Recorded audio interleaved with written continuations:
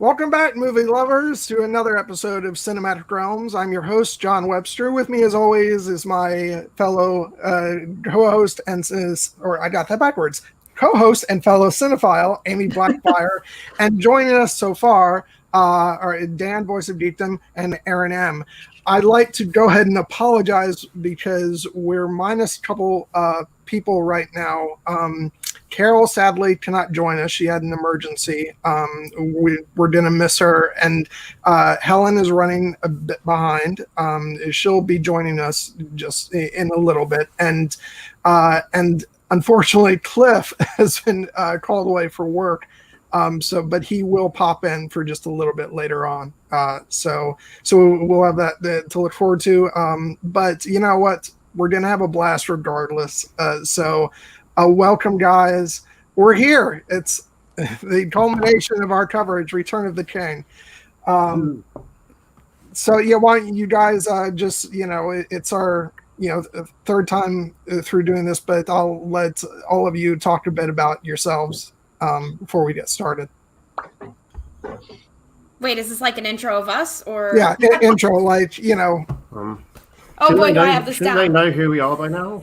They better. But just in case people are randomly tuning in, hi everyone. I'm Amy. I'm a PhD student studying Chinese literature, and I started a blog and channel about non-Western and Eastern symbolism in Western fantasy, such as Song of Ice and Fire, His Dark Materials, and more.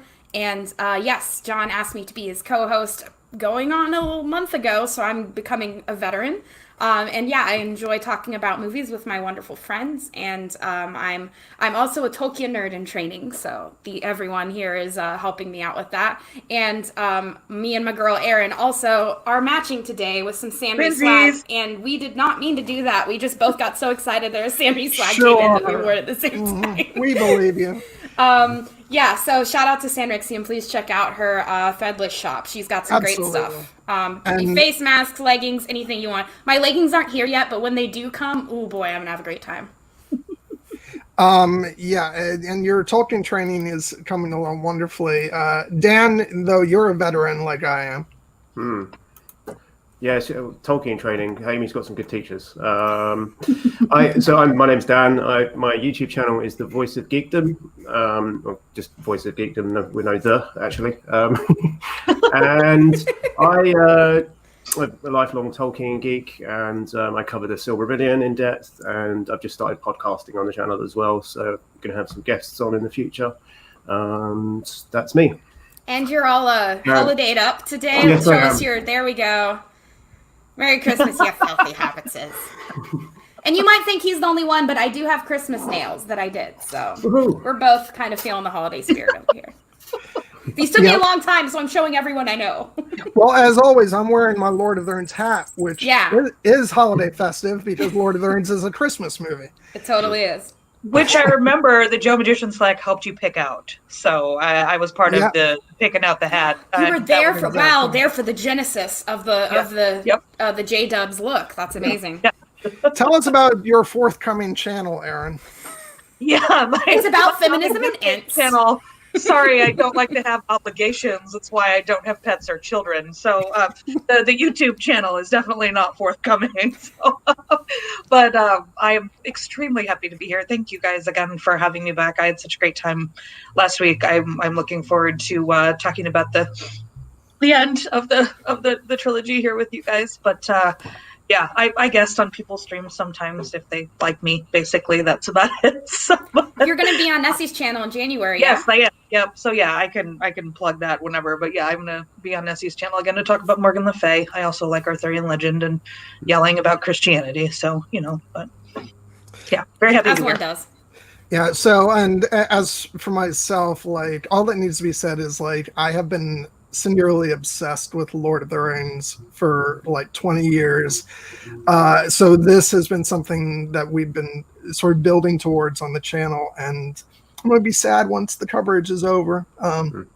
This is a big deal for me, but we're here at Return of the King. And I actually, it was interesting because we did a watch party of the movie last night in our Slack group, but I went through and we watched the extended version, and then today before the stream, I went back and I watched the original theatrical version, which most people would be like, "Why did you do that, John?"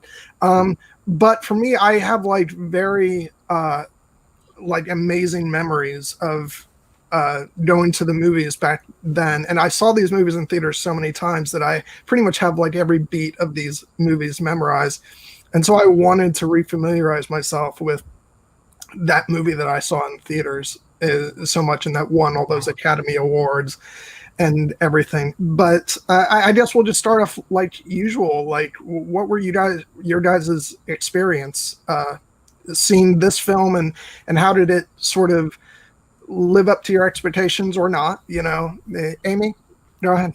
Yeah, so I saw this with the same friend that I saw the first two with. She kind of became my, like, Lord of the Rings buddy. I was young, so her mom would drop us off.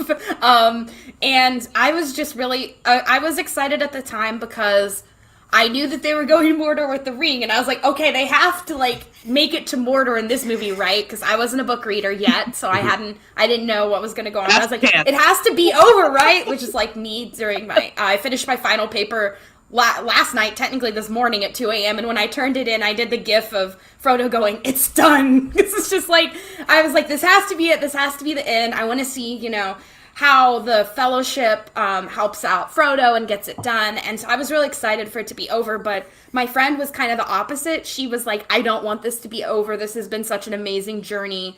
And at the time, we didn't know that we would then later, you know, get The Hobbit and such. So we thought, like, that was it for Lord of the Rings, or for Tolkien stuff on screen, on the big screen specifically. And so she was a little sad, and I bought her a jumbo tub of popcorn, and she cried like 3 times eating, and it was just like stuffing her face with popcorn. So I really remember that very vividly. And I think I was thirsting after Legolas then, and I thought this time, you know, maybe it's because I was a young girl, but no, I was thirsting after him. Yeah. Continually in this during the watch party when we were watching it. So some things have changed, and that, you know, I actually know what's going on more, and I'm more of a Tolkien fan. But some things have not, which is my thirst for Legolas. So, Dan? I mean, my memory of the movie was wow, really. It was a culmination of a masterpiece trilogy that will never be repeated. And yeah, I mean, going into it, I was already sort of completely in Middle Earth. I was all in with Peter Jackson, and I was ready. And they could have actually messed up the last film, and I still would have loved the trilogy because the first two were so good. All I really needed was Oliphants, and I got Oliphants. So yeah, I do remember. I remember the feeling like after the film came out, like just like, oh my god, they stuck the landing. It was as amazing as I wanted it to be, and they didn't screw it up. It was. Yeah, I got exactly what I was expecting, because I wasn't expecting the scouring of the Shire and stuff like that to be in there, but excuse me, but yeah, they did stick the landing. You're right, Erin. I actually went to see this with someone, which was great. So I managed to convince my brother to go to this one with me. He had watched the other two sort of. My poor brother is the one who gets dragged with me to all this like nerd stuff that I do. Like, we waited in line for Harry Potter 7, you know, and all this kind of stuff. So he sort of I drag him with me everywhere for this kind of stuff. But he had watched the other 2 movies and liked it, so this was not quite such a hard sell, but it was the only one of the 3 that I watched for the first time with someone. I'm a big go to the movies by myself person. I don't, again with obligation, I don't have to worry about whether or not anyone else is liking it. Like, I just want to know if I like it or not. So I mean, we went to a midnight showing. We had people like dressed up, you know, all dressed up and costumes and stuff like that, you know, and it was just, the atmosphere was amazing. And it was, again, I know you hate when I say this, but it definitely like was the sort of ending. And I was like, if I'd known, I definitely would not have gotten the large soda, you know, like, because that really was a problem. But it's funny because I loved this movie when I saw it, but without the sort of watching it again without the sort of bladder issue, this ending has only grown on me over time. Like, a lot of times after you see things the first time, it loses an impact because you already know what's going to happen. But instead, I've just grown to love the end of this movie more and more and more as like upon repeat viewing. So I think it holds a very special place in my heart for that reason as well, that it's sort of undiminished by time. It's only improved, you know? Yeah, it's beautiful. And it's funny because, of course, yeah, you know, as you said, I hate hearing that, because that was like all I heard when the movie was out, you know, that the ending goes on for so long and multiple endings, but it could have been much longer. Yeah, it could have been. It's like, we didn't even have the scouring of the Shire. Imagine what people would have thought then, because rather than this being like an epilogue, it would have been like a whole nother plot development in the film. So yeah, people who think it was too long, you should count yourselves lucky. But I do remember that feeling of sitting in the theater, me being like completely blissful about the ending, but then feeling like other people in the theater like shifting in their seats. I'm like, get over it. It's beautiful, but I do think it works even better on home video, because you don't have that concern about, oh, it's been 3 hours and 20 minutes. At home, it's been 4 hours because of the extended version. But yeah, just what's interesting, or what was interesting for me about seeing this in theaters, was that I actually went to opening night with all of my work friends who had kind of made a little fun of me throughout the years of being so addicted to these movies, and they weren't really in on the whole thing. But by the time Return of the King came out, the whole Lord of the Rings phenomenon had gotten so big that everybody at work was like, even the people who hadn't gone to see the first two movies were like, we want to go see this. And so we all went, and it was a huge night. But it's amazing to me thinking about how big this got and how high expectations were. And that this film not only, you know, met the expectations of fans, but, you know, like, critics were enraptured. It won 11 Academy Awards, all the ones it was nominated for, broke box office records at the time. It's just, they could not have finished on a higher note. And it was just beautiful to see that pulled off. How many scenes in this movie reduced you to tears the first time you watched it? It'd be easier to talk about which ones did. Yeah. I think the one that really got me bawling was the, you know, I can't carry it for you, but I can carry you. That gets me every time, and yeah, oh my god, talking about it, I'm actually tearing up a little bit. But that scene is really impactful, and I think the way that the line was delivered and kind of the look on Sam's face was just brilliant, and then the actual putting him on his shoulder, like, that scene just really gets me. In some ways, sorry, go ahead. I would just say, didn't Peter Jackson say the whole crew was crying when they were filming that too? I mean, it's just like these two little hobbits have come so far, and, you know, the Fellowship is a larger group, but Sam and Frodo are like the main bros, you know, and so to see Sam after all this time still going the extra mile to help Frodo just really gets me. This movie has some. I mean, not just some. It has a lot of moments, but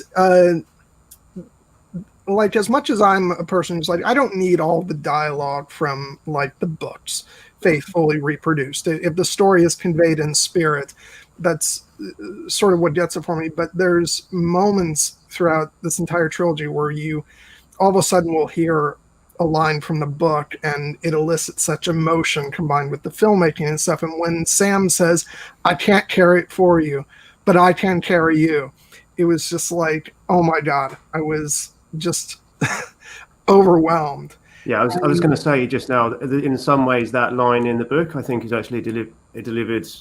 Sorry, in the movie is delivered better in some ways, in my opinion. And we are joined right now by Mr. Cliff Broadway. Cliff, can you hear us? Oh, he might be frozen up. Yeah, he's not moving, is he? Well, he is an ent. Maybe he's getting a little bit tree-ish. He's only just finished saying good morning. Yeah. I'll Let me see. No. Yeah, I think he's having connection issues. Oh, wait, no, there he is. Hello. Hey, Cliff. You're a little upside down, buddy. Literally. Yeah. Can you talk, Cliff? Oh, we can't hear you. Yeah, We don't seem to hear anything.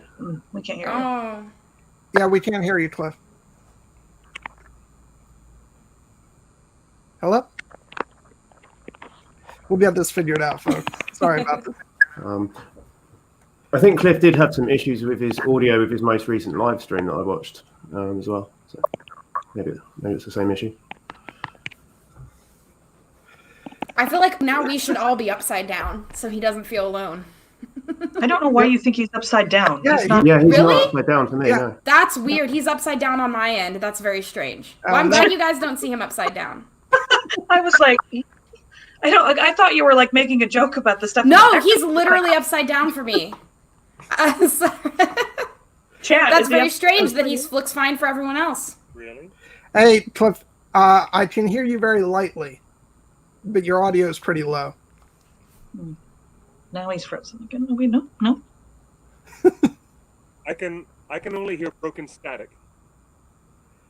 Oh dear. Yeah, you're a bit low. Shoot. Do you want to... Nothing? No. Okay, if you want to try and come... maybe it's your signal, Cliff. Maybe. Okay, if you follow me on Twitter, check it. I'm posting a picture because he is literally upside down on my side, and I want you guys to believe me. Okay. Yeah.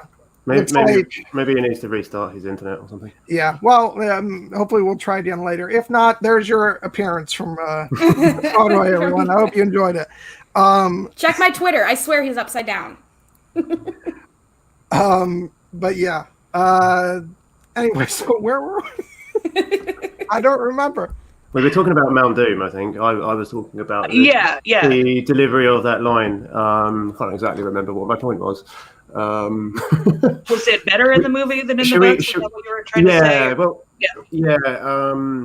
Because in the book, Sam is almost the protagonist at this point in terms of like the narrative.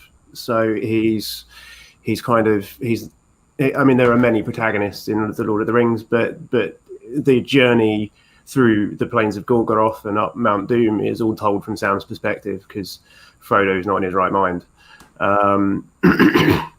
And Sam picks Frodo up and he discovers that he's actually much lighter than he thought he was going to be because he thought that he would have to carry the weight of the ring as well as Frodo, which I always found that sort of slightly comical in a way in the book because you could imagine him sort of picking him up and then just sort of like sort of comically like lifting him up like easier than he was expecting and almost falling over backwards. Like it doesn't say that, but that's where my mind goes in the book a little bit. Whereas it's just pure emotion and empathy. Yeah, in the film, it's just like it just comes at this point in the movie where you're feeling all this despair and darkness, and it just lifts you up. And then Howard Shore's Grey Haven's theme comes in soaring, and I think Erin, you and I could both just go on and on about Howard Shore's music,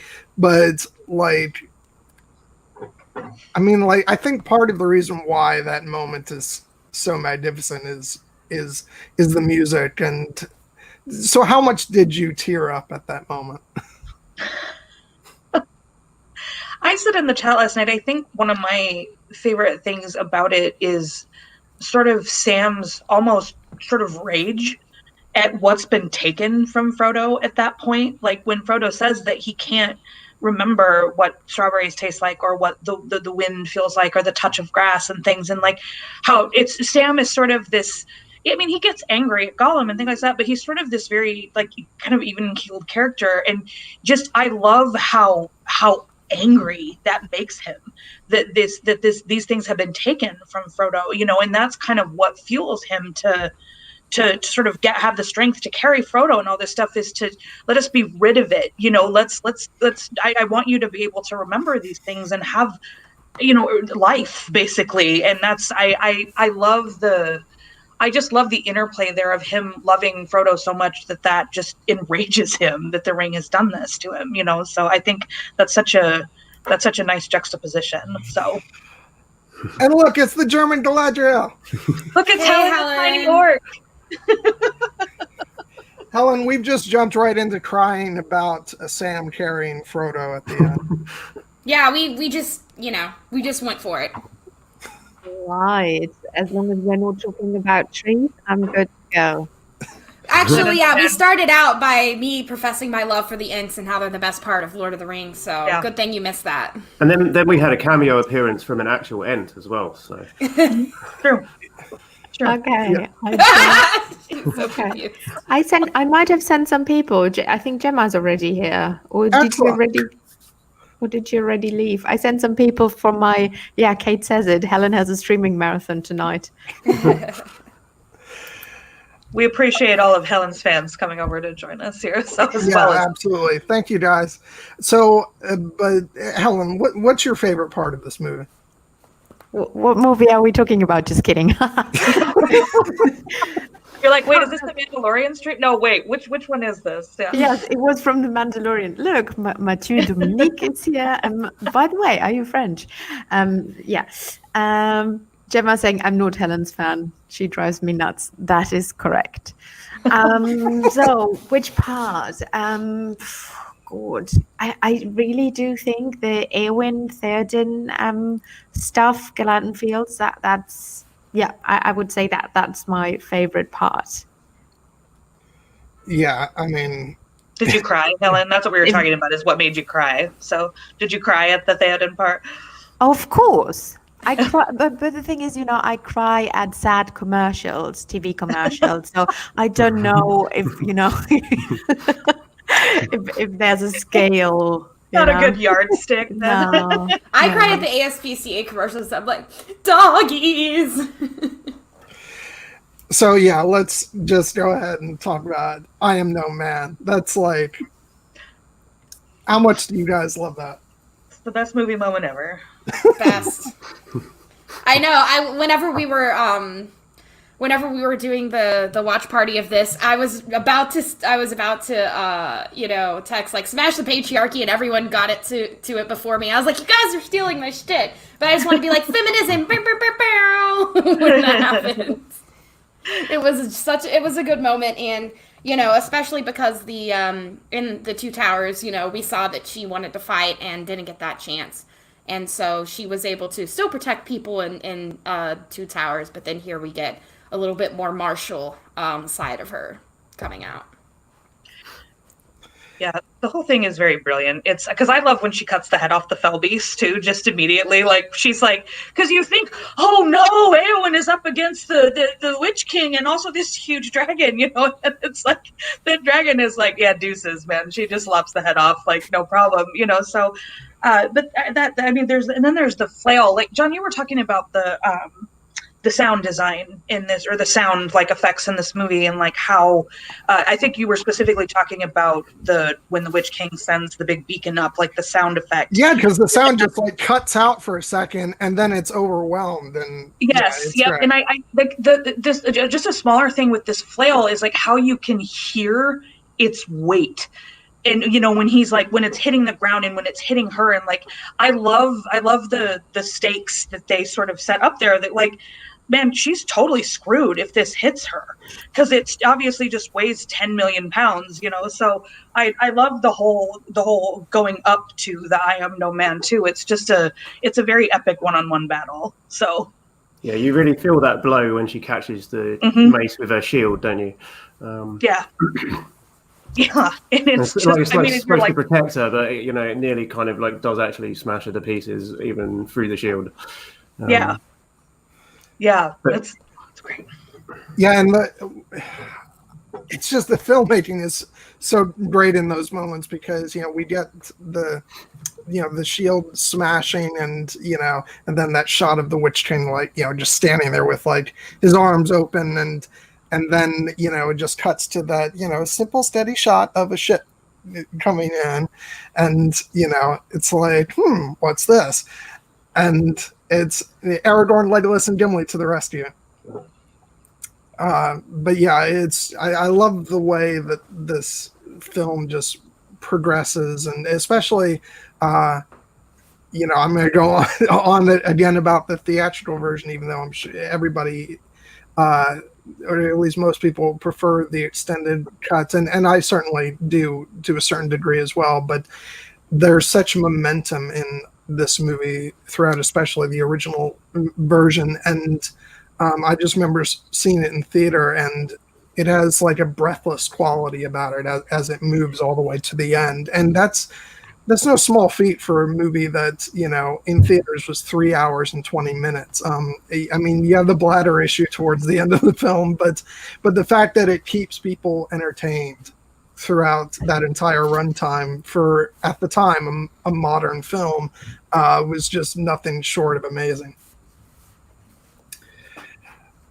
But no, let's go back to the beginning of the film so that we can make sure that we cover the ents for Helen, because they do make a brief appearance. But I want to start off with the opening of this film, which is different from the other films. Fellowship, we get this amazing, huge prologue with this epic battle. Two Towers, we flash back to Gandalf and the Balrog, with just this awe-inspiring scene. Return of the King opens up with one little worm. And I think it's kind of brilliant the way it does that. It's you were saying, Erin, last night that it's not, your favorite opening of the trilogy, and I think understandably so, but it's sort of brilliant in the way that it sort of flips the expectations of the audience for what they're going to see. Yeah, definitely after the epicness of the first two, it's pretty low key, low stakes. I mean, not low stakes necessarily, because we know what he becomes, but also it's just gross. Like, watching him turn into Gollum is just like scene after scene of like, it's great how gross it is because it's supposed to be gross, but it's also just like every scene like finds you like shrinking further and further back in your chair the farther he descends, Yeah. Well, for audiences who don't know what this exactly is going in, there is this feeling of just like watching, what's going on? There's these two hobbits, but then as soon as the other one, as soon as Deedle, says Smeagol, you're like, holy shit. And just watching, this can't possibly lead anywhere good. And I like that this slowly descends into, an all-out murder scene where it gets really brutally violent. Yeah, it gets dark, doesn't it, actually, that scene? As it should. I have to show my sweater quickly to Gemma because she's just talking about it in the chat. Gemma is literally the worst person to ever show up in chats. And we've just been joined by an unannounced guest, Kelly jdedredhed. Welcome, Kelly. Hey. Yay, Kelly! Sorry, didn't mean to interrupt. No. I'm really glad you could make it. So we'll backtrack for a second. What was your experience seeing this movie, and how did you respond to it? Are you talking about like while it was in theaters? Yeah. Mm-hmm.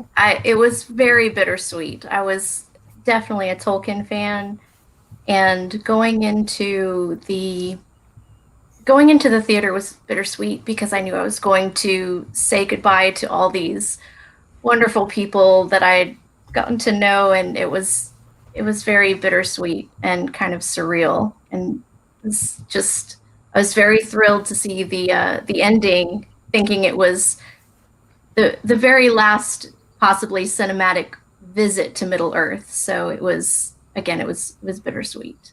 And then of course, I'm there when at midnight at Best Buy when the extended editions are coming out.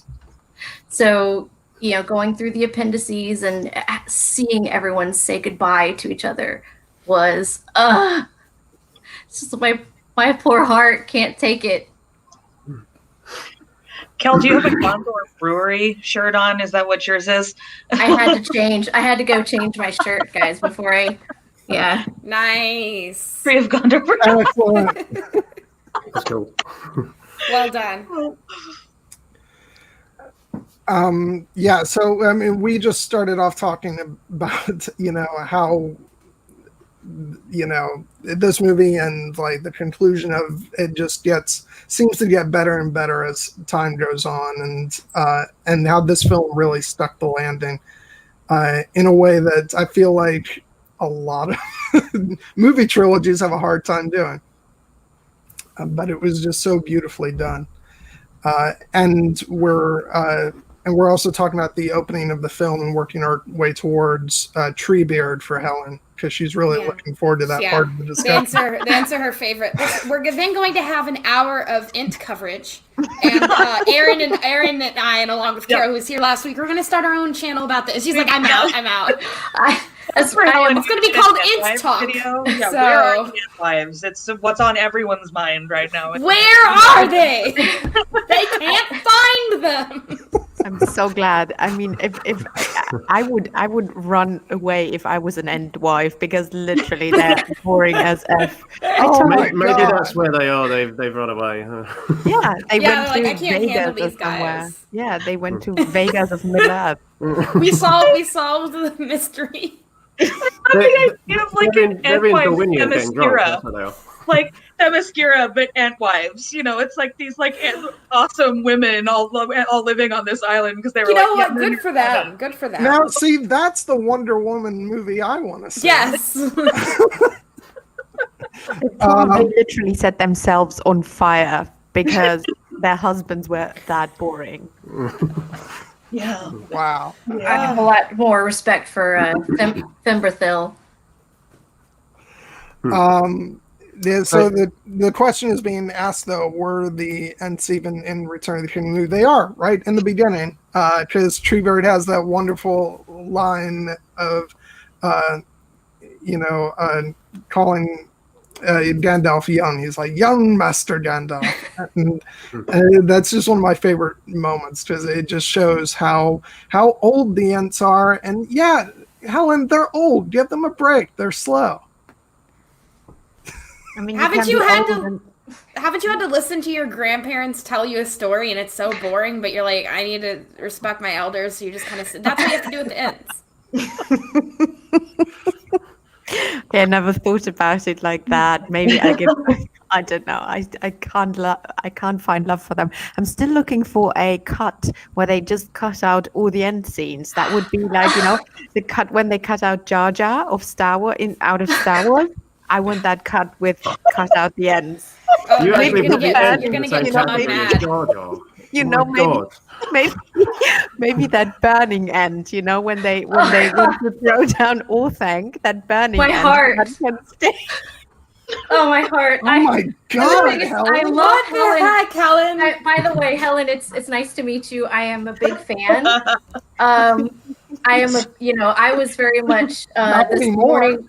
Yeah, well, no, because there was a thing earlier when I was watching Helen and Dan with the Professor Tolkien video, and I wasn't digging the anti-cat vibe, Dan. Okay, it wasn't me. Get there with Huan. Okay, so, but now I find out that Helen is like pro-cat but anti-ent. I'm just kind of like.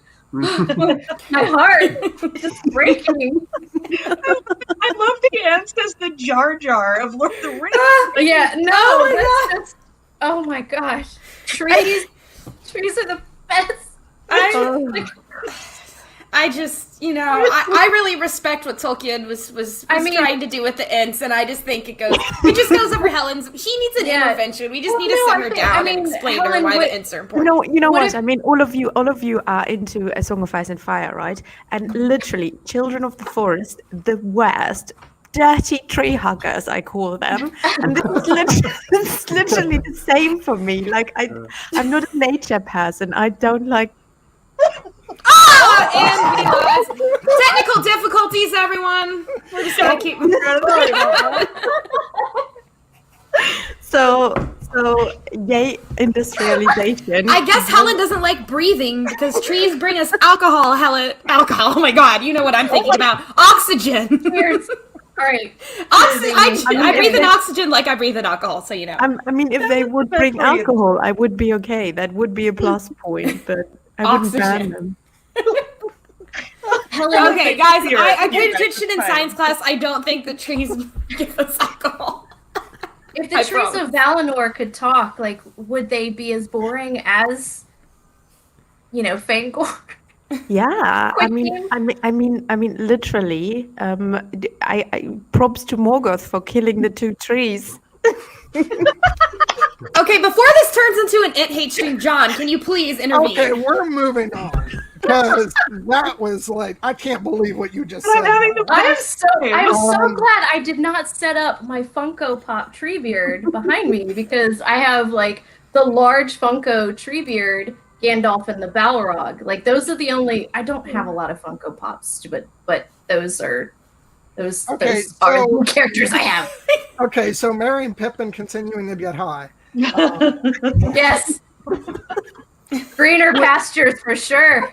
Yeah, which like I know that in Tolkien, pipeweed is actually tobacco, but as I've said before, I'm pretty sure Peter Jackson has other ideas. As well, he should. What's the verdict? Agreed. I mean, in the books, it's a philological thing where he didn't like the word tobacco because it was, I don't know where the roots of the word tobacco are, but probably it was a French root or something that he just took issue with. So he invented a new name for tobacco. Now they're all stoners. That's my canon. But yeah, like Peter Jackson, definitely, I think that's his headcanon too. Well, and if you didn't know, by the time we get to the Hobbit films and you've got the smoke coming out of Radagast's ears, I mean, I think that pretty much settles. I don't know what he was smoking, Radagast. I mean, he was smoking magic mushrooms or something. Yeah, but Radagast.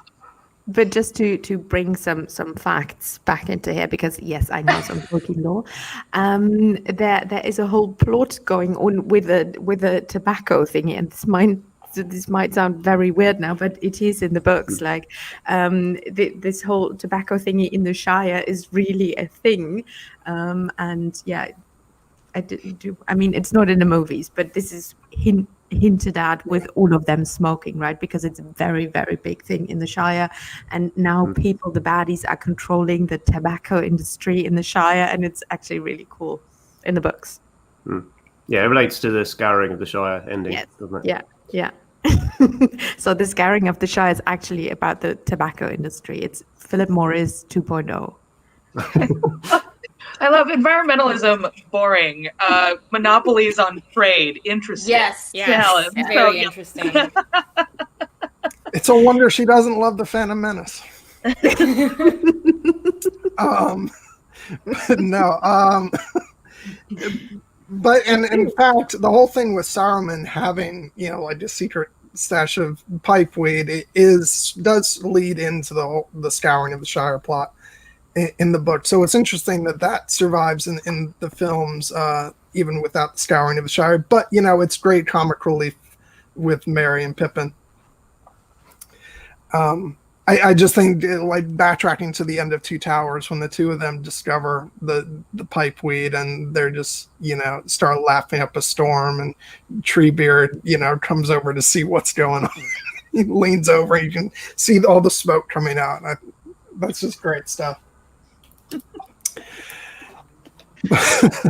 But added content here too with Saruman and Grima and things like that, because that's not in the theatrical version, and I liked that whole because you kind of do wonder, like, they show Saruman at the end of the Two Towers like running around on his balcony, and then so at the end of the trilogy, I was like, because I like I said, I hadn't read the books or anything, I was like, So is Saruman still just in that tower, or what? What's going on there? So yeah.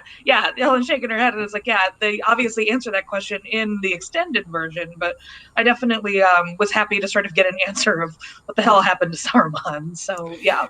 Yeah, that's the thing. As much as I sort of cherish my memory of watching the original version in theaters, by that point, Peter Jackson was definitely sort of banking on the fact that he had the extended cut, so he could sort of have his cake and eat it too, where he could be sort of ruthless in the editing process, and then stick certain scenes back in for the DVD, because I think you do need that resolution with Saruman, because he's the chief villain of the first two films. In terms of film adaptation, you can't deal with him by just saying, yes, just keep him in the tower and that'll be it. So yeah, but it's interesting because actually, by the way it is in the theatrical version, is almost truer to the book in terms of what happens there. The only difference is we don't have the scouring of the Shire. I have to ask, since we mention it, because I don't think there was room for it in the film. Would you guys have liked to see the scouring of the Shire in the film? Because it wouldn't make, the thing is, all the tension is gone after certain battle scenes, and that in the book it's not as big as a problem, but when I read the book for the first time I was like, wait, but isn't this already the ending? Oh no, there are 15 more ends. So not ends. So endings. And so I think in a movie it's really hard to keep the audience, and to keep the pacing of the movie. I think it's a good thing they cut it out, but I'm satisfied with how they did it, and this was not a big topic, because it didn't really tell you, or it didn't really flesh out characters anymore, or give you more information about Frodo's journey, or about. They kind of hinted at it, with showing Sam and the family stuff and everything. Obviously, he was mayor. After that, and Pippin, or was it Pippin who was the Tyne? Yeah, I think Pippin became the Tyne of the Shire, right? Yeah, I think it was Pippin. Is a Turk, yeah. Yeah, and so all that, I don't know. It wouldn't make sense in a movie format, would it? I don't know. Do you guys agree? Yeah, I think the film is the story of, destroying the ring. And as you say, once that happens, the tension goes out of the story. You need to start wrapping it up. Yeah. Make a case for Return of the King being split into two movies, I think. In which case, maybe Scouring of the Shire would have worked, but not in one movie. Definitely not. Yeah. Because after all these battle scenes, you need an ending, right? And not more fighting and more, because the fighting in the Shire was actually pretty boring, right? There were not that much. It wasn't as grand of a scale as. Yeah, it's not like they describe the tactics, is it? Yeah,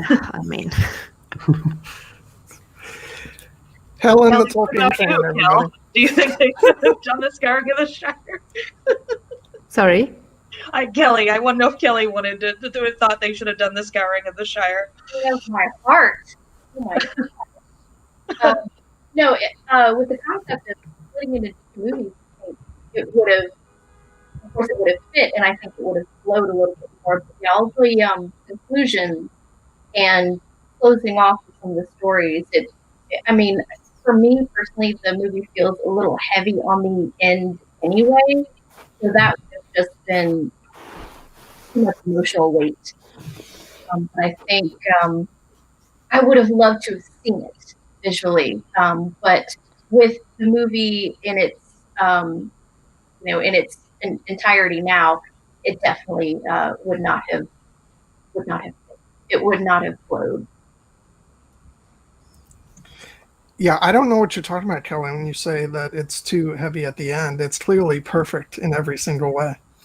After Minas Tirith, it's just kind of like, okay, my bladder. Yeah, that's what we said earlier. I was like, the bladder thing was a real concern for me, but once it wasn't, I love the ending now. So, but yeah, The extra large Jack and Coke at the movie was not my my wisest choice during the third game. So yeah.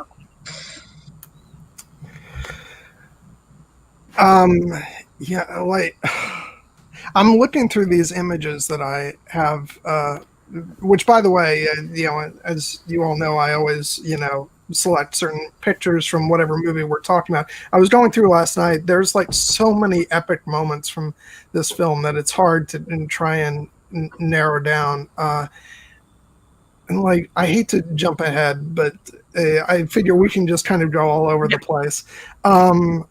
The arrival at Minas Tirith, Gandalf and Pippin. I think this speaks to the brilliance of visual effects at that time, because the fact that they used, a combination of so many different elements. Minas Tirith is a combination of set and miniature, or as they were known as bigatures on on the production of Lord of the Rings. I got chills down my spine watching this in the theater. I'd be interested to hear what you guys thought of this sequence. Well, you're waiting for this ever since the first movie, when you catch a tiny glimpse of it when Gandalf goes there at the beginning of the Fellowship, aren't you? That bigature was huge, wasn't it? It was like the size of a fairly large house, I think, wasn't it? And talking of physical props, actually, this film has one of the biggest, I think probably still the biggest of all time, which is the Mumakil corpse. Mumakil, I'm not really sure on the pronunciation, but completely different subject. But wonderful. It's also, just as somebody who hasn't, not having read the books, and then now sort of knowing more of the lore and stuff like that, it was so funny because like you said, Dan, it's like everyone talks about it, and you're going to Gondor, and you're like, finally we get to go to Gondor and see the White City that Boromir loves so much, and that everyone's been talking about, and we have to save. And then it's a magnificent visual, but also it's kind of crappy. It's just, it looks like it's in decline.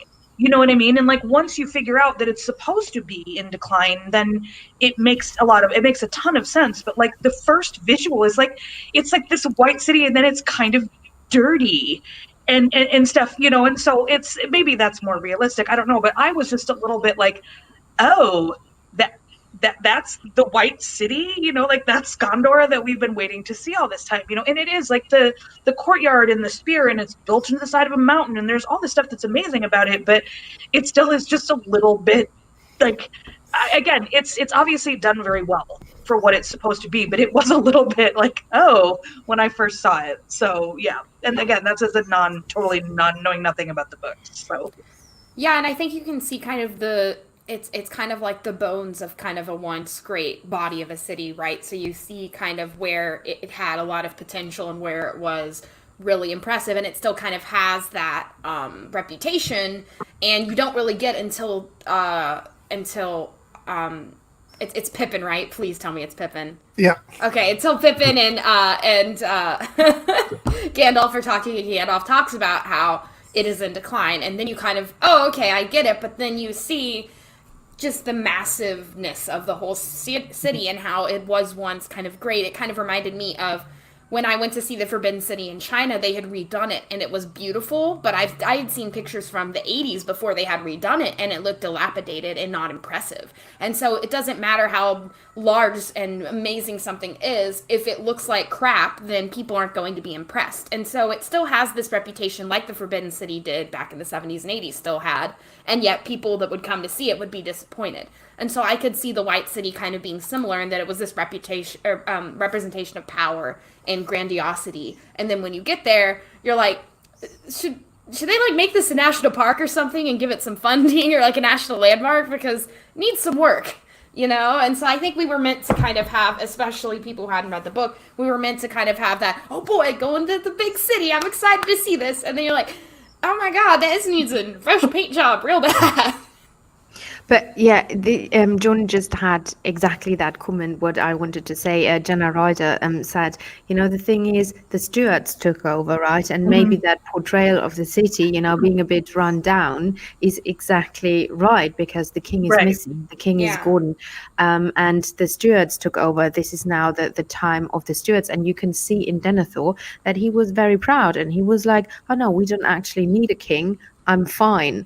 And I can only always repeat myself. Denethor's portrayal, yes, was good in a kind of way, but it was not his true portrayal. He was actually a really good warrior. He was an epic, really good fighter and warrior, and he was not a bad well, he was a bad person, but he was not a bad ruler, right? But you can see maybe the portrayal is that, it's time for the king to return. Name of the movie. She said the thing. She said the thing. She said the thing. Return of the king. The king to return. Yeah, sorry. That was... Yeah. Yeah. Okay, sorry. Yay, Okay. Gemma, bye-bye.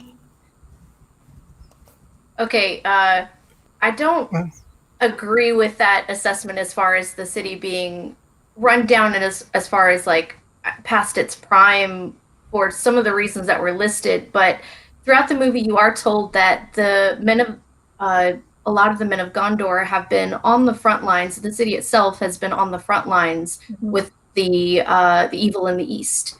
So you have this kind of buildup of this great city and the great people that inhabit it, but you also know that a lot of the people have been fighting for a long time. And I think the real representation of that once greatness, at least in the immediate area, is Osgiliath, because everything that we see of Osgiliath is very sad and heartbreaking, and seems like almost like a lost cause as far as Faramir's role.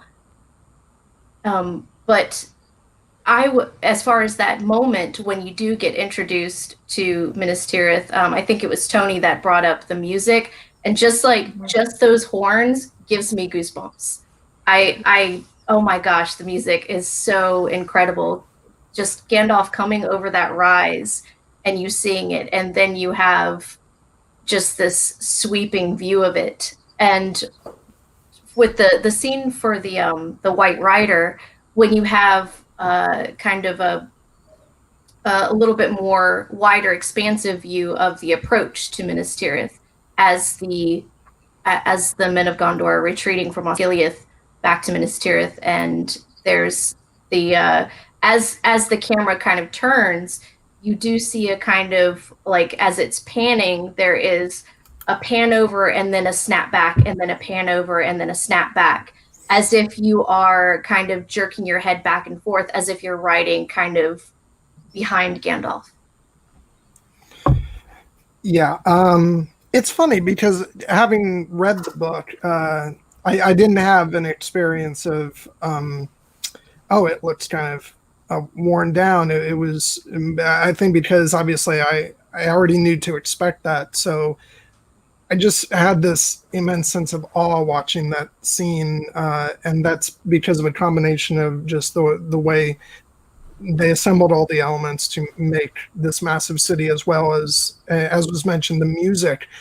I don't think enough can sort of be said about how the music was sort of used throughout the making and the promotion of the trilogy, because we got this indication of the Gondor theme early on in Fellowship when Boromir is at the Council of Elrond. It's just hinted at lightly. Fast forward a couple of years, and the Return of the King trailer comes out after we've been waiting for it for a whole year, because unlike the previous movies, they only released one trailer. And we're introduced to this big, huge, epic rendition of this theme that was only hinted at before. And it's the first time we got to hear that in all its glory. So when this scene comes in the film, we're waiting for that piece of, that huge piece of music. And I just think the way there's lots of moments like that in this movie where it's just turned over to Howard Shore and the visuals. And it's just breathtaking to sit there for a couple minutes and just watch all these sweeping camera moves and just listen to the intricacy of all those instruments playing this massive theme. It's just absolutely beautiful. John, do you maybe have a 3-hour video on the music of The Lord of the Rings by any chance? I might, and if you want to check that out, it's right here on the channel, interview with Mr. Doug Adams, who literally wrote the book on the music. So check that out. Plug. Sorry, I had to set you up. It's good wingmanning there, Amy. Same man, co-host duties. You know how it is. And can we get, because I really liked one comment in the chat. Can we talk about that? It was the guilty undertaker, love the name by the way, Denethor doing all he did and realizing with somehow, who? Yeah, here, sorry. Denethor in the book did everything he could, and then some to try to stand against Sauron. That's probably why he looked into the Palantir in the first place. I do not agree, and I do not think that was the reason. I really think Denethor was as proud, and he saw the Stewards as the better kings. And the thing is, the Palantiri came with the Númenóreans who brought them from Númenor. Well, a few of them. Erin, why are you shaking your head? No, sorry, I was just looking down. Sorry. Sorry. Helen, trust me, I will never, ever, ever, ever argue with you about the lore. So I will bow to your experience with the lore every single time. So, oh my god, no. I was just like, oh my god, what's happening? Helen, because I trust Erin. No, and they brought the Palantiri, and I really do think that what he saw himself as I said, as a better king, and this is why he looked into the Palantiri, because he thought, I'm as strong, because what we learned is Aragorn saying, or learning, only the kings actually, or the line of the kings can kind of, or the worthy ones can kind of withstand the Palantiri and Sauron's eye, as it's portrayed here. Even Saruman, who couldn't, and he was a demigod, right? This is ridiculous. So Denethor holding as long to that thing as he could, because he used it for a really long time, and he didn't go nuts in the first years or whatever time it was. So I think that's what happened. I don't know. Dan and John, do you? Yeah, he got quite a lot of good out of the Palantir before he eventually did get driven mad. It's described as being something that kept Gondor in the fight for a long time. Exactly. Yeah. The way it's portrayed, isn't it? So definitely, yeah. And Denethor, he is extremely strong and mentally strong, and he is, yeah. And Tolkien kind of draws to his lineage as a Númenórean as well. So he's said him and Faramir are said to have the elder blood sort of still running strongly in them, as opposed to Boromir, who was kind of thought of as being not so much of a strong Númenórean bloodline in him, running in him. And guilty undertaker, yes, correct. In Denethor's defense, it wasn't like there was another king around, 100%. But you could still feel the, even when he learns that Aragorn exists, right? So he is obviously the heir to the throne of Arnor and Gondor, and he's still very reluctant, and he thinks, oh, we don't need a king. We have, another system now in Middle Earth. Another hereditary system, which is basically it's not like king in all but name. Exactly, it's not like you want a democracy. I mean, yeah, it's like the emperor saying, "But I love democracy." Yeah. I will just say, for anybody who is feeling out of the loop right now with the comments, make sure you check out the stream that Dan did with Nessie, the questing beast, about a certain, true to the legend Arthurian movie. Yes. And I'm gonna post a link to my Twitter where I posted a video of Dan's entrance into that stream. But please check out the whole stream. It's very fun. Yeah. Oh God.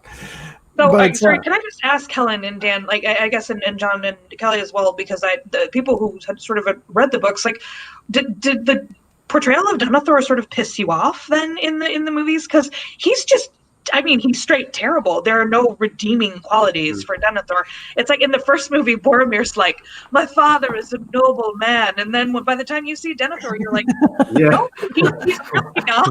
You know, like, Yeah, very strange definition of talking noble, about isn't it? Yeah. I also saw his actor John Noble, right? I forgot that he was in this, and so I remember him from Fringe, and I was like, "What is happening?" I just expected him to be like my pudding, like from that. He's played a very silly guy in Fringe. Well, I'll go ahead and take a different perspective on that. For one thing, I think Boromir kind of there's an element of he's my father, so I want to sort of paint him in a good light. To this guy that he's growing to respect, but you know, there's still some distance between them at that point. Sorry, just to even in the extended footage, Boromir clearly doesn't like his father. Like when in that scene in Osgiliath with him and Faramir, like he clearly does not like his father. No, I don't see it that way. I see it more that he knows that his father doesn't like his brother, and that this is going to spoil the moment, him coming in. I don't think he necessarily views his father in a negative light. But as for the portrayal of Denethor, I think what they sought to do in the films was, because by bringing in the Palantir, that makes it very much like his fall from grace is about that.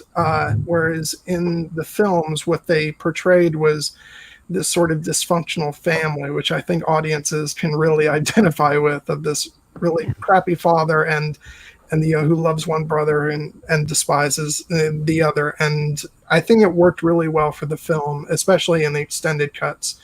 It elicits a lot of sympathy for Faramir.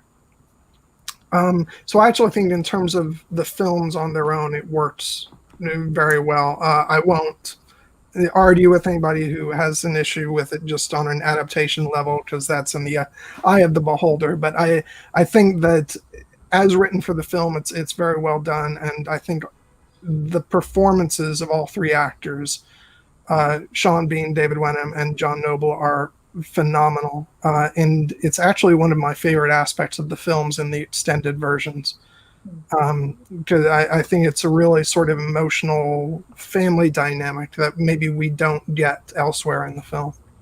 I don't like Denethor either, really, but and my theory on this is that the changes that they made to Faramir's character affected how they portrayed Denethor quite strongly, because they changed Faramir quite a bit as well. I've said this to Helen before, actually. I think because Faramir in the book is just very in the second movie so in the second movie he's on the verge of claiming the ring, isn't he? But pretty much until the Nazgul show up and Sam has his wonderful speech and all that happens at the end of the movie. But it's he's that close to just basically kidnapping Frodo and Sam and taking them back to Minas Tirith and taking the ring for himself. And that never happens in the book. In the book, they're trying to hide the ring from Faramir. They're trying to hide their mission and keep it a secret. But Sam basically gets drunk and spills the beans on their whole mission. And then Faramir kind of says, "Oh, don't worry, I don't want the ring." And I've always felt that element of the adaptation of the family is actually really, really a good change, because I always felt that Faramir was too much of a cop out. It goes against everything we've learned about the ring up to this point, that he would just simply say, "Oh no, I'm not interested." It's the same reason why it would have been problematic to, aside from slowing the first film down, it would have been problematic to bring in Tom Bombadil as well, because he also just takes the ring and like plays with it or whatever, and it's no big deal. It's if you're establishing this ring as this dark force that's corrupting the main character of the whole story, it doesn't really do to have somebody else come in who doesn't feel tempted by it at all. But Tom Bombadil's like weird and super powerful, isn't he? Whereas Faramir is just a dude. Like he's just a normal guy. Well, the thing is, look, Dan, what I always found interesting is that Faramir has these dreams, right? Didn't he also dream of the downfall of Numenor and stuff like that? So his role is very important, and I don't think he's just a dude, because Tolkien gives him these things like remembering what happened to men, and these are his ancestors as well as Aragorn's. And so I do think he is in a way, because if you mention that, if he dreams that, some faithful escape. This is the line of Aragorn later on, and some, all the evil ones who followed the then King Afarazon, the evil king under Sauron's influence, they die, and they die out, right? So the thing is, giving him that dream of the downfall of Numenor makes him kind of also like Aragorn, an heir, and we know some are worthy and some can destroy the ring and some can't. So maybe that is what he's like kind of hinting at. This is what I always felt about Faramir. That kind of makes sense, yeah. Because it's weird he mentions this.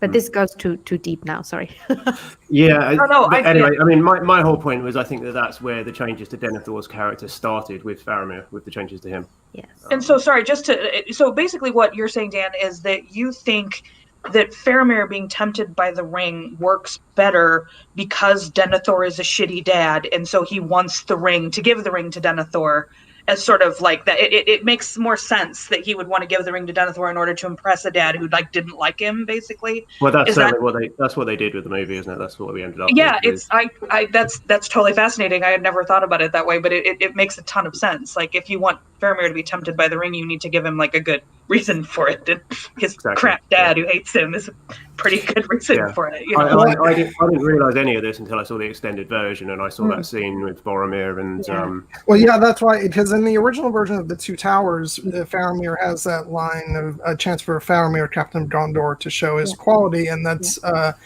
given more context in the extended version, where Denethor just sort of sneers at him and says, "Oh, a chance for Faramir, Captain of Gondor, to show his quality." So it's a way to try and prove himself to his dad, basically. So that's great stuff. I love it. And I really love what Jenna says, is because this is what I was thinking. I think Faramir not being tempted by the ring gives the reader an optimistic outlook on men, that they're not all so easily corrupted. Because what we learn from, I don't know, is it Elrond who said it, I was there when he couldn't throw the ring into, and these are the ancestors of men as well, and actually the ancestor of the faithful ones who should be able to destroy the ring, because they would withstand, sorry, it's very late here, hard to speak English, they withstand Sauron's temptation once before, but then being back in Middle-earth, he couldn't destroy the ring, and this is what Jenna says, there are people who maybe could, and the positive outlook, not all men are corrupted. I really like that. Yeah, and they don't have to have no effect, but they could be tempted and then fight that temptation, It doesn't have to be like, ooh, playing with the ring, it could just be like, it whispers to you and you're like, but then you, at the last second pull back and go, no, I'm not going to do it, and that shows, as long as you show the struggle, I think it can be a good representation of the corruption of the ring. Yeah. Do you think they only wanted Aragorn to be the one who could resist its call, though? Like, do you think that played any sort of a thing in the movies? That they wanted to say that Aragorn was super special because he does. That's what happens at the end of Fellowship. Frodo sort of leaves it for him, and he closes Frodo's hand over it. But you can tell he's still tempted by it. But do you think that that's what they were sort of going for? Is we want to show that Aragorn is like the one guy? I really do think, and I mean, you all can disagree, but I'm not sure if Aragorn would have thrown the ring into the pits of Mount Doom. I'm not sure, and I don't think Tolkien anywhere says that Aragorn would have done it. Yes, there are these scenes, right? But he never stood there and he never had the chance to throw it. And you have characters like Galadriel, she was basically handed the ring by Frodo, and then there are very often these moments do they, don't they? And sometimes he shows it and they withstand the ring, but he never did with Aragorn. And he made the story, look, who is the prince that was promised Aragorn? This is, if you look at normal folk tales or fairy tales, it's always the prince, and then he becomes king and he has to go on a quest to become this king. This could be the story of Aragorn, right? So he would need to be the one who destroys the ring, but he's not. It's it's 2 hobbits and 1 whatever Gollum is, right? So it took these 3 to destroy the ring, and I think that is a very important message, that it's, do we know? Could have Aragorn done it or not? I really like that this question stays open, and I don't know if he could have. And really, it's not even a question of, those 2 little hobbits being able to get it done, because Frodo succumbs at the end. It took Gollum, yeah. Yeah, really, it took Eru Ilúvatar to intervene, didn't it? Yeah. From what we know from Tolkien's legend. Well, I mean, I love this. I never ever thought about that. I'm so like, oh yes, talk more about this, because nobody really chooses to destroy the ring, do they? But it's a very different sort of proposition of like resisting the call of the ring versus actually throwing it in Mount Doom. Like this is so wonderful. Talk more. Yeah, because because it's also different in the films and in the books. In the book, it's basically fate or an accident or whatever, because Gollum gets the ring and then he starts hopping around in pure joy. And he slips, falls into the lava. And in the book, they play it up where Frodo, still desiring the ring, goes after Gollum, and in their struggle, both go over the edge, and the ring is destroyed that way. In both cases, no one makes the conscious choice to throw the ring into the fire. Yeah. And an interesting point there is when. What's his name? Aragorn's ancestor who had the ring. Sorry, Isildur. Isildur. Yeah, sorry. So in the, I think it's in Lost Tales. I'm not 100%. In Unfinished Tales, I'm not 100% sure. There is a version of Tolkien telling us more about, the story how the ring got lost, and he had the ring for a really long time, right?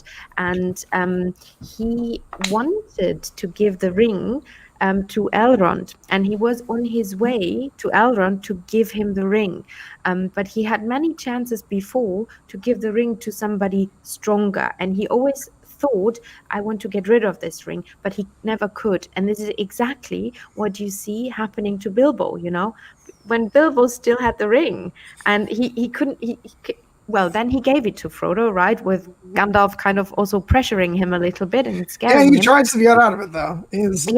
Yeah, and it's interesting that all of them have the thought, oh no, I need to get rid of the ring, but they can't. They physically can't.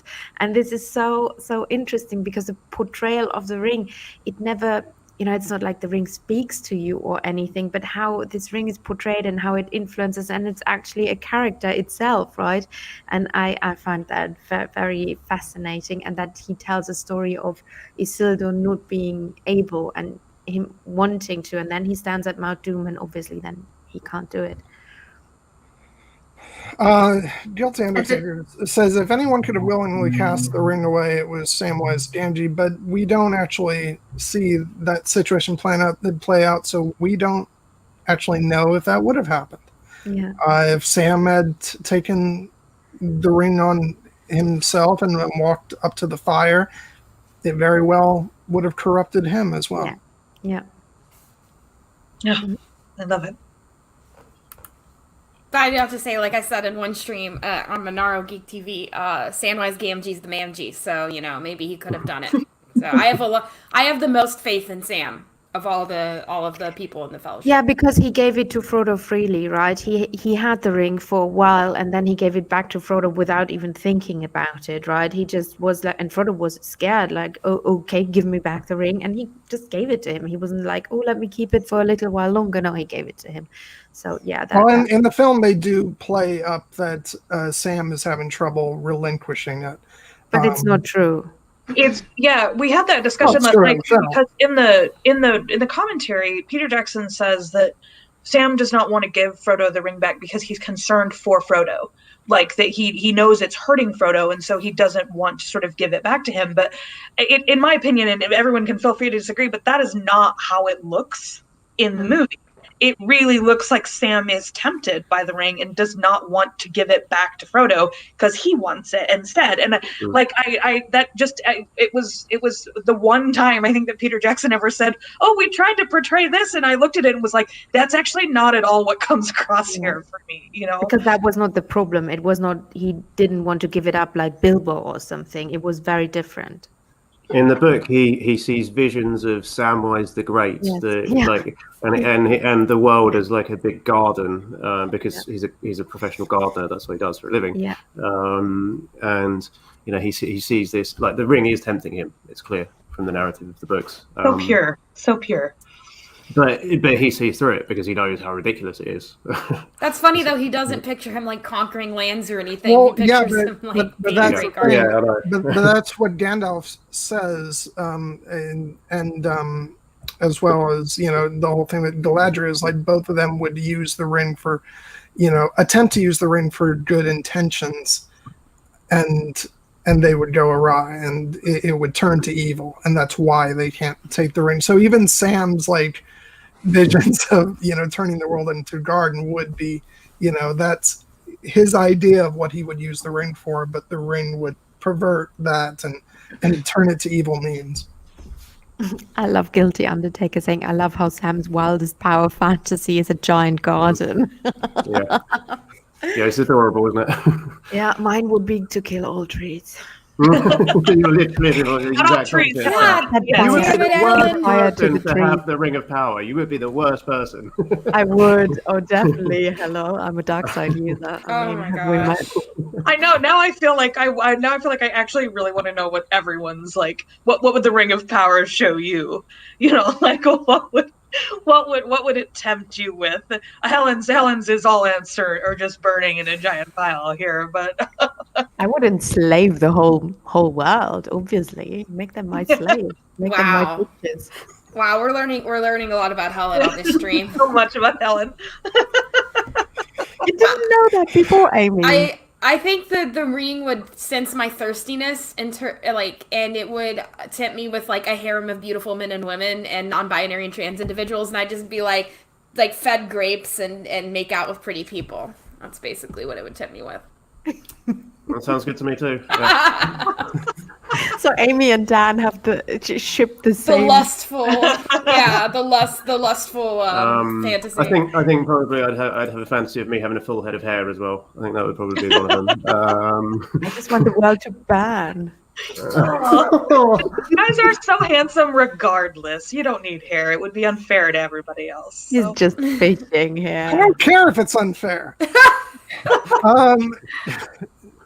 Helen, you were so well, seem so well behaved and nice on our streams over on your channel, and you just keep revealing all these dark layers.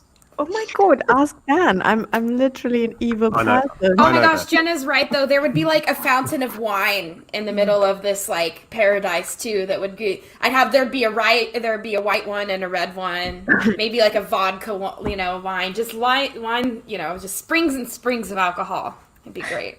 Amy, just come here. It's her bar card. I love your nice. bar card, Helen. It All makes me right. happy every time we I'm see booking it a flight, even though that's they're not going to let me leave the U.S. right now because of COVID restrictions. I'm coming. We're gonna party. All right, Kel, what's the one ring tempting you with? Ships. I knew it. Ships and ships. Lots of boats. Birdsy Ships. birds. Ships, boatsy boats, but also ships full of books. Ooh, you mean a boatload of books? Yes, just or even a buttload.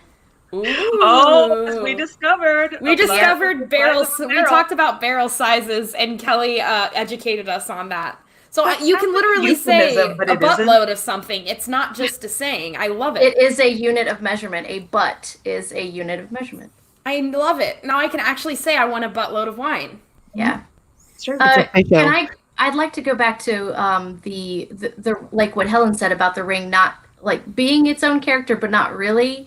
I like in the book, Fellowship of the Ring, Bilbo does a really good job of putting words to the feeling that when he talks about the restlessness that he feels, and the pull that he has, like the physical pull that he feels from the ring, and the how frustrating it is, and how he can't explain it. He can't understand why he feels restless not having the ring on him. He says, I've tried to throw it away. I've tried to get rid of it, but I find that I can't sleep, or I can't rest without it on me. And I like the way it gives words to that particular feeling that we see a lot of the characters in the movie have that inner conflict. Also, I'd like to go back to when we were discussing Boromir and Faramir. When Boromir says, my father is a noble man, I feel like there's an unspoken end of that sentence. Like, despite what you may have heard, or despite how he acts, or, just my father is a noble man. But I don't like the fact that they show Faramir being tempted, because I was more of a fan of book Faramir. But I do understand the need for kind of a conflict in that leg of the story, or that portion of the story. I think John pointed it out in a previous stream, but in the Two Towers as well, you actually get all the way to Shelob's cave at the end of the Two Towers, don't you? Of course. So so without having that in part of the story in the second film, you need something else. Yeah, I do appreciate the added conflict in lots of portions of the story for the movies, because otherwise, like with Sam not actually leaving Frodo, having him leave, it was definitely, it tugs at the heartstrings, even though, it may not happen in the book. It's still, I thought it was a good storytelling device. And we get that wonderful moment where he comes to the rescue, and and Sting enters frame, and we had an argument about that last night too with the other people in the chat. I was like, no, this is good. It's good. It leads to a good thing. So, Can we talk about the Vale of Morgul and Minas Morgul and the Stair? Sorry, John, did you want to do a mid-roll at 120 at all, or? This is going to be 7 hours, so what is mid? Mid-roll. Wait, no. I was going to save it for at the 90-minute mark. Because sorry, I didn't mean to with interrupt. the expectation that we're going to probably go longer than 2 hours. But yeah, we'll get there. Yes, so yeah, Dan, go talk about the thing you want to talk about. I mean, that's sort of the next scene. We've jumped around quite a bit back and forth here, but the next scene really is the climb of the stairs of Kirithongol, and Gollum is completely given over to the dark side at this point, and he plays the clever little prank of basically disposing of the lembas bread and then pinning it on Sam, doesn't he? Frodo is driven mad by the ring at this point, so he's just, It's one of my favorite moments when Sam is like, the elven bread, and it's gone, and then the camera pans over to Gollum, and he's just like, I know, it was like, ooh, how did that happen? He's not whistling, but like he's silently whistling, like yeah. And one of my favorite scenes in the books is the two. I do not remember the name of the two orcs like talking to each other. This is literally ridiculous that Tolkien wrote that in there.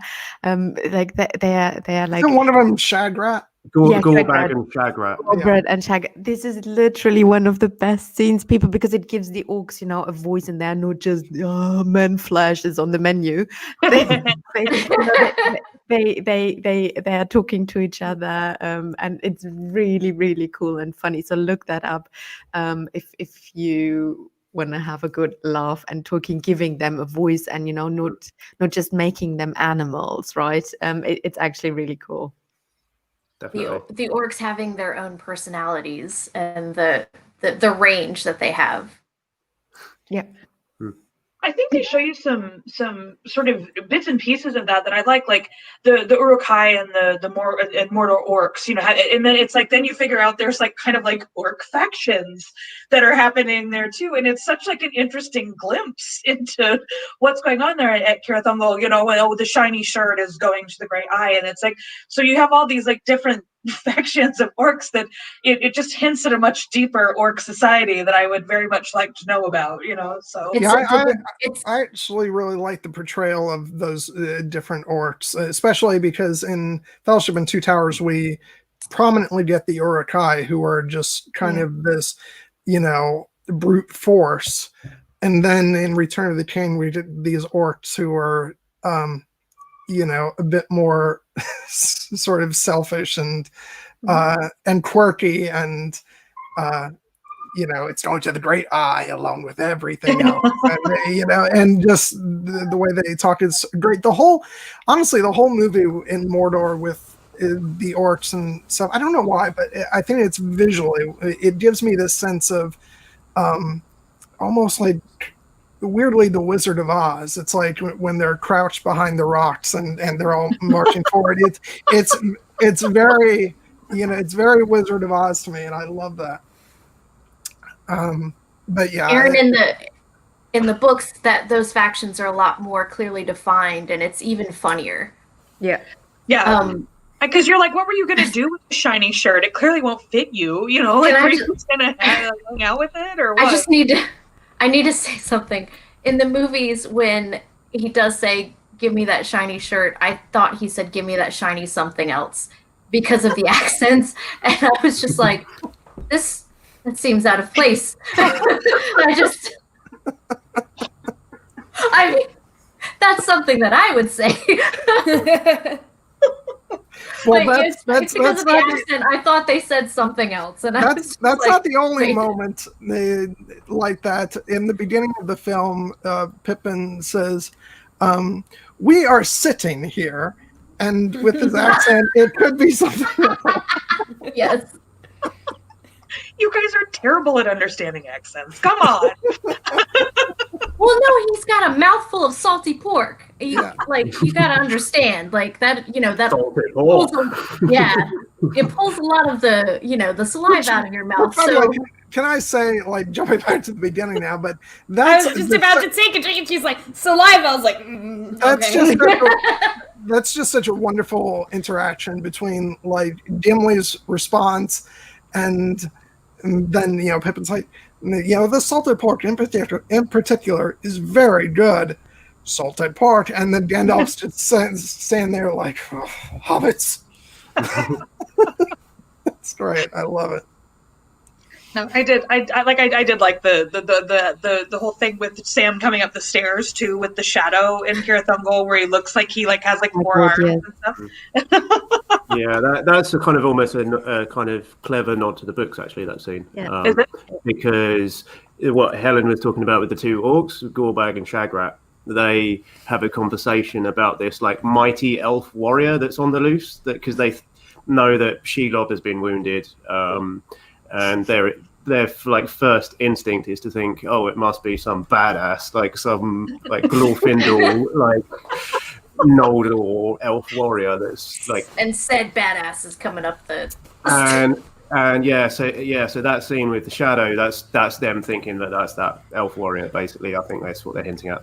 And also, I think the scene, and Sean Astin mentions something about this in the commentary, where it's kind of also like an ode to old sort of Hollywood swashbuckling movies like Errol Flynn or something. He's coming up the stairs and, with his sword and dispatching these guys, and I just like the way he says, that's for Frodo, that's for the Shire, and that's for my old gaffer, and then it cuts to this, wide shot of him running up the stairs. You know what? Actually, it's a bit like, the Lancelot scene in Monty Python and Holy Grail.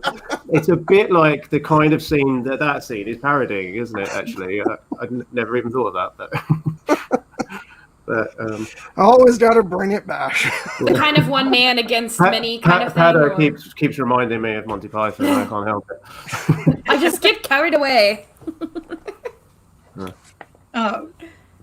Yeah, we also just while we're here talk about how terrifying Shelob is, like, and how like it's not only a giant spider, but like the way that they use her, like the way that like even like your very first glimpse of Shelob is she's sort of tucked in this hole, and her legs come out like it's basically you can tell Peter Jackson is terrified of spiders because everything that Shelob does is like everything you're scared of spiders about magnified to 10,000.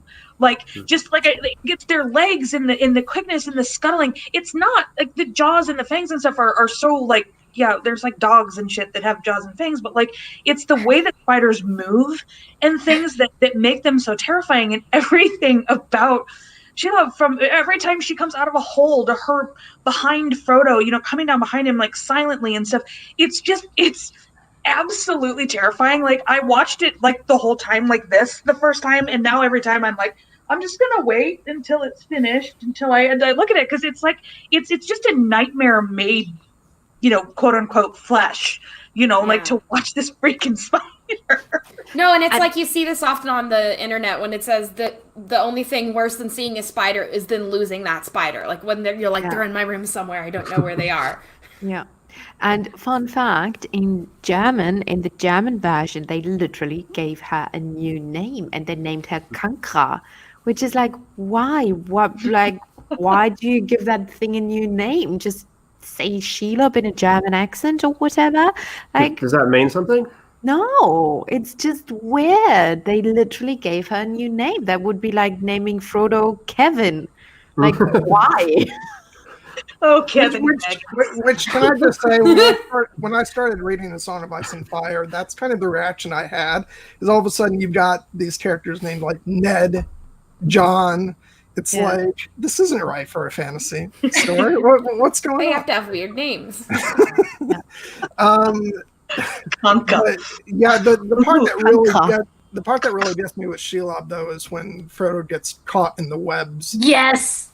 Ugh. Oh my god! Like, I read the books. I knew how this was going to turn out, but that happened, and I'm like, oh god, please get away, get away, get away.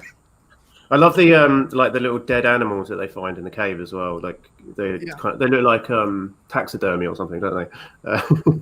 Yeah, and if you know, in the wider legendarium, Cankra, I'm saying Cankra now, Shelob's mother was actually one of the worst and most evil beings. Even Sauron's former boss, who was like the uber boss above Sauron, like the baddest baddie, he was afraid of Shelob's mother. Like, just imagine this, just leaving this. You want to hear us talk more about that? Check out the streams that Helen and I did about the Silmarillion.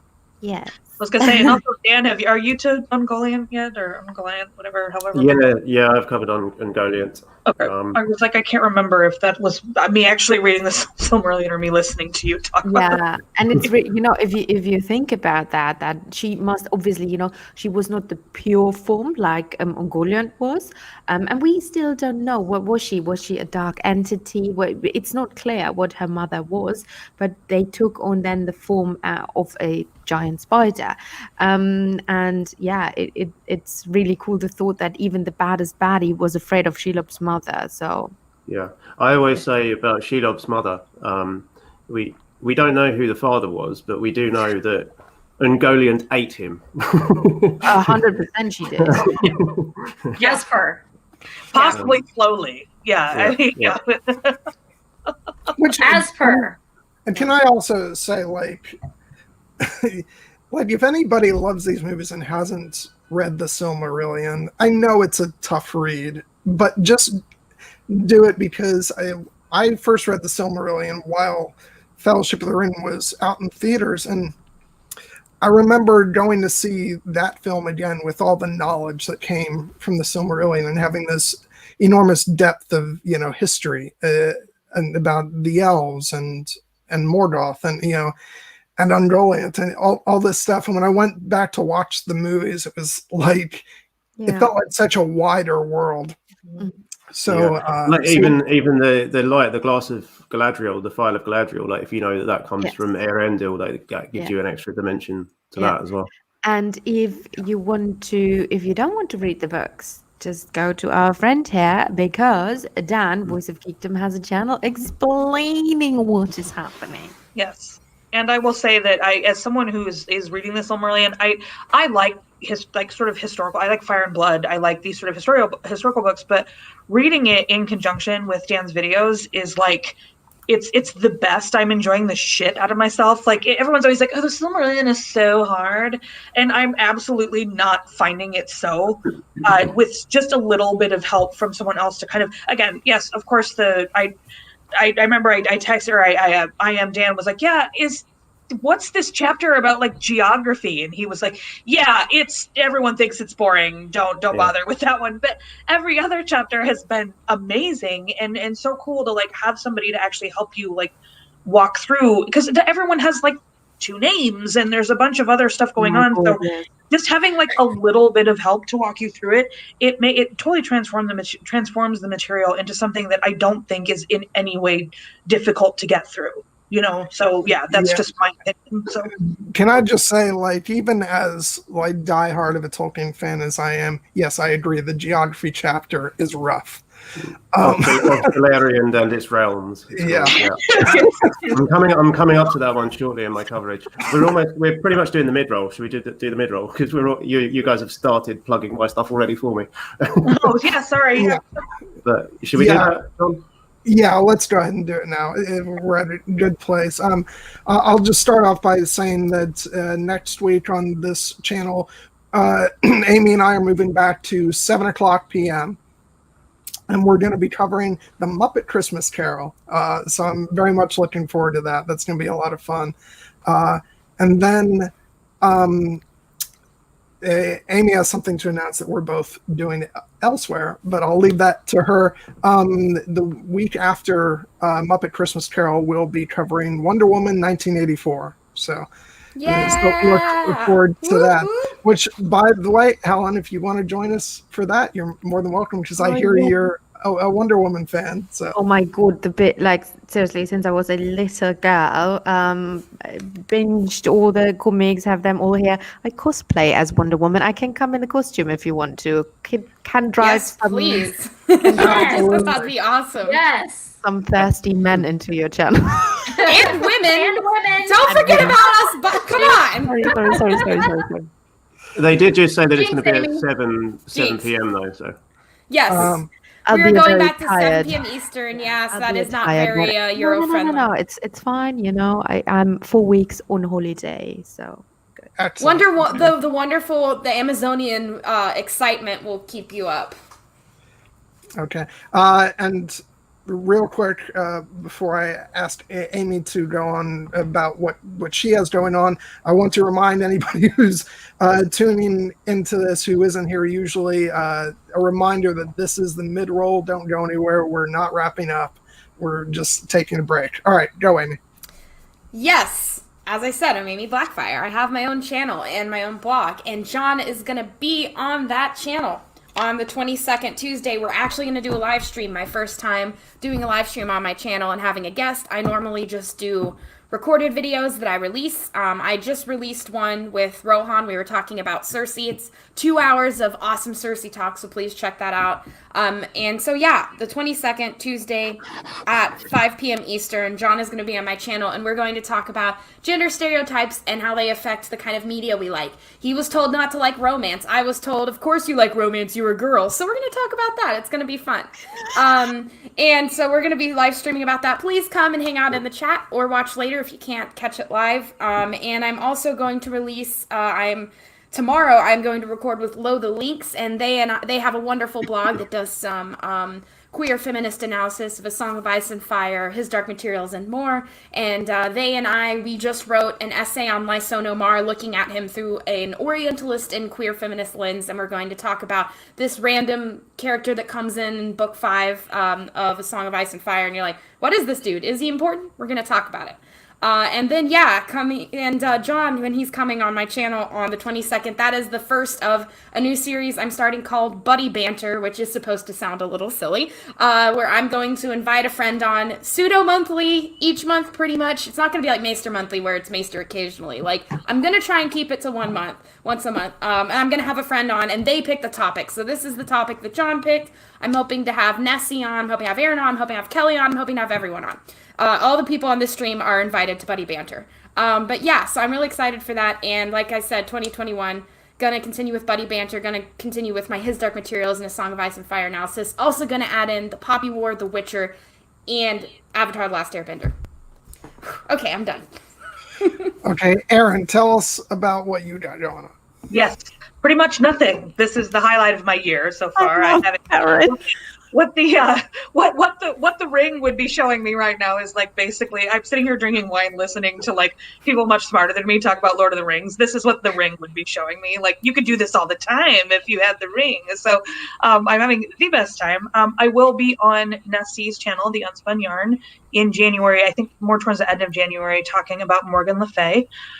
We did a episode on the Lady of the Lake, and so we're kind of going through some of the more prominent Arthurian women and doing some streams on them. So, and then I think she's got a couple other things going on that I might join her for. But otherwise, just I guessed on people's stuff because that's how I prefer it, and that's all I have planned for now. But I'm gonna get Erin on my channel definitely. Also, for those that came in late, I wanted to show off my Christmas nails again. Erin, I'm just not over the fact that this is the exception where we both love Lord of the Rings. We disagree on a lot of stuff, so we jokingly say we're each other's nemesis, and we are both guesting on Nessie's channel, and one after the other. Where we're talking about nemesis in Arthurian legend. You're going to be talking about Morgana, and I will be talking about Merlin. So. Oh crap! I'm sorry, John. One more thing. Our versions of the Arthurian legend are going to be a little different there, but yeah, that's the fun of it. So. I'm sorry, you guys mentioned Nessie's channel. I will be on Nessie's channel this month, December 30th. We're going to have our second episode of Bleep the Patriarchy. And we are going to have Lo the Lynx and Ian Thomas Malone on to talk about transphobia and turfism. So please check that out. So if you subscribe to The Unspun Yarn and then hit that bell, you'll know when we go live. Kelly, you got anything going on?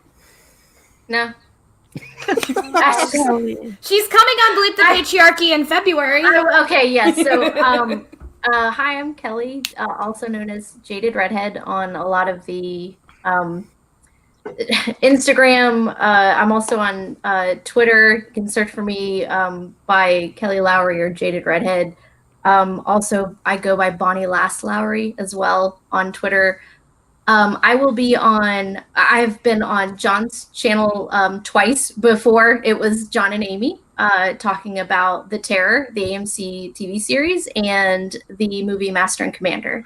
By the way, can I say that, first of all, Master and Commander, my first stream to go over 1,000 views, and The Terror keeps rising in view counts, chugging along, whereas, most of my streams, reach a certain number and then they kind of taper off. That one keeps adding views. It's all because of you, Kelly. You're just that wonderful. So, all right, y'all hear that? Give me a call. I want to up your views. That sounds so wrong. Okay, so I will be on. Yes, I will be on John Webster film again. Apparently, sometime in the new year. Is it yes. a boat movie? Is it something to do with boats again? No, you're excited for this one. I'm excited for this one. No. Yeah, good guess. Let's go ahead and announce that now. It'll be on January 23rd, and we're going to be talking about the first X-Men film. So, yes! The first X-Men film! Yes, I'm so excited. On my birthday. And Kelly and I both have read the comics and are huge fans, so we are going to geek out. And John is a huge fan of the original animated series, which was pretty close, the closest to the comics I would say, as what we've gotten. So we're gonna just geek out into each other's faces. It's And gonna be like, great. since I can't play the audio file of the music off the top for copyright reasons, I was like, da-na-na-na-na. we may just have to sing it ourselves. Oh, Yeah. if we do a rendition by humming, is that against copyright? I sang it using the word do. Do. That's what we're gonna do. So we're gonna start out the stream with a do rendition of the theme song. And yeah, Guilty Undertaker, that's the 2000 film. Yes. Yes. Yep. Okay. I think I will be on Unspun Yarn at some point. I can't remember if it's Unspun Yarn or Bleep the Patriarchy. I'm going to be talking about nautical superstitions and superstitions involving sexism. Yes. Yep. And the Bleep the Patriarchy is on Unspun Yarn, so it's all the same. Yeah. You're Okay. right. Also, I'm going to be with these fine folks that you see. Lady Leaf is absolutely correct here, but also Kelly has a ton of knowledge about like ammunition and things like that from, boat ammo and things like that. So she has a ton of very diverse expertise that is absolutely fascinating. So if you have like anything to do with boats, including ammunition and things like that, you go to this girl because she is Historic very battles. Yeah. Nautical battles in Song of Ice and Fire. I'm hoping we're going to get to talk about the Chinese pirate queen one day, Kelly, on someone's channel. Yeah. And I wouldn't mind talking a little bit about Kirtan as well, the shipwright. Yeah. And burning ship.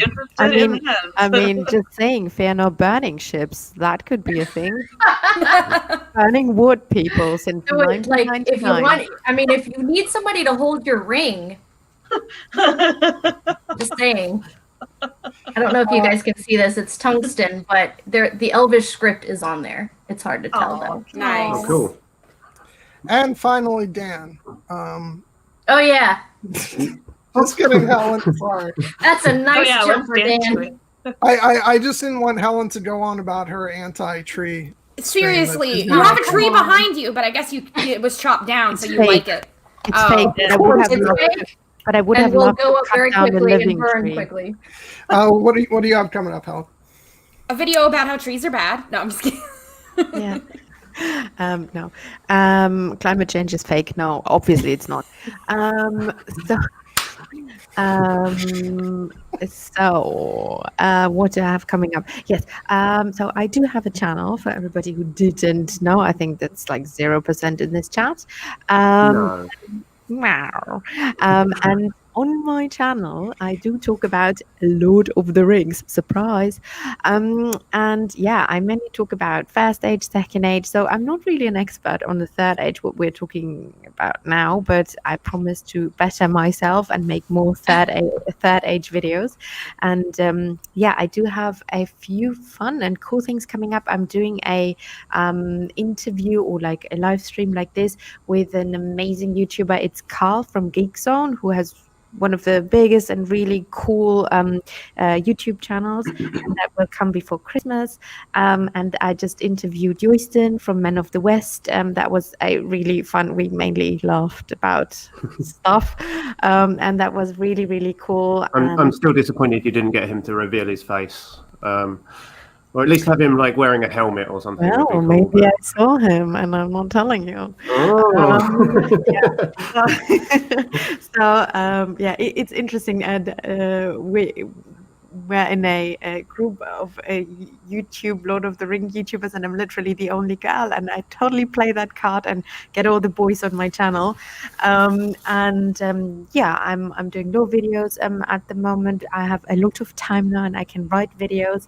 I'm 4 weeks on holiday, and the lovely Dan and I will continue to talk our goodies and baddies, hopefully in the next few weeks, Dan. And yes, I haven't forgotten about my first love, Jordan. He will always be my first love. You will always be my first love. Don't make me sing. John will also come back to talk about Lord of the Rings. Yeah. Eventually. Now you will. I didn't have a lot of time, but now I have. Yeah, and lots of good things to come. And I just voiced again. This is why my name is here. I just voiced again Galadriel for oh my god, who was it now? For Lord of the Rings, another really great YouTube channel, who does very in-depth analysis. And this is the latest Galadriel video. So if you want to hear German Galadriel, go to Lord of the Rings. The voice actor thing just makes me laugh because they're all copying me, literally. I know. I did voice acting for Dan as well. So yeah, apparently people like my weird German accent as an elf. Okay. I Yeah, like so how the it's goddess, though. The so goddess lovely. was very nice. I love it. This is the thing. You always think about yourself as very like you hate your, or not hate, but you're like, oh, I sound like Mickey Mouse on drugs. But well, apparently it works for the internet, so that's okay. Hey, Mickey Mouse If you has could sound like an really been eloquent- struggling with, with his If you can rehab sound program. like an eloquent and sexy Mickey Mouse, yes. Oh, I loved somebody saying, who was that? Kate, my content brings all the boys to the yard. Yeah. Am I right? Yeah. Oh yeah, and I'll come as Wonder Woman to John's stream. Yay! Yeah, like That will bring a lot of boys to the yard. it's going to be the And highest girls. And girls. stream on Yes. the channel. So. I'm gonna keep the thirst to a minimum. I solemnly swear. I was like, I don't even swing that way, but also girls. Yeah, I know. So yeah. All right, Dan, you're up. I'm also a Lord of the Rings YouTuber. My channel is Voice of Geekdom. What? Yeah, I know, it's true. I did not know this. And I am covering the Silmarillion in depth, or in reasonable amount of depth. I'm going through chapter by chapter. We're about coming up to halfway through the book now, ish. Although not really, because the later chapters are generally a lot longer, so probably I'm going to have to split all those ones up. But yeah, so we should have chapter 11 out before the end of the month, which is the myth of the sun and moon, which is a really cool one, I think. And also, yesterday we released a podcast with a special guest, which was Professor Corey Olsen, who is a Tolkien scholar and renowned author and like a major podcaster in the Tolkien fandom. So it was quite a big deal. And we talked to him for about 2.5 hours, and the video's doing really well as well. He's been tweeting it out and stuff as well. So I had my total fangirl moment. Like seriously, if you could have brought on an actor or anything, I wouldn't really care. I'm like, yeah. Whatever. Yeah, we said this beforehand, didn't we? We've both met like quite big celebrities. Like I've met Claudia Schiffer before, and I've met like quite well-known people before in my life. But like literally, there's very few people I've met that I respect more than this guy. He's totally so nice as well. So nice. Watch that interview, and also Corey Olsen has a phenomenal book on about the Hobbit, which I remember when that came out, I bought it immediately and sped through it. It's fantastic. It's absolutely wonderful. Mm-hmm. Yeah, he didn't even mention. We didn't even mention his book the whole time, but he does so much. He's so. He's prolific, isn't he? So he doesn't sleep. When does he sleep? Like, say, I said he's a vampire, and he didn't say no. No, he sure. more or less confirmed it, didn't he? Yeah. And hopefully we'll be able to talk to him again before too long as well. Maybe on your channel. I mean, assuming you're going to invite me, I don't know. Let's see. But yeah, okay. I'll forget my friends when I'm big and famous. I'm like. John who? Slow down, Dan. Just... Voice of what? Voice of what? Who's that? So go check that out. If you don't have time to listen to a 2.5 hour interview, then we do have a few shorter videos with him as well, which we can talk about a few interesting subjects on those as well. I appreciated those little teasers, by the way. I thought that was I thought that was a good call. I don't know who. It was all did for it. the sake of the YouTube algorithm. Trust me. Our Lord and Savior. Actually, the YouTube algorithm. shout out to Gemma who was in the chat earlier because she kind of gave me the idea to do that. Okay. Which Thank you, Gemma. but what's wrong with 3 to 4 hour videos? Nobody has time. That's what's wrong. Hush, Dan, hush. We're going to be on Thank your you, everyone who is here giving us their time. We appreciate Indeed. it. We Yes. know that Yeah. these are long, but we're having fun. Come on, enjoy The thing this. is How about doing long form content is that you do build a really loyal audience, and you've got a really loyal audience here, so you're lucky. How Yeah, to triple our content, John? Just release like chapters.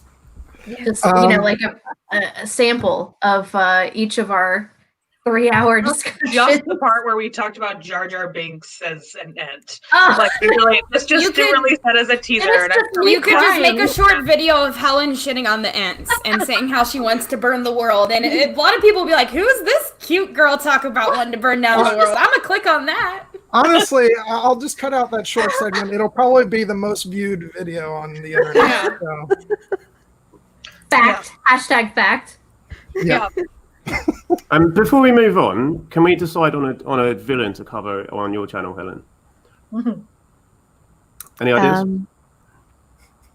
Yeah, well, I wanted to say Sauron, but I'm doing Sauron with Robert now. Sorry. So we do Melkor. Let's do Melkor.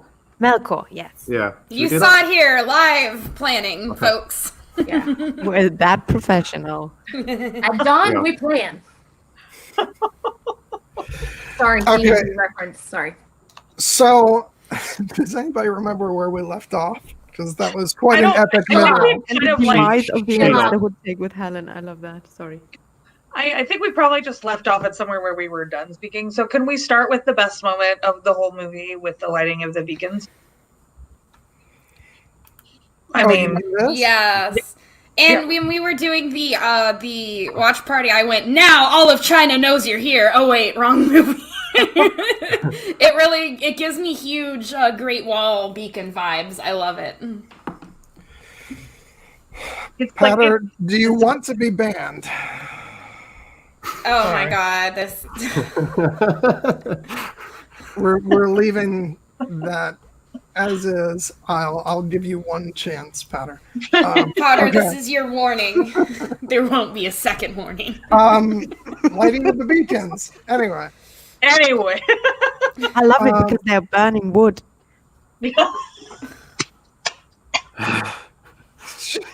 Helen, let's be best friends. I love you. Oh my god. I can still hear the trees screaming. I don't want to make this like. I all feel like she about- gets turned on from looking at a fireplace, being like, yeah, burn wood, burn! I have like an app on my Focus, phone. I people. look at it on Sorry.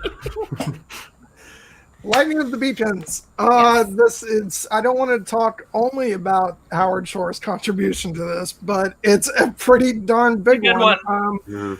Once again, that Gondor theme just played out, to the fullest. It's beautiful, and it's.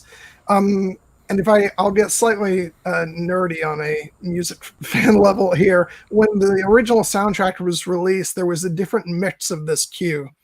On the actual soundtrack, so it didn't sound quite the same. You missed some of like the strings underneath, and as someone who loves film music as much as I do, that kind of thing really gets on my nerves. So when the complete recordings were released, I probably played that cue about 1 billion times.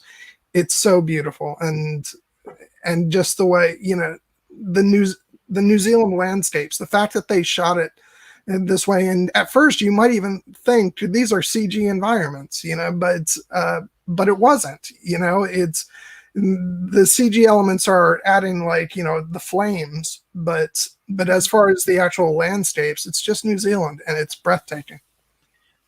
It's like Yeah, every time obviously the actual fires aren't real because one of them is above the cloud level where you can't actually probably breathe.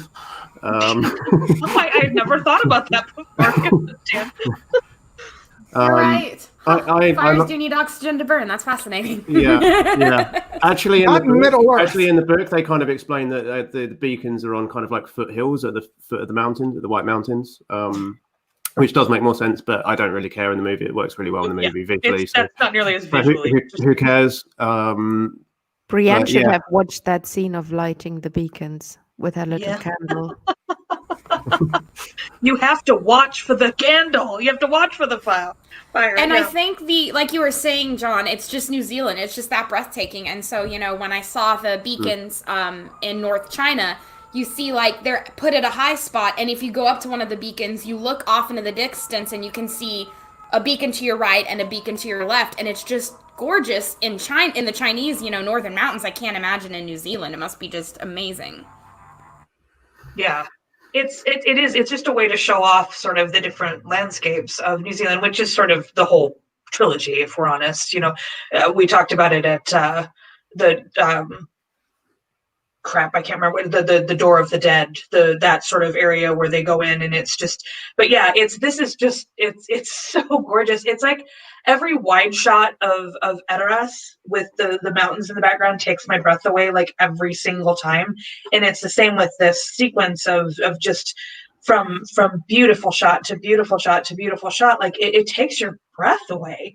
In conjunction, like even if it were dead silent, this landscape and this cinematography would take your breath away. But then you add in Howard Shore, and it's like it's really really something special. And it's a thing you could watch on repeat forever and never get tired of. But I love even in the beginning when Pippin sort of starts the fire and then realizes he's like needs to get off the burning pyre, so it kind of starts with this like funny joke, and then it just turns into this like majestic thing that ends with Aragorn bursting through those doors. It's like it's so funny that it kind of starts with a joke and it ends on this, and Rohan will answer. It's like everything about it gives you goosebumps. It's my favorite moment in the whole movie. And there's really just that moment to like catch your breath where the music cuts out and he says, "Gondor calls for aid."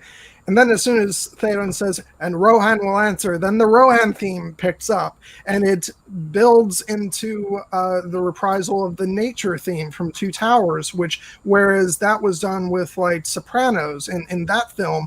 In this film, it's brought in with like the full orchestra, and it comes to represent Rohan coming to the aid of Gondor. And when Éomer gives that speech, and he's like, "Riders of Rohan, oaths you have taken," and all of that, it's just so glorious. And it's just, and then it builds to all of them, riding off, and then, but that's the thing about the music in this film. There's so much music that carries the sort of momentum and pace of the film, because even that music builds then into the next scene. Where with the fighting in Osgiliath, all the way to Gandalf riding in, and you get the soprano come in as he lifts up his staff. And this is now turning into the music stream where I just talked about how great it is that I don't mind. Oh darn! Just keeps going and going and going, but there are select moments where Peter Jackson knows to cut out the music. And actually, if you listen to the complete recordings, there are a lot of moments throughout the score where there's more music that they chose to dial back, because at certain points you do have to let the audience kind of breathe for a moment and have some silence in there. But I just love the fact that there's so much music throughout the entire film. It's, sorry. Music out, But I think the lighting of the beacons for me kind of, it shows this unity, right? Finally, people are, people, I hate to use the term man, people are coming together to fight, to fight for the right thing to do. And so I think it's also it's a bit of a triumphant moment. And it's definitely kind of a highlight of the film where you go, okay, finally they're getting together, like stuff is going down, they need to get ready. So it's kind of a rallying call. It reminds you they used to like each other.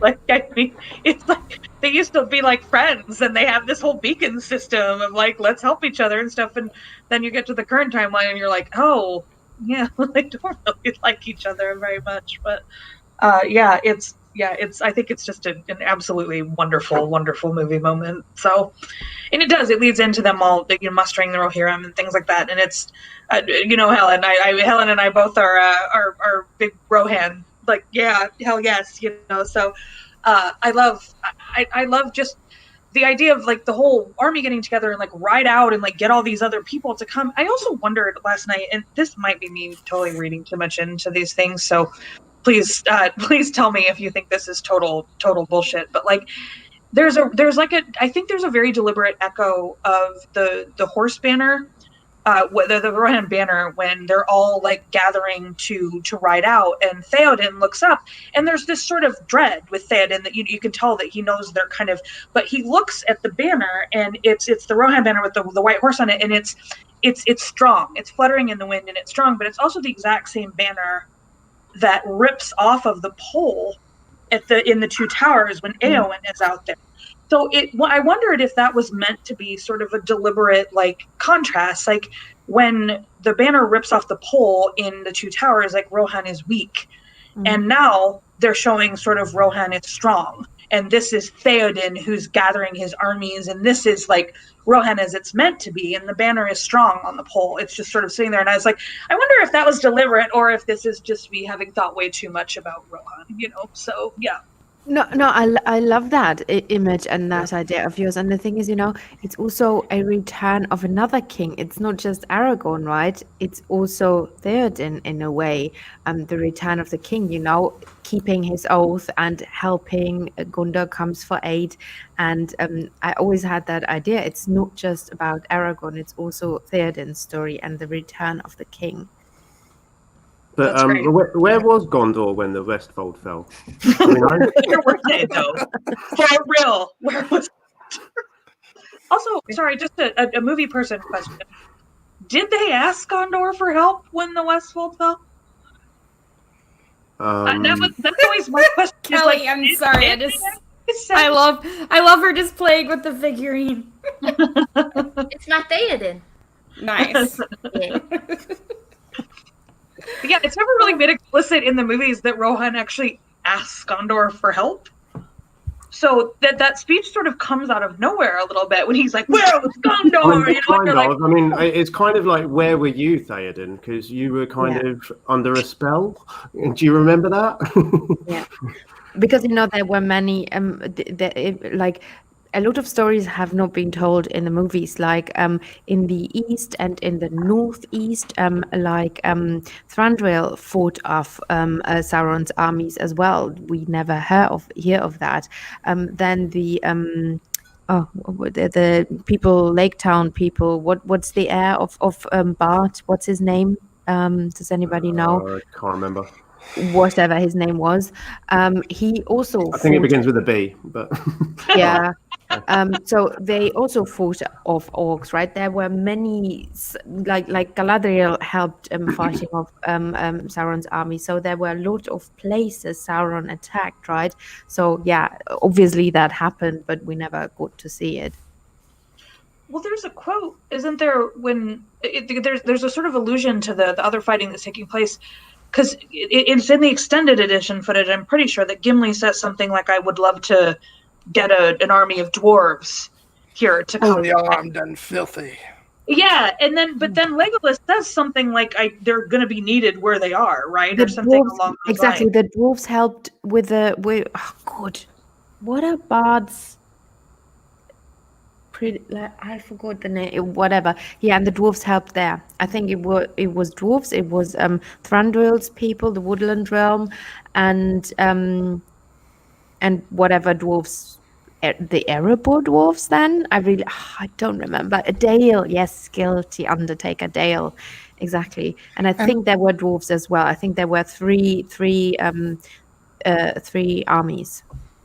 There's even a bit about that in the story, The Quest for Erebor, I think, where Gandalf says to the hobbits, were it not for the Men of Dale, you know, such and such would not have been possible.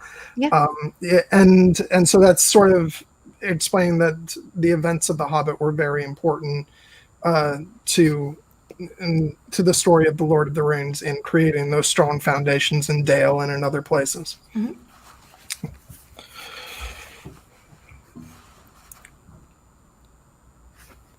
Yeah, I started the last topic. Someone else talk about what you want. No, it's funny because when you said best part in the movie, I totally expected you to come in with this. I mean, it's honestly like, and again, my favorite movie moment is still I Am No Man. This is also just wonderful. Oh my! It's just wonderful. Oh, There's Yeah, it's really a shame that I don't have the music again, but the music to play against that image, because it's, oh my god, it's, you know, it's funny because it's hard to tell, but oh my gosh. I'm a meme by this point, but like the way the music builds throughout the films, this is where you get these themes that have been established really played to their fullest, because later on towards the end of the film you get that, you know, huge choral rendition of the Fellowship theme, and likewise here you get the Rohan theme, just, you know, not just the Rohan theme, but again the nature theme, like building up to it, and then as soon as they ride out, that's when don't mention nature with Helen on the street. The music of the Rohirrim. It's the name of the theme, Helen. Lighten up. It's because the Rohan theme speeds up too, like it goes fast, because it's like, I love the it's like the action theme. It's just, oh god, it's so good. I don't mean to like, we kind of skipped ahead of like the mustering of the Rohirrim, Meriadoc's like, you know, glee over it all, the conflict with Éomer and Eowyn, and the paths of the MF and dead. Yeah, we're just kind of jumping. We're skipping around. No. Do it, Kelly. So yeah. But can I add to that? Because let's just say for 1 second, because then I forgot, and then we can get to Kelly's scene. Just to add to what we just talked about, this is one of the only things I missed in the movies, is them leaving out Prince Imrahil. And just for everybody who doesn't know, so I was like, oh no, does he come? Does he show up? No, obviously not. So the thing is, he is so Denethor's wife is from, so the mother of Boromir and Faramir is from that line, and in that line of Prince Imrahil, they had an elf in their line. So Boromir and Faramir actually have elven blood. Just dropping this here for you, just like Aragorn. And so yeah, they were a really a royal house, and they often married into the king's line, and they married into into Denethor's line.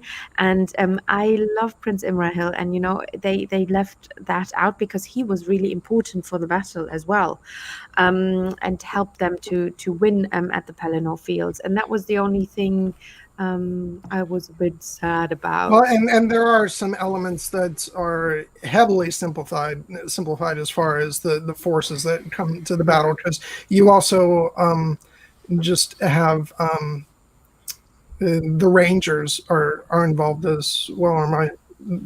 That's right, or am I misremembering that? I know Elrond's sons come, and there's all that. They simplified a lot by having Aragorn enlist the army of the dead in the films, which, you know, it's a fair point that that PJ made for the films, which was, you know, if you have an army of the dead, you know, and you just use them to, you know, basically for this small little job, and say, well, why don't you take them to the actual big battle? It's in the book, it works. In the film, it might be hard to sell to a general audience. It's like, you've got this, you know, invincible army, you've got to use them for something big. But yeah, but there's a lot of elements in the book that, you know, I don't know whether I would say I I do miss them, but I'm not upset at the adaptation for going. I'm not upset. You can't put in everything. It's just because I really love the backstory of that line, and Tolkien gives you a big backstory of the line of Prince Imrahil, and I found that so interesting because it doesn't happen often that an elf and a human mingle and build a house, right? That literally happens 2-3 times. And this is one of the times, and it's really interesting that, Boromir and Faramir have this elven blood in their line. Yeah.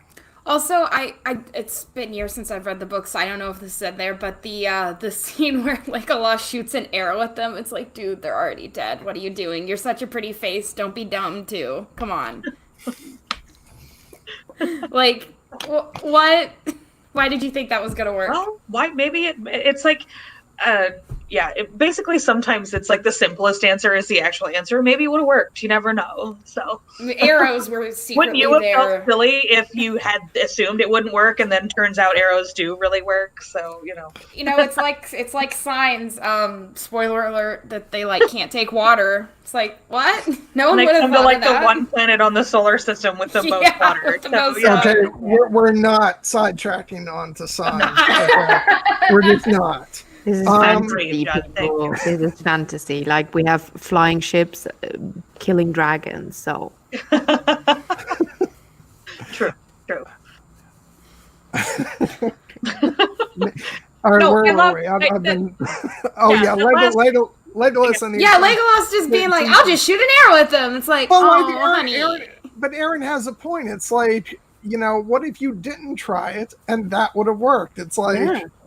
It's like you got to put in the one, it's time like effort. Everyone has a lot of experience with ghost armies. Yeah, this is true. You got to give it a go, and if it doesn't work, it doesn't work. Look, he's still my favorite, so it's fine. I just thought that was it's like, dude, really? Okay, fine. What's that number Peta is posting? I want to call that now. Is that what's 555? No, do not pay attention to Peta, okay? I want to literally Peta's entire existence is making bad jokes in the chat. So I want to call that number now and see who's answering. Is it Sauron? No, it's look, he's guesting tomorrow on Here Be Dragons to talk the Expanse with us, and I'm dreading this. He's actually Patter's lovely. He's very much a nice guy in person, isn't he? But he just loves he's such a troll. Is that the ghost? Good at it. Is it the Ghostbusters hotline? Is Ghostbusters? I think I don't know. Could be. Petter is wonderful, but literally. It's his whole job to troll everybody. So that's what he loves to do. Thing. Yeah, I'm really excited to see John and Potter in the same stream. Let me live call this number in Germany now. But I don't think the number exists. Oh, Leaf says that he's our pet troll. That makes sense. Yeah. Okay, do you want me to do it right now? Yeah. John is like, no. That's 5 doesn't work. We've been sidetracked now. Okay, it doesn't exist in Germany, so we can't call ghosts or dead armies. So we can't call dead armies in Germany. Shame. All right, Patter, you win. You win this round, buddy. We talked about you for at least 2 minutes on this show. So, You had your 5 minutes of 5 seconds. All right, we fed the troll. Now let's ignore him. You're gonna get all the attention tomorrow. Let us be, Patter. I don't know. Where were we again? I guess. Pelennor Fields, I guess. I don't know. No, or do we want to go linear with Kelly? We could do either. No. Let's go back even a little bit more. The scene with Gimli walking across the bones. Yeah. And he's like, Wait, mood. This is my opportunity to actually throw just the smallest bit of criticism. I think that scene was actually rightfully cut from the theatrical version because I think it veers a bit too much into over-the-top comedy. Yeah, very silly. With him drawing the hand, too. Yeah. When the ghost hand is coming up. Yeah. Which it's funny. John Rhys-Davies is hilarious, but it's just like if you're trying to set the stage for this, scary place with these ghosts, it's like maybe don't dial up the humor that much at that point. But for the extended cut, it's fine because that's for the fans, and it is fun to watch. But I think that was probably a good cut from the theatrical version. But the text above the door, is that from the books The Way Is Shut? Do you guys remember it all, or I think I really love it's been a while now. It really sets the mood before you even go into the door, because it's everything. It seems like everything else in Tolkien's world is really flowery and beautiful and stuff, and this is very The Way Is Shut. It was made by those who are dead, and the dead keep it. The way is shut. It's very. Even that sort of text, being over this door, is this is not a place you should go. I think it's so good, and I love, again, he chose that place in New Zealand specifically for that, before the Paths of the Dead. He had this whole, he said he wanted to use it in another movie Peter Jackson did, but he was I had it in mind for this, the Paths of the Dead, and it's so perfect because it's so barren and craggy, and it's clear that nothing lives there. And then you get to The Way Is Shut. The whole lead up to it is just wonderful. And then like you said, so it's this foreboding, and Legolas is talking about this army of the dead and reciting this whole thing about the need shall drive him and things like that. So you have this whole mood coming up, and then you get inside, and like you said, it's slapstick comedy, and you're okay. This was a weird shift in tone, but okay, I guess we can have this now. But you're right that it was definitely rightfully, I think, cut from the theatrical. So, but that said, I'm perfectly, but that's kind of why I'm fine with even the stuff that doesn't work tonally in the extended cuts, because those are for fans and those are for us to kind of have fun, and I prefer that to just seeing them as deleted scenes, because I very much love to see all the stuff within the context of how it was supposed to play out. And I'll admit, I think his wincing as he's stepping over the bones is a bit too much for me. But actually, when he's blowing away the ghost, I actually do find that pretty hilarious. But maybe not the right the right tone for that scene. But yeah. But I do actually, speaking of the different cuts, I also, we talked about this last night, Aaron, I do also prefer the way the scene ends in the original version with Aragorn saying, what say you? It's just such a brilliant cut to then leave you hanging and go into the battle sequence, and you don't know until they show up at the battle. Mm-hmm. I prefer that version as well. The theatrical cut versus the extended avalanche of death. Well, plus, and then it ends with "we fight," so you know they're going to show up. So it does. So it's good because once you've seen the movie, it's they're going to show up anyway. So let's go ahead and see these added moments for Aragorn, and when he thinks he's failed and stuff. But on for new viewers going to the theater to see a film, you do want to leave them in suspense. So once again, I think that was probably a wise decision. It also, again, I have very, very few nitpicks with Lord of the Rings, sort of on the whole, but that's 3 billion skulls. Just the amount of skulls that come pouring out of the doors and stuff. You're how many people refused to fight for Gondor? Was Gondor mean to everybody or something? Why did this many people end up in this underground cave? So that did. I find that scene over the top and silly. I don't mind the Gimli jokey blowing the ghosts out. The skulls is really, really silly. Yeah, there's so many of them. It's you get a couple thousand people, ghosts or whatever in the battle and stuff, and that's great. But it's this is millions of skulls. More people, lived in Middle Earth are pouring out of this opening. So yeah.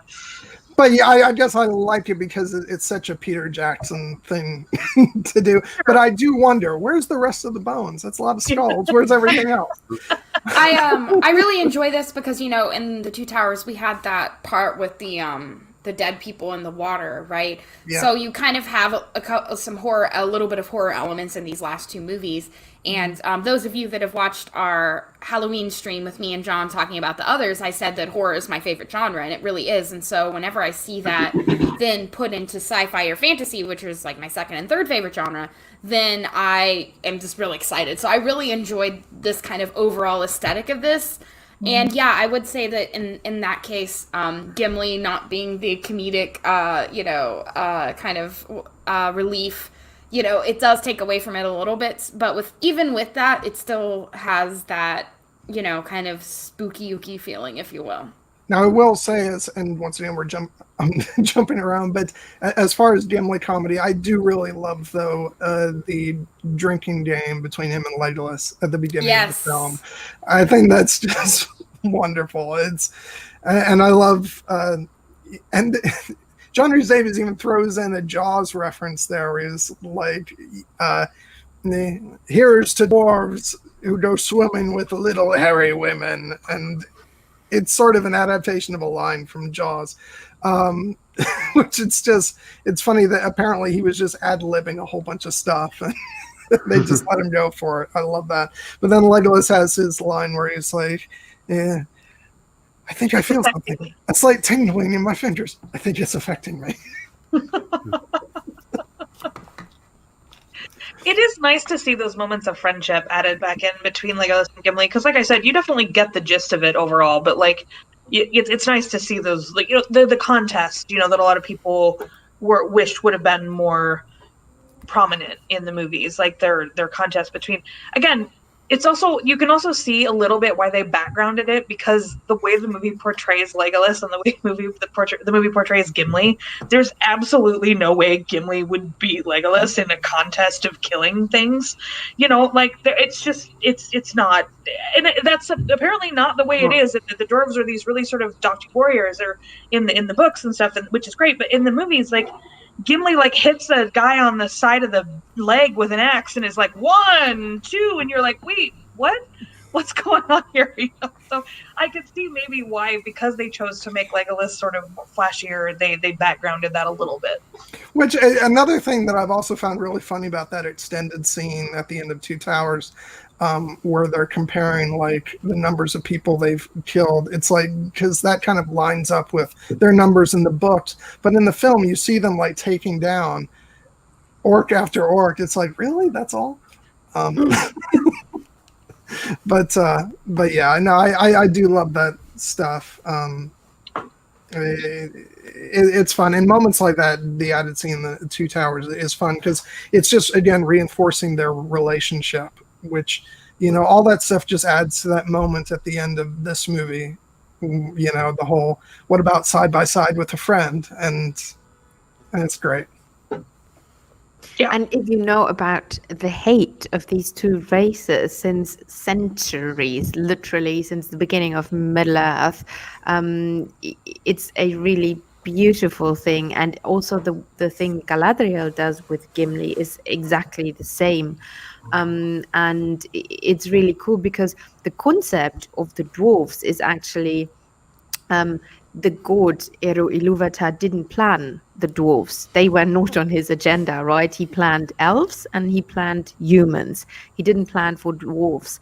And one of the demigods, he was kind of the, oh god, what's the English word for that?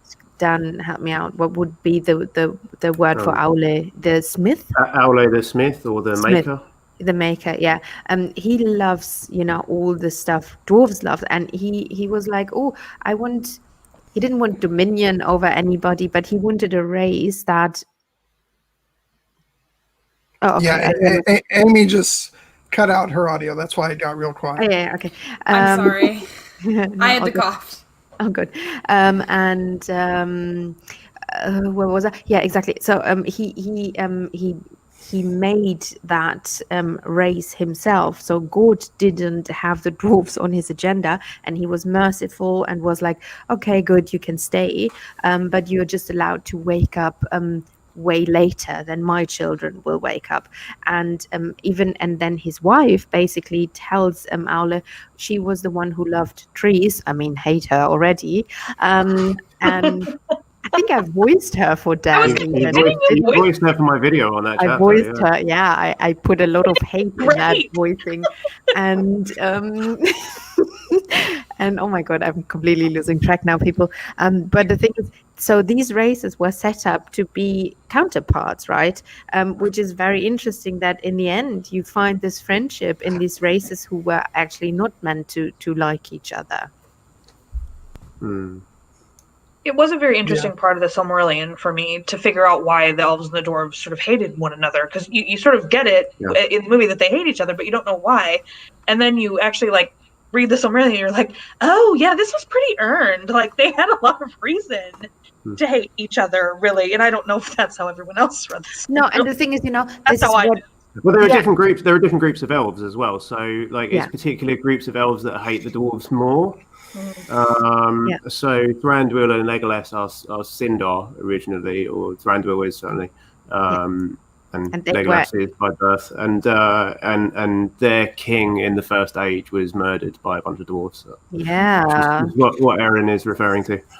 It's actually one of the and I'll save this, mostly for whenever I end up doing a Hobbit stream, but it's sort of one of my issues with the adaptations for those movies where they don't outright say it, but they imply it, that the rivalry between the elves and the dwarves arises, mostly from that it's between Thranduil and Thror.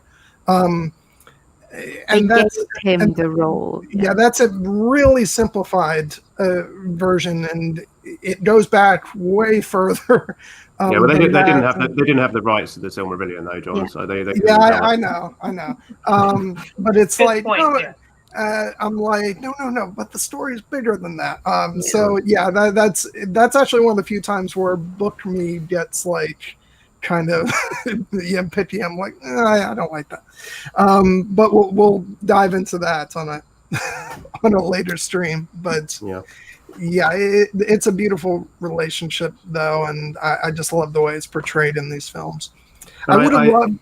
Go back to the whole drinking scene. I do like how they kind of emphasize the differences between the races. Like they're emphasizing the fact that Gimli and Legolas are still very, very different, with very different backgrounds, but they've got a lot of common ground there. But it's weird, like from a book point of view, that Legolas is like immune to alcohol, though, because in The Hobbit there is a scene where the dwarves escape from prison because their jailers get drunk, or their jailers are like having a party and they get drunk. That's when Bilbo chooses his moment to pickpocket the keys to the jail cell and let the dwarves out. Maybe the elves learned their lesson from that, and then everyone had to drink a lot more from that day forward, so it would not ever be taken like that again. Canon now. It's canon now, Erin. And the earlier scene at Isengard with Merry and Pippin, where they've got the salty pork, that scene in the book, Legolas has a line in the book where he says, "I would sooner know where you came by the wine than as opposed to the tobacco," which is the pipeweed reference that we talked about at the beginning of the stream. And I always think when in the book, when I read that from Legolas, I think that's a callback to The Hobbit, where the elves of Mirkwood, they like a drink, basically. Yeah, I was going to say, there's a reason, Amy, that he's our favorite. So. Hey, Stephen. Hey, Stephen. Stevia. Yeah, somebody's mentioning Stanley. Thranduil. Somebody's mentioning Thranduil in here, total DILF. I mean, can you invite me to a stream where we can just lust after him, like that stream? See, I love the daddy vibes. See, we're going to be getting to the Hobbit stream, and I'll be all like, this is the problem with, the adaptation. The pacing is terrible here, and you guys will just be like, but Thranduil.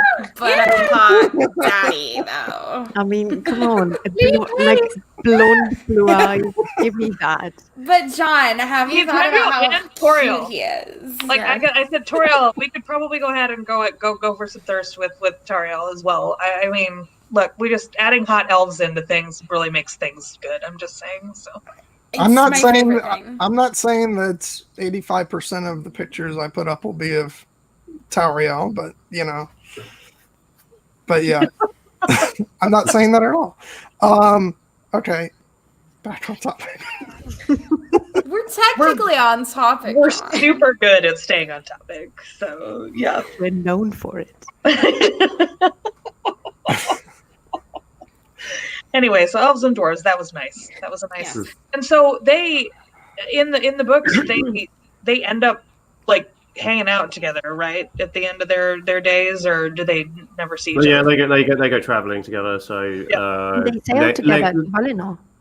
Yes. Yeah, eventually they do. Yeah, that's true. And this is actually one of the is still bits of unseen footage from these movies, is that there was an epilogue in between, the scene in Gondor with, the you bow to no one and the hobbits returning to Hobbiton. There was actually sort of an epilogue kind of detailing what happened with all the rest of the characters, and that included Legolas and Gimli. And they chose not to put that back in the extended cut, so we actually still haven't seen it. So I have my fingers crossed for a future version. I haven't heard anything about it being on the box set next year, so that's kind of a shame. But who knows? Maybe we'll be surprised and it will be there. Did they also film a wedding with Aragorn and Arwen? No, Faramir and Eowyn. Oh, okay. I was like, there was a wedding that they definitely filmed. Yeah, there is footage. There is costumes. I would also love to see that. Demand it. Yeah, I would love to see costuming for a wedding. I just think it would be beautiful. So. And honestly, even though it was they rightfully went in a different direction for the films, I really also want to see that footage with Arwen at Helm's Deep from Two Towers, because I just would love to see how that played out. Yeah. I see that look on your face, Helen. I didn't say I wanted it back in the movie. I just would like to see it. It's okay. I'm still dreaming about Fëanor burning the ships. So. Okay. Guys, I need to leave in 5 minutes, though. I don't know if you've seen. What else would you love to talk about, Helen? What you get to pick the next topic. What else would you love to talk about? I haven't seen the movie, so I don't know what happens after. No. Oh yeah, let's talk. No, I know. Let's talk about the Eowyn scene and like the mythology behind it, so I can drop some knowledge there and then leave and sleep like the dead. I would love that. Okay, can I talk? Yeah, go on. So I really love, because we know very often it is said that Tolkien didn't give women a center stage, let's say it like that, but if you know the meaning of actually killing the Witch King, and there is a prophecy behind all this, and only a man can no man can kill me, blah blah blah blah blah. So I really love that Eowyn kind of got that kill, because it was one of the most important moments, and the backstory is also one of the characters that came back and is sadly not in the movies. He's just, what I heard is he is in there, but he is not given a name, right? He's somewhere in Elrond's, in Rivendell, like shown once or something like that. Did you guys hear that as well? Are you talking about Glorfindel? Glorfindel, yeah. He's there in the coronation scene as well. Okay, that was Glorfindel. Okay. Yeah, so you see like a blonde elf, which people think is Glorfindel. I think it's like assumed that it's Glorfindel, or unofficially it is Glorfindel. Okay, so because he was the one cursing the Witch King actually, and putting out this curse, and then Eowyn fulfilled that curse, and I really love that she was given the scene, because it could have been Theoden. It would have made sense if it was him and then dying or something like that, but Tolkien gave it to her, and I love that, and it is important of how he saw women. And again, if you read the Silmarillion, there are many powerful women, and I do think Galadriel is powerful as well. You learn that in The Hobbit, you learn that in other scenes of her, especially her like not taking the ring. I mean, how powerful is that? You don't always have to fight like a warrior to be powerful in Tolkien's world. And yeah, I really love that. And then her arc, like becoming a healer, you know, from a warrior, a queen, to become a healer and choosing that fate and getting married and all that. I really love that. And it's an important, you know, that you can hold against all these people saying, yeah, Tolkien didn't put women in the story. He did. I highly recommend Dan and Helen's video on Galadriel. I think you guys released that last week. Yeah. We talked about that. And another reason also to dive I think Helen was working on a Galadriel video for her channel as well. So. There's the mention of the importance of Galadriel or her importance in her role in Middle Earth and all she did. Yeah. And another reason also to dive into the Silmarillion, because in addition to getting more on Galadriel, and there's just a slew of fantastic female characters. We did, a stream where we got to talk about Luthien, who is probably, she is my favorite character in the larger Legendarium. And her story is just phenomenal. So she's the role reverse, like prince saves princess from the tower. It's literally the princess saves the prince from the tower, which, hello, how cool is that? Yeah. Yeah, and like I said last week, I love Eowyn just being like a whole person too. She's allowed to be vulnerable, and she's also allowed to be a badass on the field, you know. But I also love that she gets to do this thing where she goes and she goes into battle and she kills the Witch King. This like the second biggest bad in all of Middle Earth, you know. And she does this, and then she decides that that's probably enough of that. I would like to actually use my powers for healing. Now, you know, I would like to devote my life to something that's better than war. And I think it's just, it's so great to me that he allows Eowyn to have this breadth of experience, and she's allowed and choose her own fate. You know, like it's just because this is feminism. This is what we're fighting for, right? I can choose whatever. If I want to be a housewife, I can. Like that's totally fine, right? It's my choice. Yeah, and this idea, this is something I was talking about last night when we were watching this as a watch party, is that part of feminism is that anything that is traditionally masculine or feminine, they are both, you know, valid. So you can't say, oh, she went off and was a badass and fought and then went and did this girly thing. Like, that's obviously putting, you know, a woman doesn't need to fight in war to be strong, right? So you don't want to put masculine values above feminine values. You should put them on equal scale, right? In feminism, we're not asking for better not asking for, you know, special treatment. We're asking for equal treatment, right? And look at the times we live in now. This is what I said to Corey Olsen and Dan. I think, look, who are the heroes of 2020? Is it the warriors? Is it the soldier? Obviously, you know, soldiers. Yeah, you're heroes. But the thing is, who are the heroes? The frontline workers, the doctors, the nurses, the healers, right? Yeah. So isn't that a cool message? Yes. Yeah, exactly. Yeah. And that's very valuable and needed. And I think also the image of her with. Please tell me it's Mary. Please tell me I'm not getting mixed up. Thank God. Thank you, Dan. Right? Her and Mary, it's the two people that were told they couldn't fight on one horse, being like, screw you, patriarchy that only likes tall men. Like, we're going to do this. I really like that element of it, because it's not just a martial victory on the battlefield. It's also, it's her moral victory in bringing Mary with her and having faith in him as well. And he saves the day as well, doesn't he? Obviously, yeah, it's both of them that bring down the Witch King. You know, like the one that Gandalf couldn't bring down. You know, like he's sort of brought down by the people that society has decided were not supposed to be there. You know, and it's wonderful. And again, it's not even that it's just like, oh yeah, the feminist message, but it is just that she's sort of allowed to run the gamut of experiences almost more than anyone else in the whole book.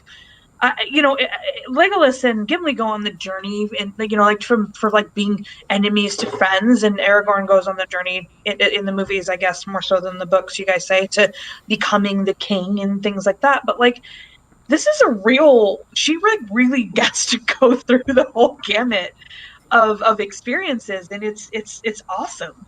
it's awesome that she gets to do the killing thing and then decides that she'd rather not anymore. Thanks. So yeah, I want to live with nice Faramir. Like she loved Aragorn and Aragorn didn't love her. Also, a great thing I think about this movie too that I mentioned last night is that they have I love that Aragorn clearly cares for her but never leads her on in these movies. She sort of puts her, and Theoden too. That's the very beginning of this movie when Theoden is like, I'm really happy for you because clearly you love him and no one could possibly not love you back. Like that's such a dad thing. Like that's a dad thing to do where if I was like, oh dad, I'm really in love with Matt Damon, he would be like, Matt Damon is lucky to have you, sweetheart. There's no way that he could ever not love you. Like it's just like, it's such a, nobody realizes that Aragorn's like, thanks but no on this. I'm already paired up over here, so. Well, this is something I was going to mention, and Guilty Undertaker mentioned it, which is that you can always have someone in battle, right? But this healing and all of that is a really specialized skill that would be needed as well. And not just anyone could do what she ends up doing beyond just the battle scene. Yeah. Well, that's what I said in the Glittering Caves too. She wouldn't have made a difference on the battlefield, but she made a difference in the caves. She made a real difference in keeping people calm and organized in the caves. Like, probably, I won't say she couldn't have made a difference because you could say the same thing for Pelennor Fields, I suppose. What's one more soldier? But at the same time, she did really good things in the Glittering Caves that probably couldn't have been done by a lot of other people in the caves. So. Helen, did you have another thing to add? No. I feel bad. I feel like we're like really dragging. No. I'm happy. No, it was. Thank you guys for having me. It's almost 2 a.m. and I'm old as fuck. I'm old as a tree. So Stop it. We love you. Thanks for bringing your tree hate here, even though we don't tolerate it on Joaff. All right, bye, Helen. Bye, Helen. Stand by for Ent talk. Yeah, when she's gone. Bye, Helen. All right, Dan, go. You were going to say something. Forgotten what I was going to say. Oh, damn it, Dan. It's quite late for me too, guys. I'm an hour ahead of her, but the incredible acting that Karl Urban does when he finds Eowyn. Oh yeah. Oh my God. We mentioned this last week, didn't we? But yeah, his look of just pain. Oh. Yeah. That cry. Oh, that oh my gosh. Yes, Karl Urban. Yes. And I will say that's one thing because that was added for the extended cut. But that was like one of the key moments when the trailer came out of this cry of anguish. Yes. That was in there. And then when I saw the movie, I was like, where's that bit? And so I was really happy to see that put back in. It's such a moment of overwhelming grief where he thinks that, his sister, who he thought was perfectly safe, has, found her way onto this battlefield, and he thinks, that she may be dead at that point, and it's gut wrenching. It's almost like an echo of like the Irish keening, sort of sitting by the grave and sort of they sort of like the banshee and stuff that they just scream, and that's what that reminds me of, is just this expression of pure unadulterated grief, and it's sad but also sort of beautiful in its own way.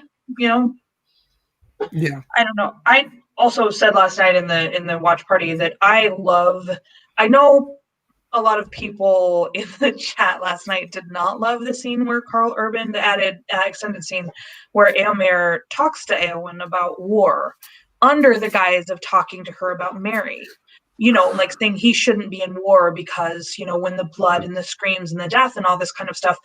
But I love that moment because I love that Éomer, this is again another sort of more feminine quality that they give to Éomer, where he is very attuned to his sister.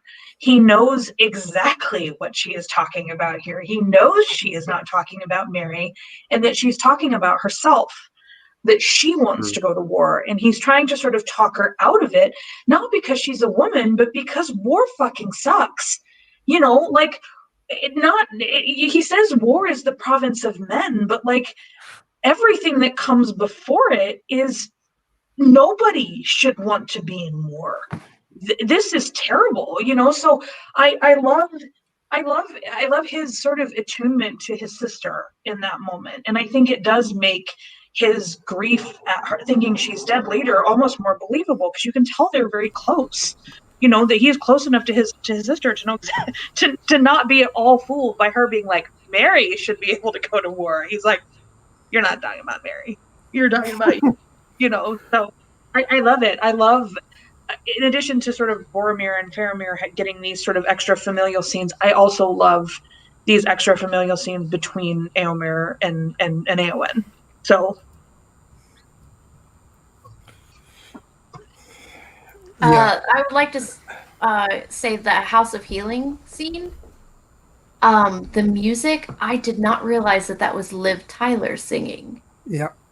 I think it's just so lovely. Yeah, originally I believe that music was going to be used for the scene where she has that vision of Aragorn and her son.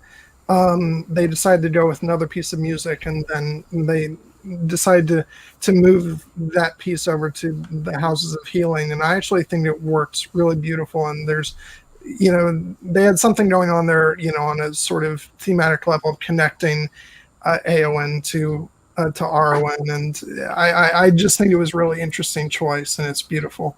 I love it. Is that I was trying to be considerate of Helen's triggering, firing vengeance. So So here's my Funko tree beard. This is now officially a pro ent stream, and I will have no more tree hate on this channel. Okay, only Helen can get away with that, and the rest of you, I will at you. Now, definitely a fully pro ent for the rest of us, I think. Here's the thing, like what's you on about?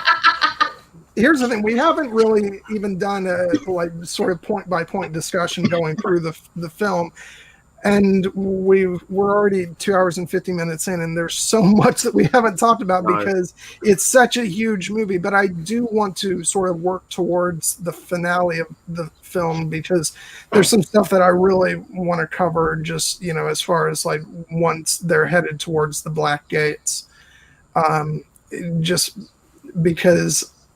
And this movie has, I think, two of the best battle speeches ever, because you get Theoden's battle speech, which, I love Aragorn, but Theoden probably does take the cake for, most incredible speech, and the way it culminates in, them all just crying out, "Death!" is brilliant, and then Aragorn's speech is great. I just love the way he's a bit more understated, because this is a guy who he's becoming king, but he hasn't been that, he's not a huge speech maker, but he really rises to the occasion. And I just love the way that shot ends with, he says, "Stand, men of the West," and then his horse rears up, and he lifts up his sword. It's just, I don't know how they did it. This movie is just the way they time everything, and the visuals are just spellbinding. Yeah, when he's hitting kind of all of their spears as he's riding along, that's really great. Which, by the way, that was Bernard Hill's idea to do that. When he had to learn to use his sword in the other hand, right? Because he needs it in his right hand for that shot, but he's left-handed. I think I remember hearing that. Yeah. Yeah.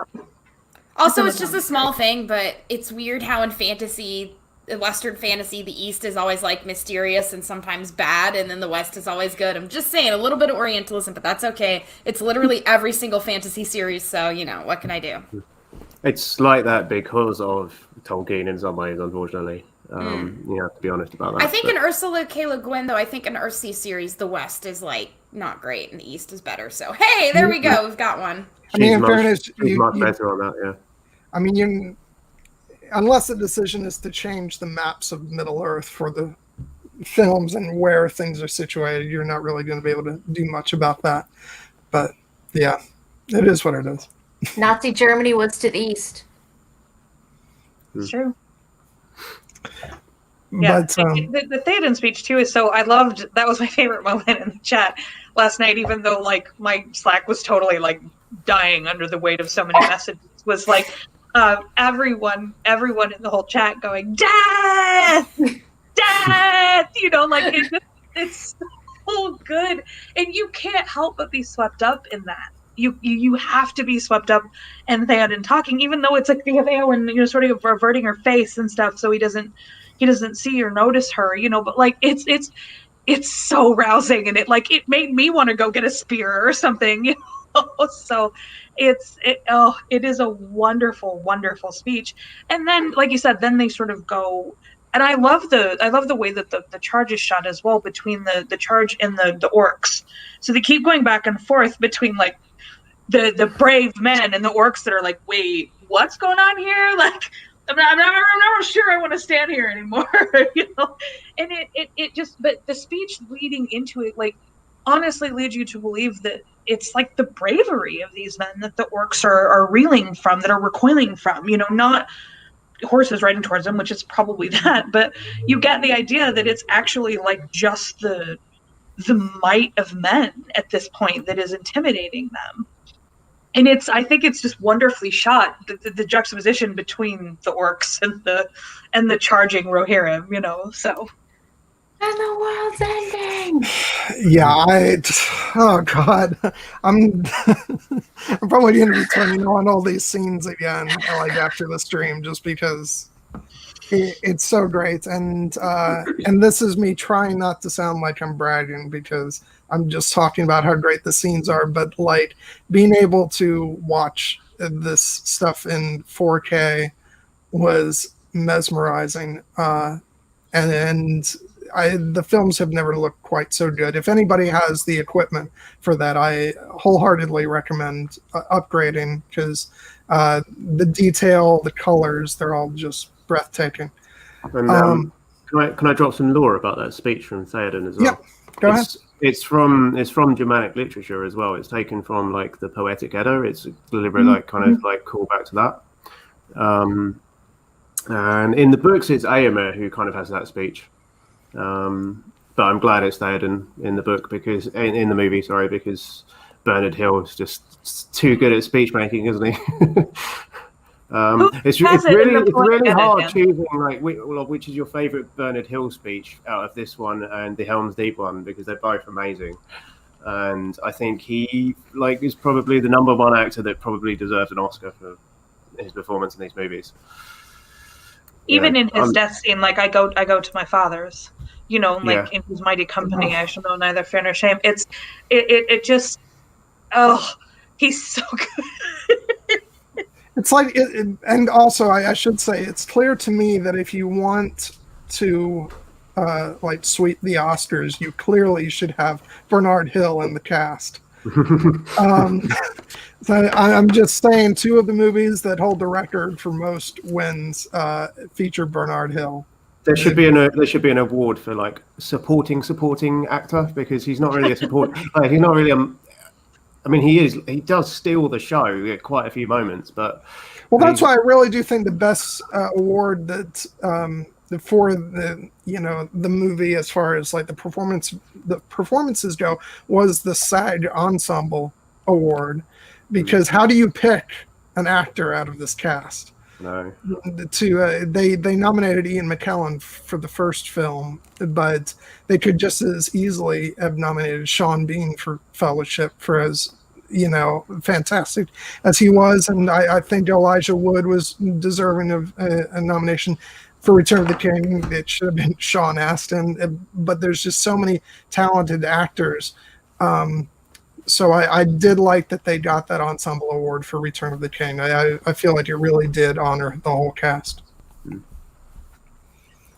Yeah, the acting stuff too. Like you said, it's everybody. You talked last night about Denethor and how I was like, John Noble. I love his portrayal of Denethor. Is like it's just this side of like Hammy. It's like this sort of Shakespearean, like, but it's on the right side of Hammy. And I said, I know people were mad, and you were like, no, I think he played him how he was written perfectly. And I thought that was like a very good sort of thing for the whole cast, you know, because it's like Christopher Lee as Saruman, who goes a little bit, sometimes he gets those lines that could be a little cheesy if it weren't Christopher freaking Lee, you know, like, and so I think it's the whole cast it ends up to me sort of that way, where it's like they play the part as written so beautifully and so perfectly, you know. It's wonderful, and it's so funny as someone who had never sort of seen Bernard Hill in anything, to see him go from like old crotchety mummy on the throne to Theoden, you know, to like actual, like, you know, hitting his sword on the spears and stuff. It just is so great, you know. So it's the acting really is in these films a testament to the skill of these actors. So yeah, and once we get to the end, towards the end of this film, I am just blown away by the juxtaposition of, you know, you have this one big epic, you know, sort of final stand of, you know, the armies of Rohan and Gondor, and then on the other side you've got two hobbits crawling their way up the mountainside. It's just it's the macro versus the micro, right? You've got this kind of epic scale, and then this, but both are important. But what's interesting is that the very small party of Frodo and Sam, right, is why that large army is doing what they're doing. You know, they're obviously doing it also just to you know, protect the realms of men from Mordor, but it's also for this one mission. And that's why, to me, and I've said this before, Fellowship is my favorite, because it is the beginning of this one mission that these people from different races come together to fight for. And this is like the final, you know, it's like the final lap of this long race. Yeah.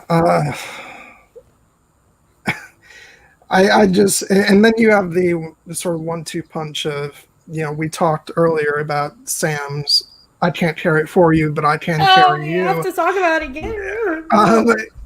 It's like just the look on Sean Astin's face as, like, because there's that close up as he's carrying Frodo up, and like this again, talking about the sound effects, you hear like the roar of the mountain in the background against like his sort of hardened face of determination. And it's just like, every time I've seen this movie, it's impossible not to get emotional over that. It's Matthew Hughes is making a good point in the chat here as well about the star, which is part of the same thing really, is just that kind of like little bit of hope that Sam brings at the right moment.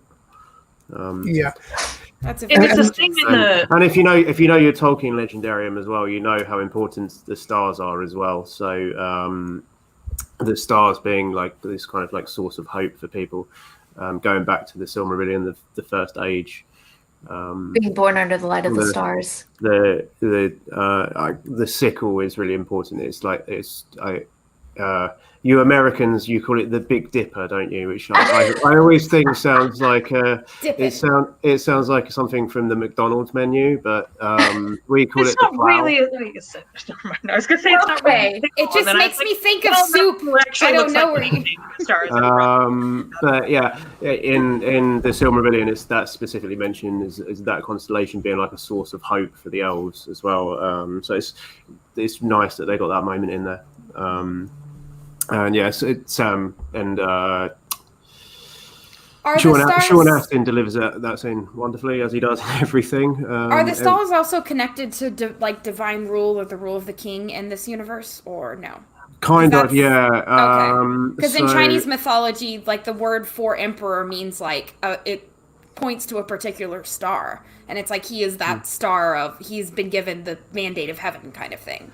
So, you know, in the Silmarillion, obviously, there's the Silmarils, which are like the three like jewels that kind of collect and emit light. And basically, spoiler if you haven't read the Silmarillion, but what happens is the hero in the last chapter sails to Valinor, and he ends up being. I'm cutting out a lot of the story here, but what happens is his ship turns into like a flying ship, and the Silmaril is like basically a permanent installation on his like forehead, and he turns into a star. He turns into a star, so he turns into the evening star in the night sky. It sounds a lot more elegant when you're reading the full summary. Yeah, obviously, I'm explaining it very like mechanically. Like, obviously, it's very, very poetic the way Tolkien writes it. This storyline was actually the very first thing that Tolkien ever like wrote. Pretty much was Eärendil. It was taken from another Anglo-Saxon poem, which was also the same poem that he got the name Middle Earth from. And so he is basically he's Aragorn's ancestor as well. So he's the father of Elrond and Elros, who Elros is Elrond's twin brother who chose to remain mortal, and then the line of kings is descended from him. It's very much the stars are very much connected to the kings. Fascinating. Guilty Undertaker was talking about last night in the chat too that probably the reason that Elrond is so insistent on Arwen. sorry, I'm laughing at Padder again. Ancient aliens. It sounds like ancient aliens. Just a little bit, yeah. Yeah, it does a bit. Yeah. Sorry, Erin. That's right. Because the guy was like, actually, Dan, this question is specifically for you. But he was saying that the reason that Elrond is so sort of adamant about Arwen going to Valinor is because he's never forgiven his brother, right? Sort of for choosing the mortal life and things like that. And I thought that was very interesting. I never really knew that part of the story. Yeah, you can read that subtext into it. It also, of course, relates to Beren and Luthien. So in the Beren and Luthien story in the Silmarillion, it's introduced as being a tragedy, which is something else we talked about with Corey Olsen recently. And the reason that the elves view that as a tragedy is because they will never see Luthien again, because she's mortal now, and when she dies, she's gone. Whereas elves, being immortal, they're kind of sort of reincarnated in a sense. Let's say later when we're talking about the end, I have several questions for you, but we can put a pin in that until too has questions because the end still to this day. I need more context. I haven't read enough, and I fully admit it. So we didn't want to press forward. We should. But I was about to say, you have that emotional high of Sam's moment, and it's immediately followed by Aragorn staring down the tower and being tempted, this last attempt by Sauron to make him succumb, and then he just turns to the camera, looks at Gandalf, and just lightly says, "For Frodo." And then charges forward. This huge, epic choral rendition of the Fellowship theme sings out, and the first people to follow behind him are Merry and Pippin. Yep. And at that point, I'm just awash in tears, and the whole audience is cheering. That scene is responsible for my favorite meme of 2020, which was a meme that I saw of that scene. That photoshopped so that Aragorn is in front of a supermarket, and he's got like a trolley, like a shopping cart. Shopping cart is the Americanism for that. I speak British. Yeah, I do too. But so the meme is basically that, but Aragorn with a mask on his face, and he's got a shopping trolley, and then he says, "For Grandma," and then he charges into the supermarket with his shopping trolley. If I was like third or fourth in line on the battlefront, I'd be like, "What'd he say? For what?" Yeah. There probably was somebody at the back going just says it really quietly. Yeah. You know what's really funny though is that one of the things that is interesting, Pippin is one of the first people to run into battle in Moria as well. And they sort of play him off like he's sort of known as this sort of coward. She says Galadriel says in Lothlorien, "Don't worry, Peregrine Took, you will find your courage." But he's definitely the first hobbit to run into battle in Moria as well. And so I sort of love the idea that courage isn't his problem. He's an idiot. That's his problem. Yeah. Yeah, he's brave all along. It's just when to deploy it is maybe not his best thing, you know. So yeah. This is movie Pippin. Obviously, like book Pippin is not as much of an idiot, but and he's not a coward either. No. No, I don't think he's ever a coward. I find that line a bit weird from Galadriel, actually. Yeah. Courage isn't particularly his problem in the movie. Yeah, a little bit more sense. You'll find that little bit more sense, Peregrine too. Not nearly This as way, much. this is my little Pippin. I'm not nearly as harsh on Yeah. Pippin as you guys are. I think his problem is he's foolish. I don't think he's quote unquote an idiot. Aren't we all? But yeah. Mm-hmm. I think that Pippin makes up for Dan. a lot in this movie, but yeah. He's not an idiot, but he's foolish. Like that's like saying it's a synonym. It's kind of like when I'm watching this movie and pretty much all these movies, I'm like, oh my gosh, if Sam weren't there, Frodo would be effed. Like, I'm so glad Sam is there. I've never in my life watching these movies been like, I'm so glad Pippin was there. Like, What about when he, saves Faramir from burning on the pyre? The one time, and honestly, couldn't Gandalf have been like whoosh with his magic? You said never, though. Okay. One time. Can you name a second, John? Okay, how Helen feels about the ents is how I feel about Pippin. Not that extreme. I don't want to burn him. Well, you want to burn him, yeah. I don't want to burn him. It's not that extreme. No, there's Guard of the Citadel indeed. He saves Gandalf at one point too. So like there is that part of it. He gets better, but it just takes a long time. Also, maybe let's talk about that part too with Gandalf and Pippin. Well, when the first time he comes out and he's and Gandalf's like, "What are you doing here?" And he's like, "They called us out to fight." Like he's like so numb at that point. He's just like, "They called us out to fight." I did like the side quest with Gandalf. Like, Pippin grows on me in this film, but I like Merry pretty much from the beginning. And Pippin just takes so long. Peregrine for me, too. I like him. Kelly, never be mean to Mary. I'm sorry. No, I love Mary, but Peregrine Took is. I've always loved Pippin from like the beginning. Oh my God, John's gonna fire me from being a co-host now. You guys, you see it live, everyone. Well, my favorite Merry moment is when Eowyn scoops him up and puts him on the horse in front of her, and then he goes, "My lady." My lady. Yes. He looks so happy. He does, doesn't he? Yes.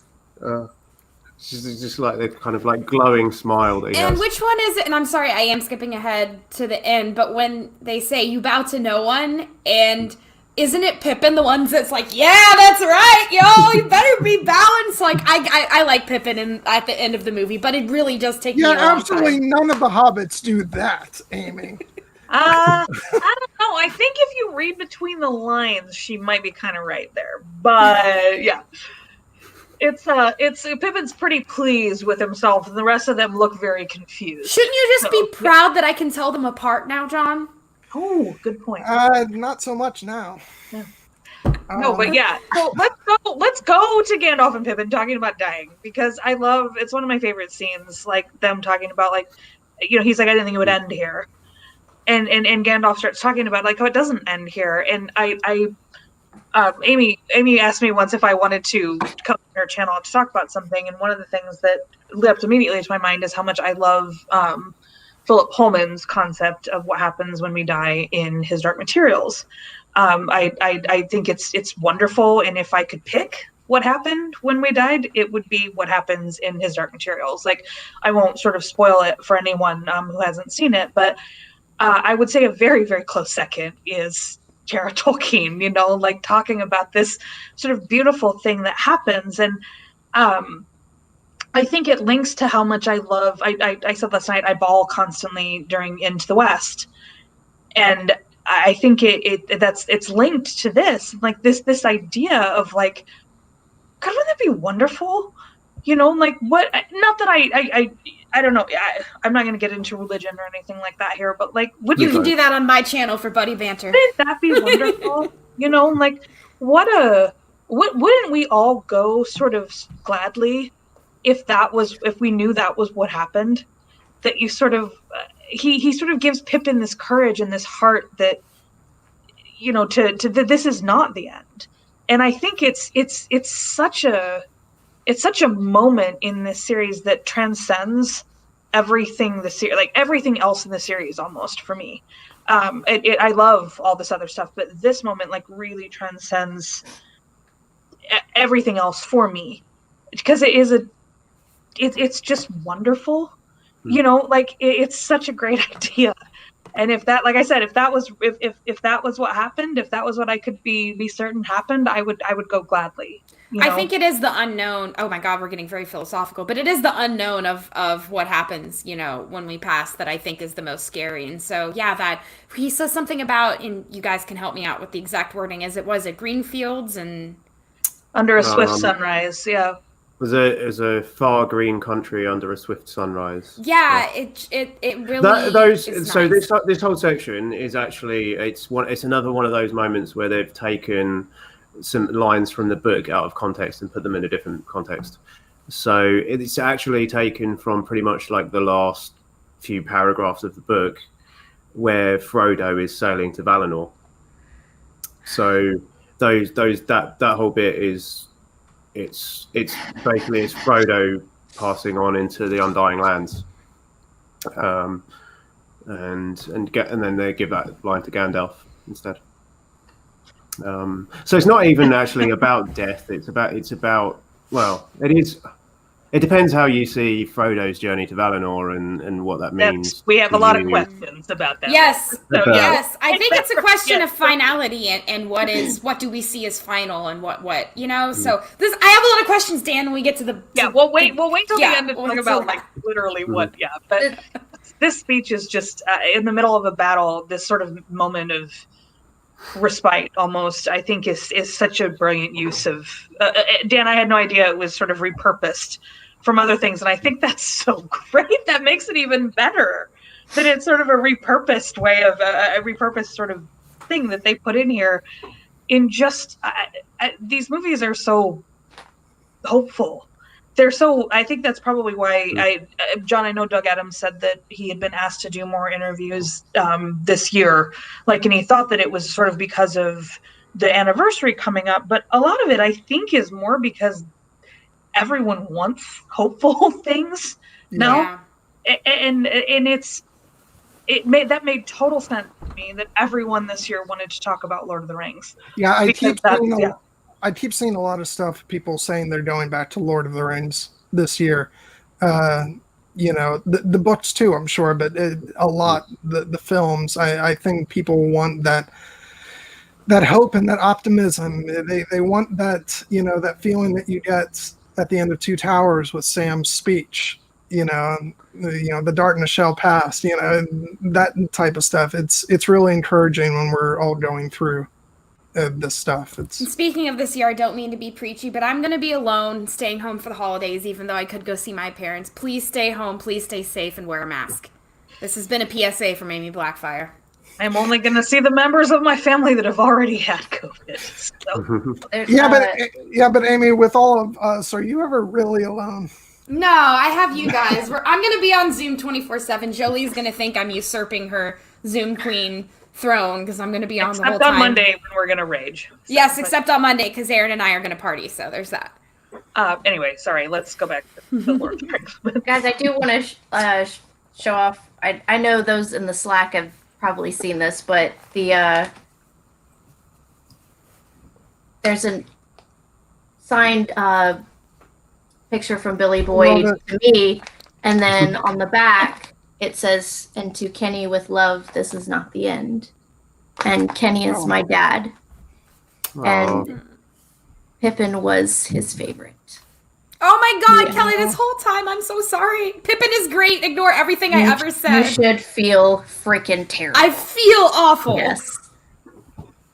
All right. Although all right, I'm fired again from this channel. A second time on the stream live, guys.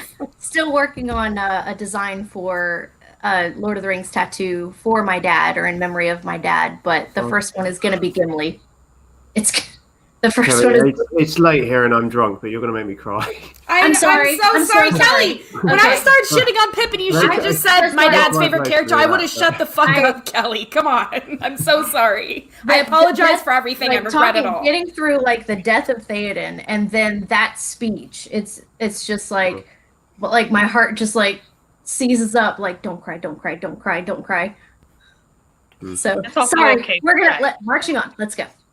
I'm sorry, Stephen. I will take your chastisement. Please put up. He needs to publicly shame me. Please put up his comment that I am a bad friend and a bad person. Thank you. I was just going to, but you know, that's his king. I am. Thank you. I need it. I will be like in Monty Python where the priests are like hitting themselves in the face with the board. Like I'm self-chastising. Kelly I said deserve like it. 10 nice things to me in the last 2 weeks, and I was like, Pippin sucks, and now I'm the worst. So yes, I'm canceling myself. It's been a great run, guys. Been a good 6 months as a part of the fandom, but you know, we'll see you later. Goodbye. Amy, before we party on Monday, we're gonna punch each other in the face. So yeah, that'll make me feel better. Thank you. You're a great friend. I did not mean for this to lead to violence. Oh my god. But that's really sweet, Kelly. Thank you for sharing that with us. That's so touching. Anyway, I still want to hit, you know, some certain points. You know, we did talk earlier about how when Frodo goes, you know, when the ring goes over the edge, it's because Frodo and Gollum are, you know, basically fighting with each other over, which I thought was a brilliant move because it'd probably be a bit much for a modern audience to accept, oh, the ring is destroyed because Gollum slips. You know, it is that way in the books, but I get why they wanted to change it to something where, you know, it's something more dramatic, and it shows the degree to which this thing has Frodo under its control. And I think it's just great that it goes over the edge because both Gollum and Frodo are fighting over it. And also that the ring, I mentioned this last night, Aaron, the ring isn't destroyed when it falls into the lava. Yeah. It hangs on until finally when Frodo lets go of it and says, I want to live, I want to keep going. That's when the ring goes under the lava and is destroyed. And I just love that. And the fact that it mirror also that moment where, you know, he grabs onto Sam's hand, that mirrors that shot at the end of Fellowship of the Ring when Sam is drowning. And that comes back and it's so beautiful. And I think actually Matthew has a great comment, which is when you look in Frodo's eyes before he does reach up, it does genuinely look like he's gonna just give up and let go and be dropped into the lava. And that every time, even though I know it's not gonna, you know, you still go, oh crap. And I love like Sam's look as well because he knows what Frodo's thinking. He knows what he's been through, and he's like, "Don't you let go! Don't you let go!" Oh, it definitely comes into like the talking about the ring as character. Yeah, like talking about the ring as its own character, like sitting there on the top of the lava, like wait. Somebody as a non-book reader, when you saw that for the first time, did part of you think, "Oh my god, is it not going to work?" Yeah, absolutely. I was like, wait, just because especially you're used to reading fantasy, especially me, like where I read a ton of modern fantasy, where like when they tell you what you have to do in order to destroy the thing, it's not only that. It's never only that. Like, so there was like the idea that maybe they had to do something else. Like maybe Frodo did have to die. Like maybe it required this sort of other sacrifice. But I love it just sitting there. And then I love that it disintegrates all at once. It doesn't just sort of kind of start. It's there and then it's gone. And it's so great. It's such a beautiful shot. And there is a very subtle sound effect there. Again, John, you were absolutely right with calling out the sort of sound effects that happen. I don't know why I noticed them so much more in this movie than in the others, but I'm sure they're great in all the other ones too. But there are so many of them in this movie that are so visceral. And like that, this is another one that's like a subtle sound effect that it just... with the ring, and it's so good. And it's one of the small gripes that I have with the Academy Awards. It's like, oh, it won 11 Oscars. What do I have to complain about it? Even though it did win for sound mixing, it wasn't even nominated for sound editing, which is those sound effects.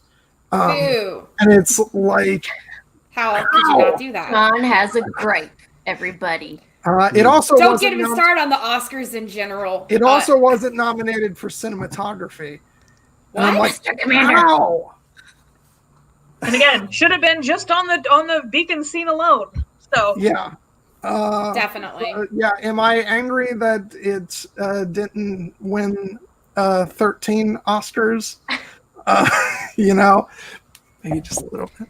All you have to do is bring up the Oscars for John and just let him go off. It's great. But that said, why do you care about the Oscars? Who cares?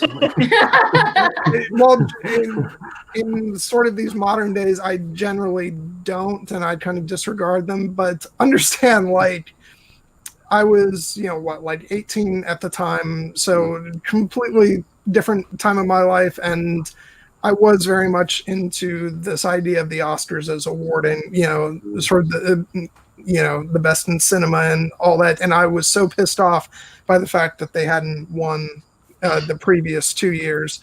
And when not only your favorite movie of the year, but your favorite movie and film trilogy of all time is up for these awards, and they start winning every single award they're nominated for.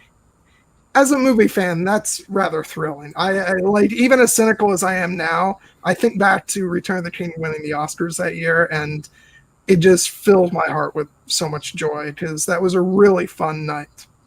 Well, and I also think that as a fantasy fan, you want that recognition. It's kind of a genre that has been crapped on for so long, and to this day, I had to convince my dad that why I'm putting so many hours into fantasy and that it's okay. I'm a Chinese literature major. I'm literally getting my PhD in Chinese sci-fi and fantasy. And I have to constantly be like, Dad, this is important. I promise. It's we've had to constantly explain ourselves to people. And then you get all these dramatic and I love historical fiction and dramatic movies. This is anything against them. But they constantly win things. And we're like, look at this movie. How can this not even get nominated? And so I think it was also with Lord of the Rings. That was the first time this trilogy where we got to see the awards going, okay, fine, fantasy is legit now. It's thank you, so I think I totally agree with you, Dan, who cares? But at the same time, it's finally some recognition for fantasy because the writing, the literature itself needs to be elevated because it's so important. Yeah. I think in the literature world, I think that's true as well, where fantasy isn't really taken seriously, and it really ought to be. And another element of it also was that the fans said we'd all kind of gone through those years, growing to know and love every single person behind the scenes of those films. All those documentaries have seen people Richard Taylor, the head of the Weta Workshop, and and Nyla Dixon, who did the costumes, and all these people, and to see them getting up on stage and getting this recognition, it really it was much more personal than I think those things normally are. And the fact that I wish Cliff had been able to come on to talk about this a bit more. The fact that after they won the Oscars and they went to the after party, they ditched the studio after party and went to the OneRing.net party. And there's this picture of them all up on stage holding their Oscars with all these adoring fans, just their arms up in the air screaming. I wish I had been there. I was not as involved in the fandom at that point. So, but it would have been pretty cool to go to that.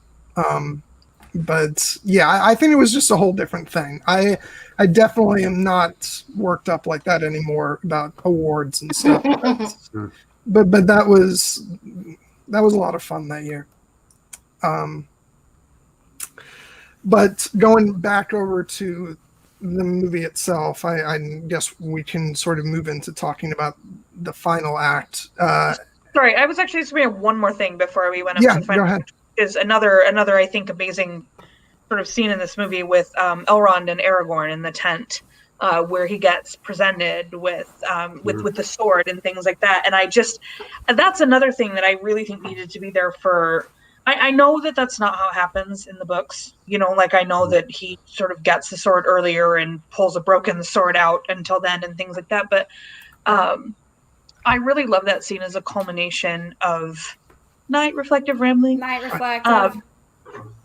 Of sort of Aragorn's whole deal. Like that. I love the freaking huge sword, which they talked about like was actually really difficult to maneuver for Viggo Mortensen. They were like he kept having to because it was so big and so long. But it's such a great scene between the two of them where it feels like Elrond is finally not kind of acrimonious towards Aragorn and is like here is this thing, please use it.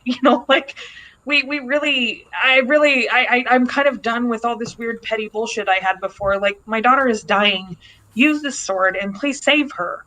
And it's the whole I don't know where Kelly went, but she was talking about how the forging of the sword scene was actually like accurate in these movies, unlike the I think Game of Thrones, where they like melt it all down and stuff and then pour it into a mold or something, which is apparently not accurate. I don't know. Maybe Cal can talk about it. I've heard that it's actually physically impossible to reforge a sword like that. I don't know whether that's true, but I'm not. Well, they do it in. I'm not a blacksmith. I'm a programmer, so I'm not a blacksmith. But it sure looks cool. Yeah. I thought that you were the foremost expert on blacksmithing, Dan. This is why we have you on the channel. Not so Dan much, no. Aule, the voice of Geekdom. Yeah. Dan the elf knows how to reforge swords. No, but I really like that scene. I love like Aragorn dreaming and then waking up with this giant knife when a guy like just barely came in the door, and then it turns to Elrond and you're kind of not sure at that point because he's dreamed of Arwen if it's going to be Arwen or Elrond. Like you think it might be Arwen for a little bit there, and then it's actually just Elrond who's like, yeah, she's dying. So I give hope to men. I keep none for myself. It's such a good scene, and I didn't want to let it pass without talking about it. So, Kelly, what was with the sword forging there? Was that the actual? I know you said that was like accurate way to reforge a sword in the Lord of the Rings. Oh, when it shows you actually like repairing something that is metal by smiths, but in comparison, the bar is pretty low as far as fantasy showing how things are actually made scientifically. Unlike Game of Thrones with the melting down of ice and then it's cast into two. I'm sorry. We've lost Kelly. She's fainted from historical inaccuracy. Not even like historical accuracy. It's just like engineering and facts. Do you know anything about blacksmithing? Because we were just talking about this while you were absent. Was the reforging of the sword? Is it even possible to reforge a sword like that? To just like hammer it together? Yeah, it's a little bit better, but the fact that magic is going to be involved, the magic of the elves is involved. So I'm not going to speak on the scientific accuracy or historical accuracy of magic elements, but I'm not gonna speak on that. But that's not how you. It's very much like repairing kind of anything else as far as structural integrity. It's going to inevitably be weaker, I would assume. Yes, yeah. You're pretty much going to have like some kind of battening or stanchions that come up along the ridges, along the whole side. Otherwise, that's a weak point. But it's magic. It's magic. Yeah. As far as the scene where Elrond shows up and he's just like a hooded figure in the tent and you don't know who he is, I was hoping it was going to be Halbarad from the Grey Company, but sadly not. I mean, Amy and I are like, yeah, and that's exactly the thing. It's like you're not going to introduce a whole new character at this point in the story. It's been 8 years. I forget that I read. For those who don't know, he's Aragorn's homeboy, who's like another ranger. Yeah, the Rangers. Cool. Yeah. I like that. I kind of liked his ranger persona, and they really dropped it pretty much after the first movie. So Who the F is Strider? That guy. They introduce him as a ranger, but we never see any more rangers in the movies. Well, it just kind of seemed like, it's so he's incognito, but I'm sure it formed his identity a little bit, and they don't really have that. The very beginning of the Two Towers, they do a little bit of his rangering, where he's like listening on the rocks and where he tracks Merry and Pippin. That's true. They don't totally drop it.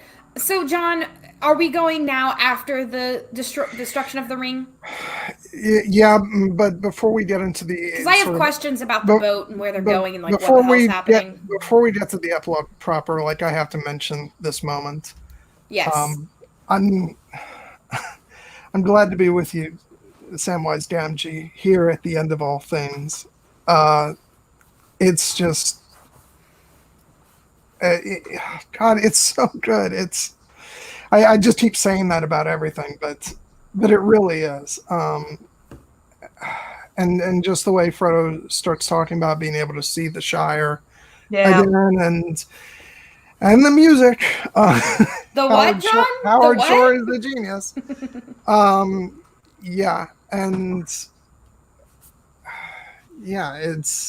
It's funny because even though I don't subscribe to the complaints about the way the ending was edited and how long it plays out, it is sort of funny how long that moment feels when it fades to black in the theater. I remember seeing that, and it really just feels like you're just like, what's coming next? What's coming next? And then it fades back up to their rescue by the Eagles, and which again is like, how do you even conceive of images like that? I mean, you take the imagery of John Howe and Alan Lee. That's how you come up with it. But I will never be over how gorgeous these films are. Like, there's a whole nother element to them where they're super emotional, and you have all these sort of intimate moments of with great acting and all this stuff. But on a purely visual level, these films for me are like as good as they get. I also loved that. I think it was Guilty Undertaker. It might have been Danny who pointed out last night that when the Eagles come to rescue Sam and Frodo, that they sent an eagle for Smeagol. Yeah. And I never noticed that. And it was like, it broke my heart into about 1,000 pieces, like to think that they thought maybe that there was a chance that he, he sort of figured, he lived, and I don't know. It just, that made me, for whatever reason, that particular thing made me sadder for Smeagol than anything else that happened in the entire movies. Like, it was sad that he didn't get his eagle in the end. That never even occurred to me, actually, that there was an extra eagle. I did not. That totally. Right? And Danny does say in the chat that was him who said Danny. that. Yeah. Thank you, Danny. God. And it also shows like why our heroes are different from the dark side, the baddies, right? Is because they, even people that seem irredeemable, you still extend the hand, right, for them to become better. Yes. God damn, I'm all in my feels now. Stop it, people in the chat. God. Seriously, I was like, God, I've watched these movies like 1 billion times, and I never thought about that before, and now I'm sad again. God damn it. Mm-hmm. Damn you, Danny, and your eloquence. So yeah, it was that's the Lord of the Rings for you. It's like, just when you think you've cried enough, there's something else there that you missed that's gonna make you break down in tears. Yeah. Can we talk about the boat, or are we going to talk about Sam doing the marriage and kids thing? What are we going to talk about next? I mean, I'm down for I want to talk about Sam because Kelly's like boats, and then Dan's like Sam. Well, Sam is obviously the most important topic. It goes without saying. But we've got a perfect segue here as well, because Sam is on the mountainside. His first thought is, Love Rosie. I wish I could have lived through this, because if I was going to marry somebody, it would have been Rosie. It would have been her. Well, I love that, because it's really the first moment that he's allowed to have, a thought for himself. Yeah, Yes. he wants It's to. all been Yes. about Mr. Frodo this whole time. Yeah, Yes. and the mission. Yeah, and you're like, I've forgotten who Rosie was. Like the first film was years ago, but I definitely want Sam to get with Rosie, whoever she is.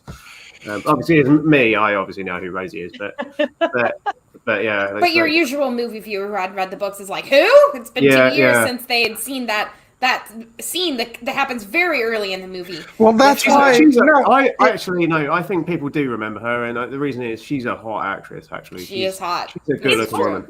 Hotness goes a long But way. plus, Dan is right. if you're a Lord of the Rings fan, I have to insist that you are required to watch these movies over and over, going from one to the next. So that's just the way it is. I think like what's the Rosie thing that's really interesting to me too. Why I remembered her is because I said this in our watch party. Like Rosie Cotton is clearly like, Sam, come get some of this right now. Sam, yeah. She's giving him every single time. Bedroom eyes. He's looking at her. Bedroom eyes. He's looking at him. She wants him to ask her to dance. She wants him to come talk to her. Like the way that they play that in Fellowship, I think is so wonderful, because it could kind of, again, sorry, I'm going to ruin everything with my a tiny bit of feminist analysis. Like it's sort of implied. How dare you, Erin? It's sort of implied at the very end that he just sort of walks up and kisses Rosie. Like that's not cool unless you're sure Rosie is into Sam. But what they do in Fellowship is they assure you that Rosie is super into Sam. Like she really, again, every time Sam looks at Rosie, Rosie looks at Sam. And even a lot of times when he's not looking at her, she's looking at him. And I love that. I love that little touch that is very clear, that was like sort of made by the fact that there were two women like directors and writers here, like who were talking about all this kind of stuff and being like, look, we don't want this to be like a big creepo where Sam goes forces himself. But make sure that the man, woman, trans or non-binary individual you're into is also into you, and don't just go up and start kissing people. Consent is key. Thank you for coming to my TED Talk. An important thing to note is that Rosie is not even introduced in the books until the end, when they return to the Shire. No, so yeah, it's all tied in with the scouring of the Shire chapter. Yeah, so that they actually, it's an improvement by having her in Fellowship, and definitely, especially in the extended version where you also get her at the Green Dragon Inn, kind of looking in his direction, and then there's that cute moment where Frodo's like, "Don't worry, Sam. Rosie knows an idiot when she sees one." And he's like, "Does she?" She knows. What Bilbo's party? Frodo throws Sam into Rosie, who's right there to resist. She's ready. Like there's absolutely no hesitation on Rosie Cotton's part. She is waiting for Sam to be thrown into her to dance. So I love, that's such a little weird thing to like be super excited about, but I love it. I love that you can tell that Rosie Cotton is also waiting for Sam. So, okay, Sam does the whole wife and kids thing. Is someone who wants to get married but not have kids. It's like, whatever. And there's some poly people out there that have multiple partners. Blah, blah, blah. The ship. What is happening? What is happening? Where are they going? Whomst? For what? Pourquoi? What is going on? Yeah, it's the Undying Lands. It's a really long story. Okay, give me the TLDR. I'm gonna. Dan is like, it's 4 a.m. here. Woman, get off my back. From what I understand from the Silmarillion, the elves are going to basically what is like Elf Eden. Like, they're going back to where everybody was created to begin with. But I don't understand what's happening with Frodo and Bilbo, because Peter Jackson is like, yeah, what people didn't understand is that Frodo is sailing into death. And I was like, yeah, no, I definitely didn't understand that at all. First of all, it's taken from the Death of Arthur storyline from Arthurian legend, which Nessie will tell you this story better than I can, obviously. But it's an Arthurian ending for Frodo, where he's dying and he's going to sort of heal in this eternal land. As far as the Tolkien Legendarium, Elvenhome is in the west, and it's you remember the chapter in the Silmarillion where Ulmo the Valar drags the island across the ocean. That island becomes Tol Eressëa, and that's where they're Praise going. Olmo. Say that 5 times fast. Praise Olmo. Praise Ulmo. No, not that. The island. So that's where they're going. So they're sailing to Elvenhome, which is where the elves live, and they're going to sort of a paradise where they'll receive healing, and that's that really. So are they gonna die? What is I'm massively simplifying it, but so they're gonna just go like hang out in this awesome place? Yeah, but they'll never be seen again by people in Middle Earth unless they go as well. Like, okay, so they do give up kind of like connections with people in Middle Earth and such. Yeah. So you do get a lot, but you also sacrifice. So what happens in the Second Age is Numenor is an island in the middle of the ocean where Aragorn's ancestors lived. And the downfall of Numenor is a kind of storyline which is told in appendices and different like texts and stuff that were unpublished in Tolkien's lifetime. But what happens is that sinks beneath the ocean like Atlantis, basically. And when that happens, Eru makes the world round.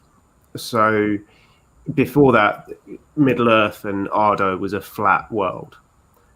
And once he makes it round, there's a concept whereby you can only get to Valinor or Elvenhome or whatever you want to call it via it's called the Straight Road, which is basically kind of like the Bifrost from Norse mythology. Kind of in the very early version of the Legendarium, it was literally the Bifrost. It was a rainbow bridge that went there, but Tolkien kind of realized that was a rip-off and changed it a bit. But yeah, it's like they're sailing to like the elven eternal realm.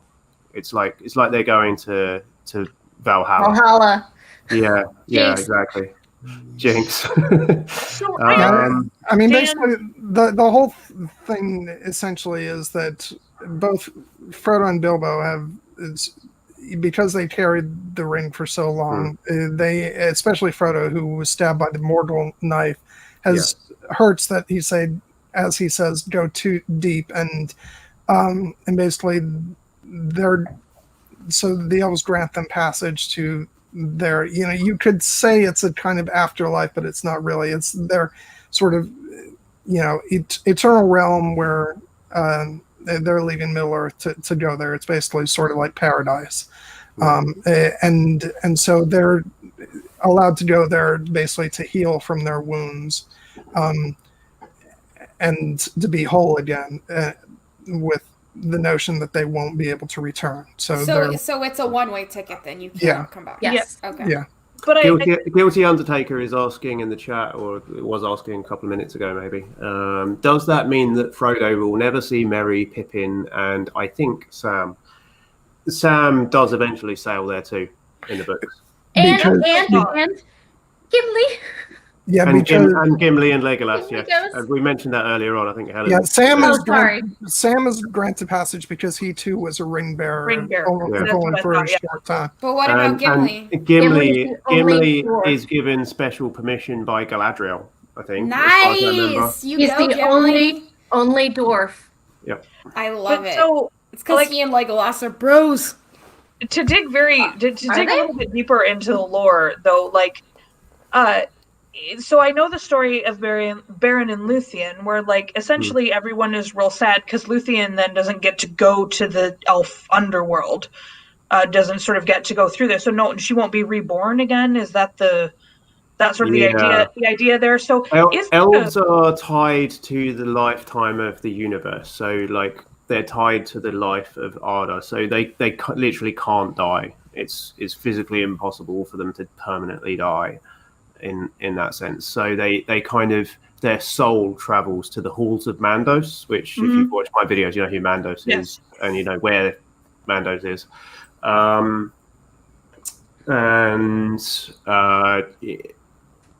Men don't know where they go when they die. So men also go to the halls of Mandos, but once they do, they then depart and then they go somewhere else, and it's a mystery. Like nobody knows. So is that the same then for hobbits and dwarves? Do hobbits and dwarves, we also don't know where sort of are they lumped in with men? Dwarves have, in the Silmarillion, dwarves have like two different competing theories. So remember, the Silmarillion is kind of like written from the elves' perspective. So the chapter that we talked about earlier with Aule and Giovanna, it specifically talked about that there's two different theories, and the dwarves have one theory and the elves have another. So that's kind of a mystery. Hobbits are kind of like a subspecies of humans. So think of them as being kind of like the same as humans, basically. So essentially what they're saying then is that will Frodo die in Valinor, or will he just live forever in Valinor? No, you don't live forever if you're mortal. If you're mortal and you go to Valinor, you don't live forever. But I mean, it's not told. We don't know. Sure. Really, but it's implied that if you are mortal and you go to the Undying Lands, that actually you'll die quicker. Because that's I thought I had it until Peter Jackson was like, no, they're sailing into death, and I was like, what? Wait, what? Hold on. I thought they were just going to a nice place where like Frodo's shoulder would heal and stuff. Yeah, so parts of it are kind of unwritten, and there are competing versions of it in some ways. So it's not set in stone, but yeah. Dan. I appreciate that. I was Dan. I needed this. I got what the elves were doing, and I did not understand what anyone else was doing. And the really nice thing about Gimli is, Galadriel basically grants permission for Gimli to go, and he's accompanied by Legolas into the Undying Lands. Oh, it's so precious. It is very cute. Yeah, thank you, Dan. Seriously, I needed all that because I was like, hey, they're going on a ship, they're going to a place. I don't know what's happening. It's like I said earlier, the Gandalf's speech that he makes during the Battle of Pelennor Fields to Pippin, that whole bit is from the last few paragraphs of the book where Frodo is sailing into the west. I love the Grey Havens, the way that they're like animated. I love the idea of like this place that was once the most beautiful place you've ever seen in your life that's abandoned now, like not even sort of dilapidated. Like I sort of outright stated I thought Gondor was, but this is one of the things about the films that I think is the most poignant to me, is when they show these places that are abandoned, that were once clearly loved and cared for, that are so gorgeous and so wonderful, and clearly, like Osgiliath, once held light and beauty and art, and now they're just empty. And for whatever reason, that struck me as so apt, like such an apt depiction of a place where elves would leave Earth and go to a different place.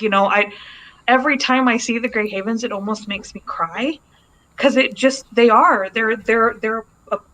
a place that looks like that's where you would go to spend your last moments on Earth, and I love them. I love the music.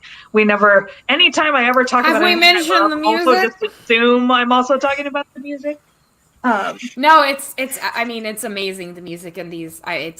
The soundtracks and the movies themselves are going to last for a long time. The thing that has me in awe about the Grey Havens music, and then it turns into the West, is that it's a theme that only appears about halfway through this film. But as Doug Adams talked about in our stream, go watch, the Grey Havens theme is actually, there's there's traces of it throughout all the scores. It's not anything like super intentional. It was more like Howard Shore recognized sort of a sort of musical fingerprint, and he developed that into this theme. And the fact that it just becomes such an emotional force as it builds towards the end, and then you just hear it, and it's this mournful piece that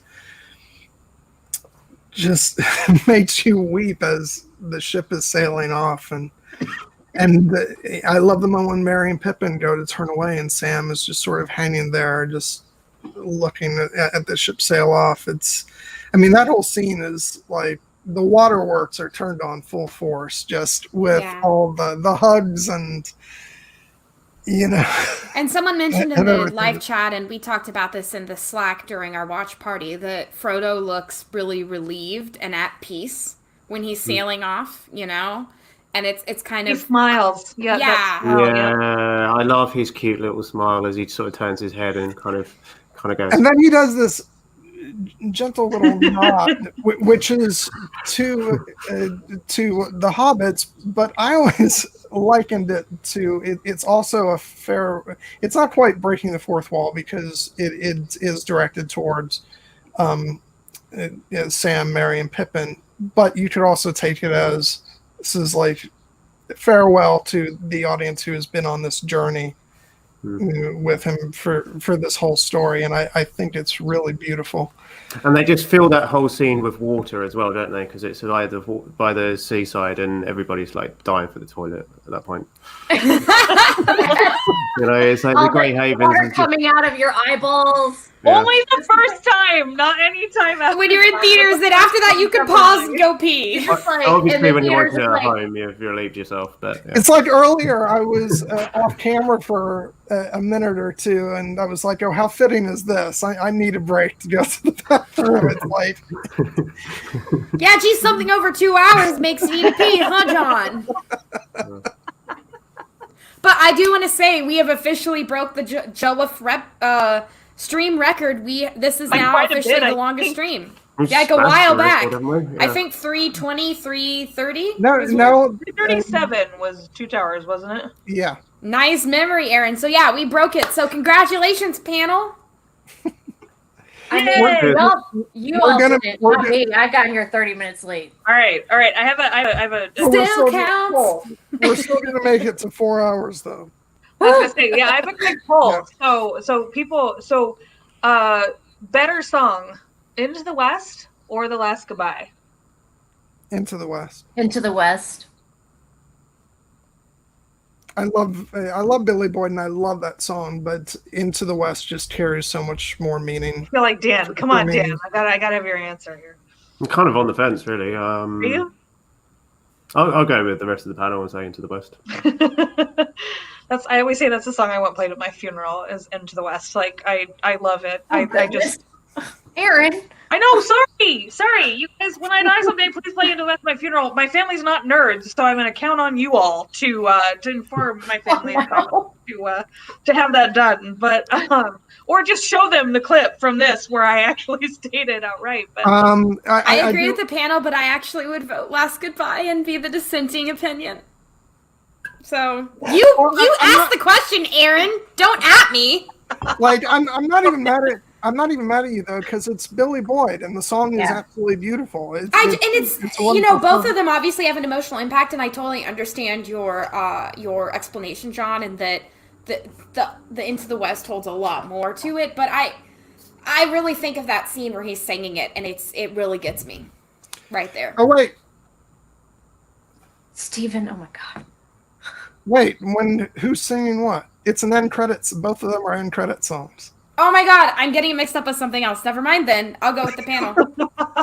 Because the Last Goodbye is the song that ends the Hobbit trilogy. And then Into the West is the Annie Lennox song. Okay, now I know what you're talking about. Yeah, no, I agree then. Yeah. What is the song that Mary's singing then? Pippin sings The Edge of Night. Fuck me. Yeah. I'm done. I'm so done. I'm fired for a third time live. You've seen it now, people. It was a great run here on John Webster Film. I appreciate all your support. Please follow me on Twitter. I said it in the chat last night too, so that's probably why you got it. But yeah, so.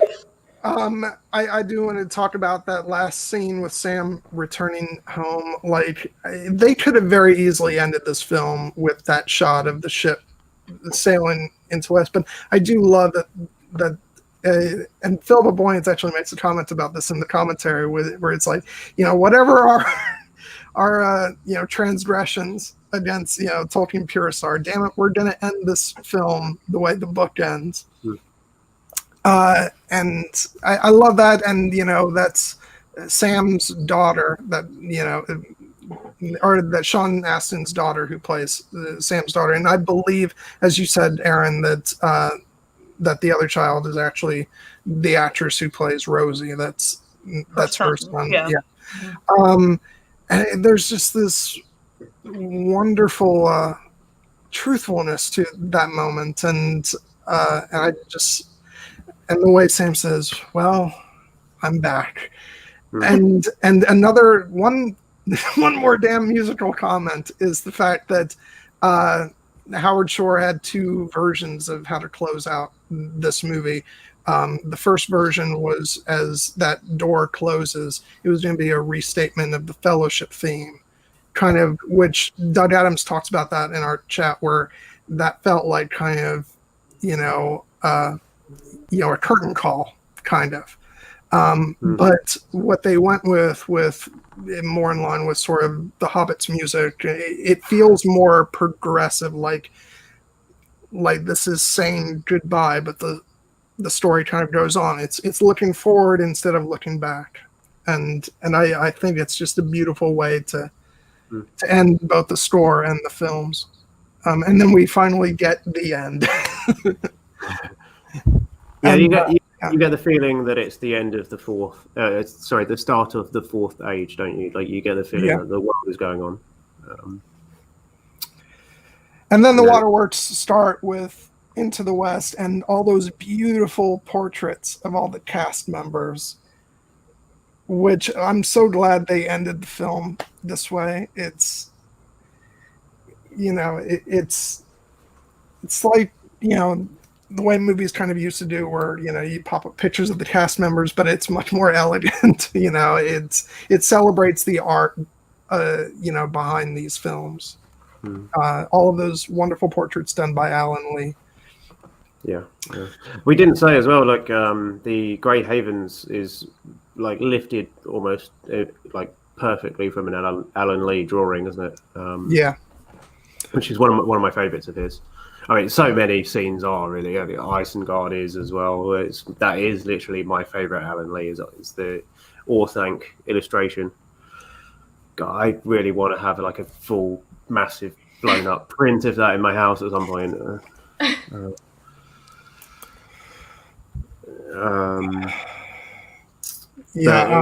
His Grey Havens illustration is great, though. I think that's probably one of my favorites too. Maybe my second favorite is because you get this feeling of history and just like bygone ages from that scene. There are that's another bigature as well, isn't it? That's all physical again, the Grey Haven stuff. Yeah, and I'm sure there's also some matte paintings at work there as well, which that's a thing I don't know if I highlighted very much in this, but now we think of not just the use of miniatures, but people often think about CGI backgrounds nowadays, but they used a lot of matte paintings for these films. So many older techniques. And you love as a Trek fan, like, I love a matte painting as well.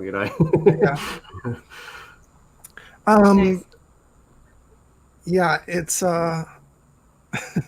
So we've kind of reached the end. There's plenty that we only touched on briefly or didn't talk about at all, but I realized last night when I was thinking about this movie and thinking about what we're going to talk about, it's so massively huge that there really is no way to talk about everything in this film alone. But are there any things that you guys want to touch on before we I want to close it. propose a toast for officially a 4-hour stream. Cheers, my friends. Well done, all of you, especially Dan, who is there in England, Man, you're just a trooper. dying. You really are. I'm the only person that's made it through like every minute of these streams. So I feel quite proud Seriously, about Dan, that. you're our hero. Yeah. From my Cheers, host, of course. Dan. Oh, well, don't forget John. He's obviously. Yeah. I mean, you two, obviously. Like, And I could say that too, except in the first stream, I had a migraine and had to be gone for a couple minutes. So. Well, that's even almost an extra level of stamina and constitution from you to get through that. Actually. Yes. So well done, you. But yeah. But yeah, final thoughts. Erin, do you want to go first? Is there something you wanted to say that you haven't said? No, nothing other than that. This has been the best time. Not only with the panelists talking about this stuff, but like chat, like you guys, I've had the most fun. I love these movies. They only ever get better with time for me. They are sort of like I said, they're just undiminished by time. Every time I watch them, they're wonderful. And this was one of the first times. Look, sorry, I don't mean to get like really, really super cheesy, but like, you know, John especially and Guilty Undertaker and people like watching them with people who loved them too was very, Kelly, like, like these are important to people. And this is the first time I've ever watched them with people to whom they were also important. Like otherwise it was always like, I love these movies. Do you want to watch them? And it was like my mom being like, okay. Yeah, I guess, but instead I got to watch these with people who also loved them, and it magnified the experience 100-fold, and then to get to come on the stream and talk to Dan and Helen, who sort of love them they love the movies and also the lore, and, like it's been really, really great. And again, like I said, if the One Ring could totally tempt me with doing this all the time, because I just have had the best time. So thank you to everyone who was in the live stream. Thank you to everyone who's been on here with me. Thank you a billion times to John and Amy for having me on to do these. I've had so much fun that I can't even tell you. So I love you guys. I love everyone on this panel. I love everyone in the chat. So yeah. I'm done. Stop getting me in my feels, Erin. Kelly, do you have some feels to add? Yeah, I don't. I don't want to go there. I'll start crying again. I don't want to go there. But Dan, I hope you have this. By the way, I don't know. Get on it. No. It's mostly just the sketches, by the way. I have. I know you were saying no, you don't have it a second time, but it sounded like she said get on it, and you were like no. I have the Lord of the Rings one. I actually don't have that one. So I'm gonna have to get on that myself. Yeah, get on it, John. But seriously, Kelly, thank you so much for coming on tonight. Really appreciate it. A very last minute invite. Thank you, Kelly. I appreciate the shout out you did. I think it was the Two Towers one where you held up the Hobbit graphic novel. Yeah. That I sent you. I just love having that. It's such, I mean, just the fact that you sent that to me, it's like, I know we were joking that probably, the real special thing was the Elizabeth Swan action figure. But honestly, like that, having that first edition of that Hobbit graphic novel means so much to me, and I really appreciate that you sent that, along with like all those other wonderful comics. It's like we can talk about all that when you come on the X-Men stream. It's great. So thank you for that. This whole series means a lot to me. Tolkien, of course, means a lot to me. Just as a nerdy fan, but also just losing my dad, and the fact that a big connection between us was enjoying these movies. My dad never read the books. My dad did not read books, but I was actually doing like Christmas decorating, and I was really missing him. I was listening to Christmas music, as one would do, but I figured it was more fitting to actually start listening to the audiobook for Fellowship. And I'm sorry if this is getting weird or too touchy-feely, but I get my dad's ashes down and I set them right in front of the TV so that he can be there with me, because he enjoyed, of course, the movies, but the music were a big part of it too. So just big nerds at heart, and that was one of the connections that we had. Absolutely enjoying these fantastic movies. That's so sweet, Kelly. Thank you for sharing that with us. Just give me a minute. Sorry. Really, though, I'm thank you, sorry, Kelly. guys. And I know that these movies are emotional for you, and we really appreciate you sharing that with us. And I think for a lot of people, I'm sorry who for have any emotional connections with that. this movie. Thank you so much. Sorry. Not at all, Kelly. Thank you. That's But just yeah, wonderful. and thank you for that super late invite. I was like, because John was like, we've had some cancellations. Do you want it? I'm like, heck yeah. Yeah, when you responded and you were so excited, I was like, all right. Yes. Awesome. Yeah, Great. I was so glad because I thought Kelly would be like, guys, I mean, this is a really late invite, so I don't know if I can make it. But instead, she's like, let's do it. Yes. Yeah, I was That like, was That's like the worst Kelly impression I've ever No, Kelly is nothing like that. That's why it's funny, because Kelly's the exact opposite of that. She's like, yeah, let's do it. Let's like, go. oh, Yeah. God, I would love. Oh my God, boats and stuff. No, but Kelly, Go, you've been Dan, amazing. go. Thank you Stop. so much for Yeah. coming on last minute. Dan, do you have It some was final an honor. thoughts? I just want to echo what you've said, which is that Kelly couldn't have been a better substitute, and I'm really glad that you joined us. And I'm starting to think that Kelly should actually start a YouTube channel, because I think you're actually good at this. Bertsy Berts with Kelly. But yeah, it's obviously thank you for having me on. I love these movies. I love the books even more so, but I love the movies for the reason that it makes me think about the books, actually. And what are we looking at there? The tree beard. It's Treebeard. sorry. It's I'm so trying to- cute. Very cute. And now that Helen isn't here, I love the ents, and the trees are awesome. The answer. Yeah, I was good. gonna Ents say, are like, awesome and interesting. Thank God we don't have somebody here talking about burning that character down. You know, Yeah. like- I think that would melt pretty easily too, to be fair. It's you know what? okay, Fangorn. Helen won't get you. It's okay. Don't worry. Even if Helen got a hold of them, the ents know how to dunk their heads in water. the end, True, yeah. so true. the ends would handle a dwarf like Helen as well. You know, like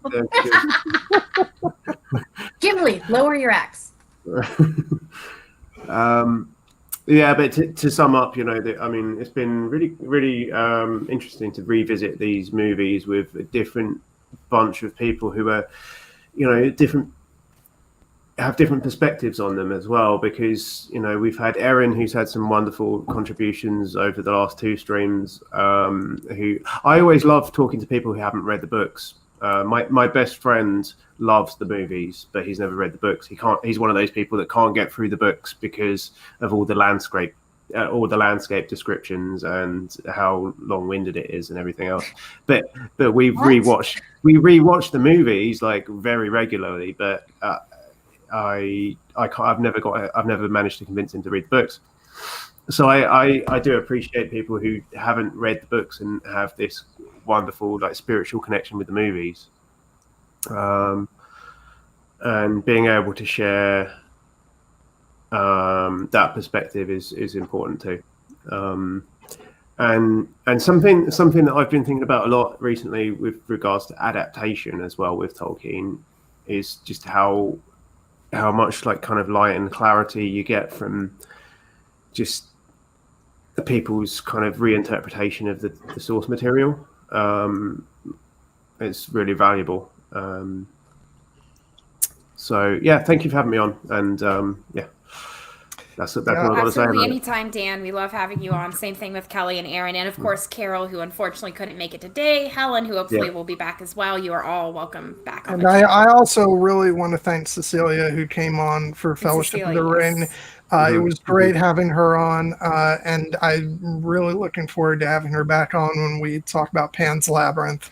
That's the last week of January, correct, John? Yeah. We're going to talk about Pan's Labyrinth, so please come back for that. And we're going to do Muppet Christmas Carol next time. I'm so excited. Yeah, Amy, did you have any final thoughts? No, I'm good. I'm in my feels right now. I can't. Yeah, the ents are amazing. That's my final thoughts. The ents did not get enough screen time is my only problem with this movie. I'm going to try not to go on for too long because we're at about 4 hours and 12 minutes. But I will just say, like, I started this channel by talking about Tolkien. And that was, at the time, conceivably a one-off. Once it became apparent that it wasn't going to be, I knew I was building towards these streams, but I knew I wasn't going to do them until December because that's when the Tolkien feels really hit me because that's when the movies came out. So these have been in the works for a really long time, and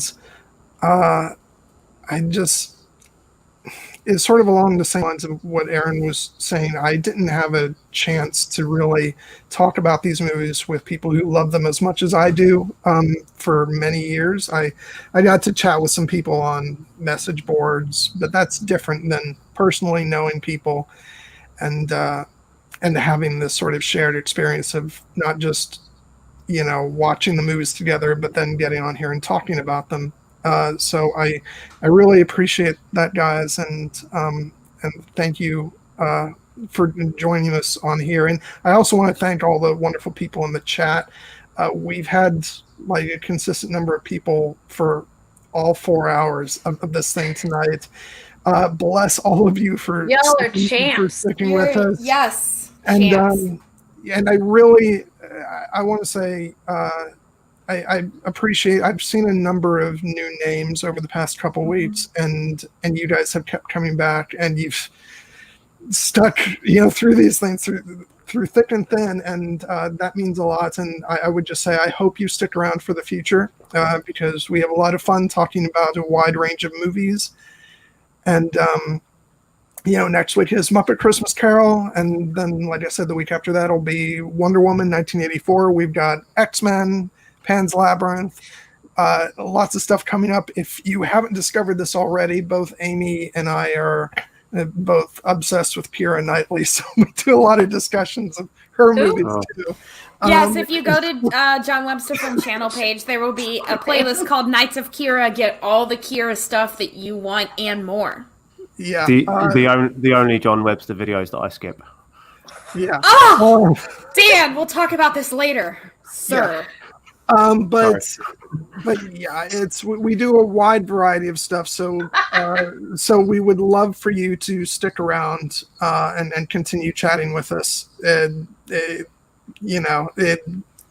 I hope you had fun doing this, and if you did, I think you'll have fun, continuing on. So, and have you subscribed to John Webster Film? Ask yourself this. Yeah, and then have you subscribed to Voice of Geekdom, the Clueless Fangirl, Amy Blackfire? You gotta add Geeks to Relia. You gotta ask yourself this question. Yeah.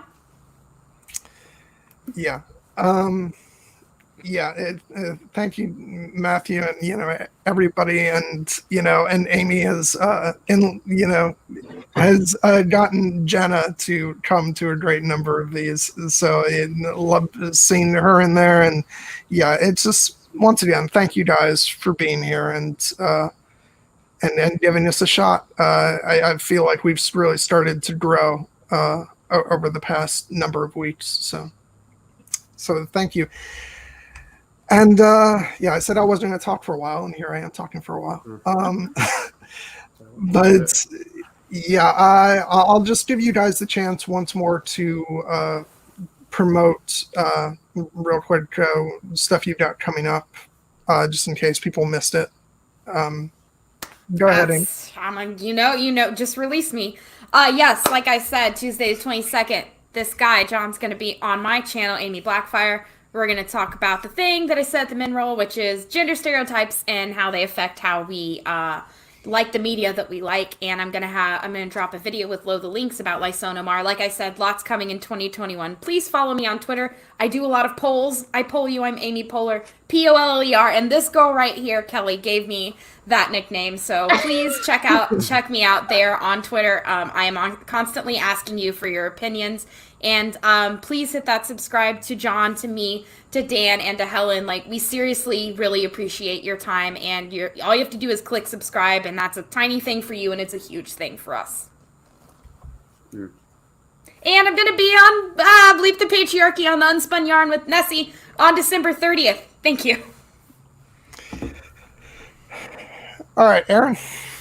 Yep, all I got it. I'm going to be on the Unspun Yarn at the end of January, talking about Morgan Le Fay. That's pretty much it. Otherwise, look for me. I am in the chats in Joe Magician streams, in Nauticast streams, in Here Be Dragons streams. So yeah, just look for me in the chat and say hi. But otherwise, look for me on Unspun Yarn. So. And she has the mod wrench in Joe Magician. So don't you try anything. My girl Erin's gonna bring down the hammer. Bring down the band hammer. It's my favorite thing to Bring do. down that blue wrench. She be wrenching. Yeah. All right, Erin or Kelly, where can the people find you? On Instagram is jdedredhed. You can find me on Twitter under my name or jdedredhed or Bonnie Lass Lowry. And I'm just kind of like puttering around the Game of Thrones fandom. And hopefully after this, John, you can add her links to the description since this was kind of a last-minute thing. I will be on some future videos and live streams with some of the fine people you see here. And I will be on with Nessie and Amy as well, I believe. Yes. We love you, Tony. You will. I'm telling you right now, Kelly, you will. Okay. And I'll obviously modify the description to update it with, with Kelly's information, but also you'll find everybody else's Twitter information on there. Go ahead, follow everybody. All of you guys are great. I want you guys to get loads of followers. Erin's like, no, my Twitter profile's a secret. It's terrible. I just keep it secret. No need to follow me if you don't want to. All right, Dan, what do you got coming up? My channel is Voice of Geekdom, and what I've got coming up is I'm going to carry on covering the Silmarillion chapter by chapter. So if you want to get into the wider world of Tolkien and the Legendarium and the history of the Elder Days, then I'm your man. So look up my channel. You are indeed. And I'm gonna have more guests on in the coming weeks and months as well. So for months and months now, I've been networking in the Tolkien fandom. So I've got quite a few cards up my sleeve, actually. Yeah. So your card work is paying dividends now? So recently I had a major Tolkien scholar on my channel. I talked about it earlier on in the mid-roll. So check out that recent video. But that's not it. There's gonna be more. So yeah.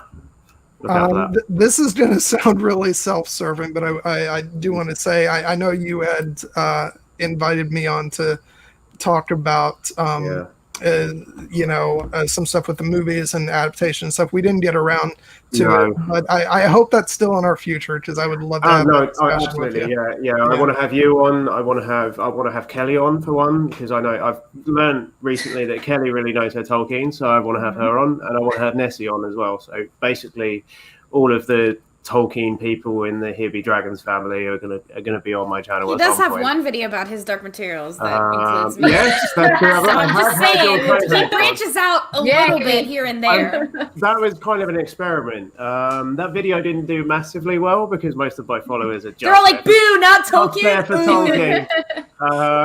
But you can come onto my channel and talk about his Dark Materials then, Dan. You will definitely have to do that at some point, I think.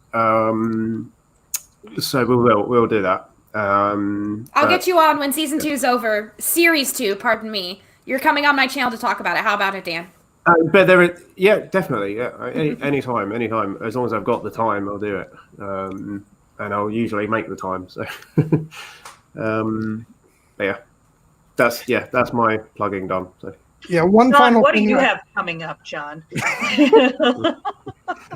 Yeah, I already said. Okay, so next week we got Muppet Christmas Carol and Wonder Woman 1984, and in the future we'll be having X-Men, Pan's Labyrinth. Our next hero movie will be A Dangerous Method. Looking forward to that. Just so you guys know, for people who have been watching us for the first time on these streams, we're not always 4 hours plus. And we're not always at 5 p.m. Eastern. We're going back to our usual time, Saturdays at 7 p.m. Eastern. And yes, we usually keep it to like 2 hours ish. 2 to 2.5. Yeah. About Here Be Dragons tomorrow too. Yeah, absolutely. I'm also a co-host on Here Be Dragons with the amazing Steven Stark and Nessie the Questing Beast, who are also, they started off as good friends. They turned into my best friends, and now they are my brother and sister. So if you've enjoyed my content, then you need to enjoy their content, because I wouldn't have this if not for them. Tomorrow we're going to be talking about season 5 of The Expanse. That'll be at 6 o'clock Eastern. And we're going to be joined by Patter, who was our lovable troll this evening. So definitely you're going to want to tune in. Get ready. Is that the last Here Be Dragon stream of the year? It'll be done. After that, they'll just... Because next Sunday is Christmas Day, and then the Sunday after is New Year's Day. No, Christmas Day is Friday, and Here Be Dragons is usually on Sunday. On Sundays, yeah.